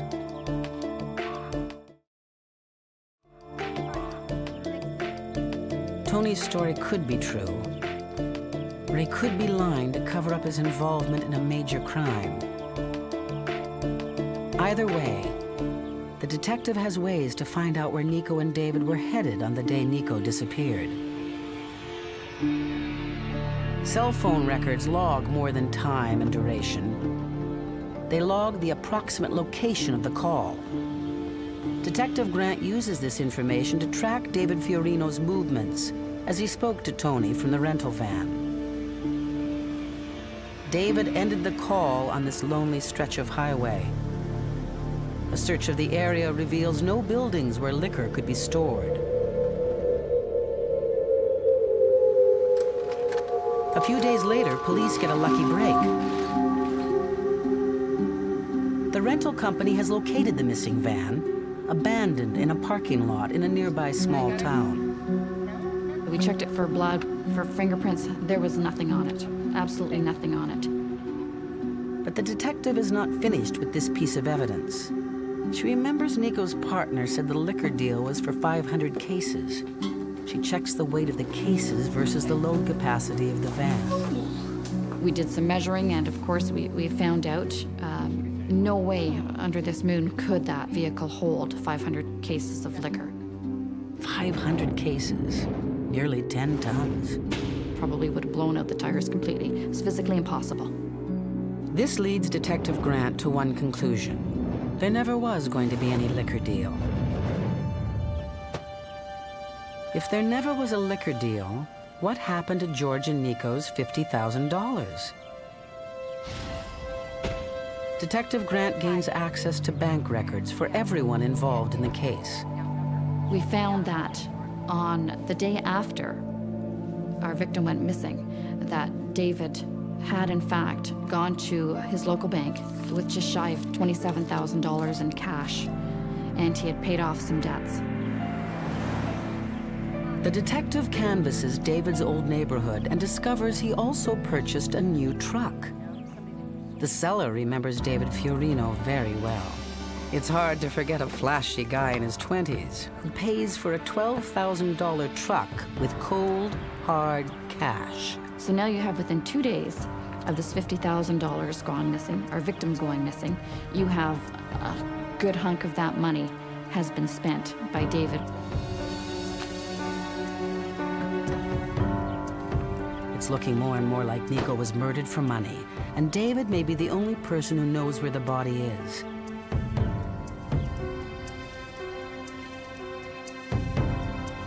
The detective obtains a warrant for a wiretap.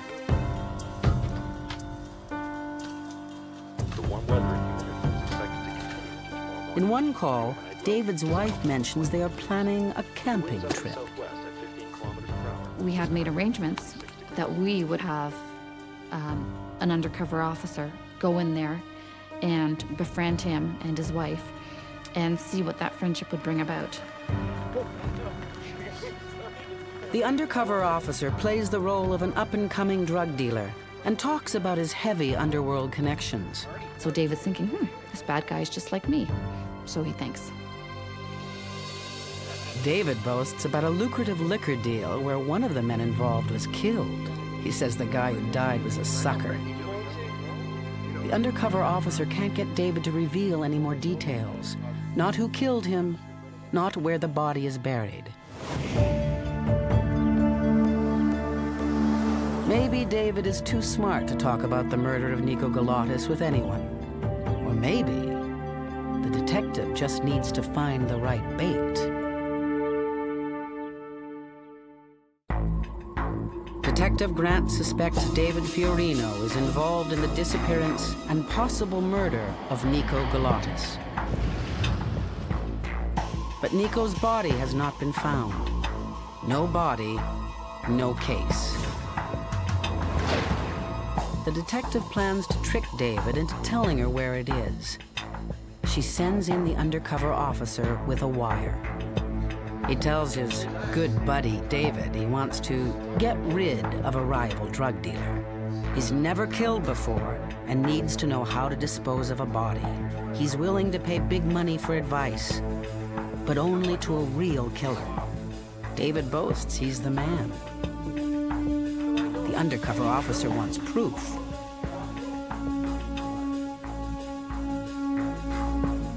David shows him a police poster of Nico Galotis. He comes out to say to our undercover officer, oh, this is something that I was involved in, and this is my souvenir of that.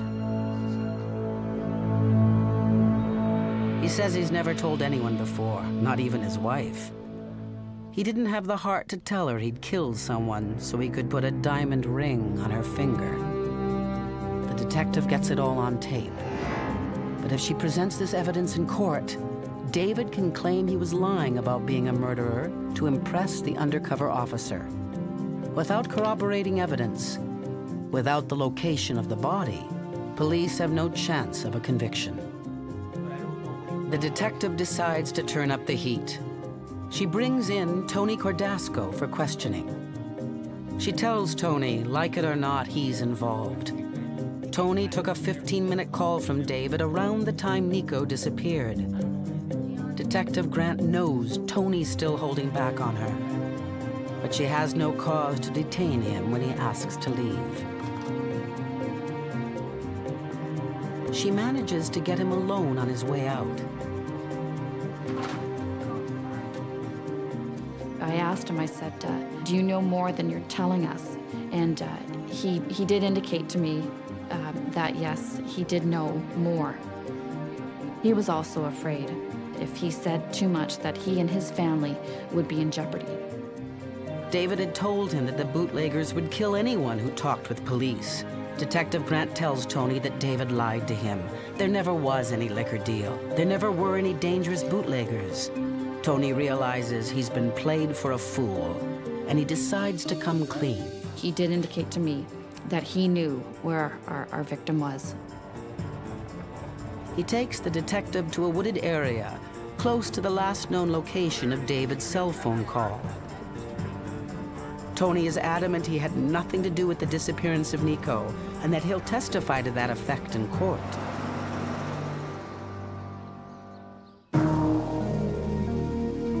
Detective Grant calls in a search unit with specially trained cadaver-sniffing dogs. When you're looking at the decomposition of human remains, there's going to be a leaching of body fluids into the soil. That scent is what the dog is trying to locate.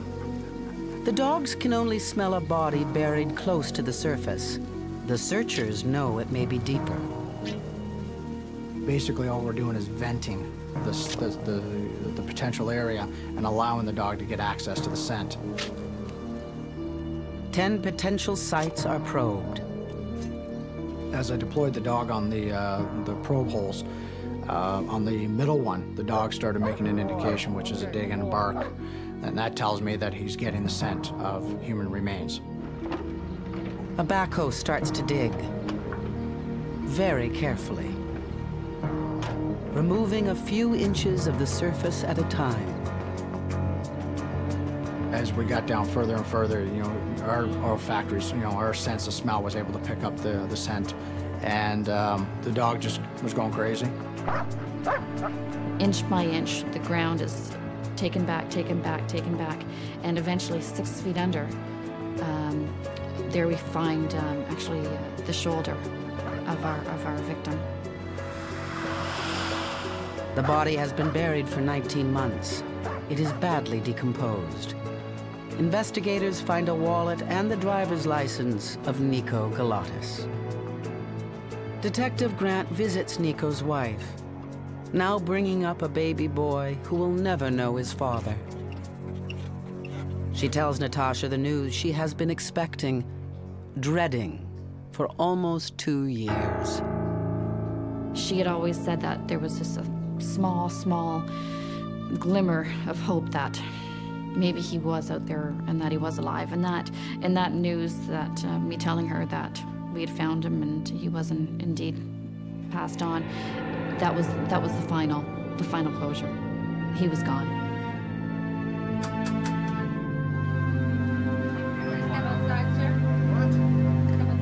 The same day, Detective Grant arrests David Fiorino on a charge of first-degree murder. She is prepared to testify in court and to present a compelling scenario of the crime. When Nico kissed his wife goodbye, he thought the bootleg liquor deal was a step up in the world of big crime. It was, but not for him.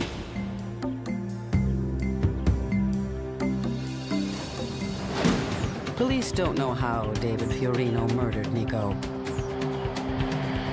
but they believe that within a few hours of leaving the van rental lot, he was burying Nico's body.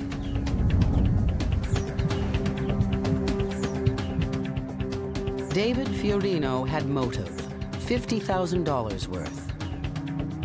He thought that he could get away with murder. He merely did. But he made one wrong move. He mentioned his real name to Nico and George. And even though George could not remember the name accurately, this small piece of information gathered just a few hours after the investigation began led to Fiorino's demise. On the basis of the investigation and testimony by Detective Cindy Grant, the court found David Fiorino guilty of first-degree murder.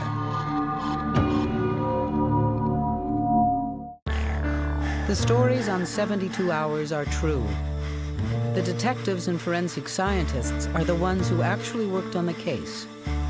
The names of the victims are fictitious. The names of the convicted are real.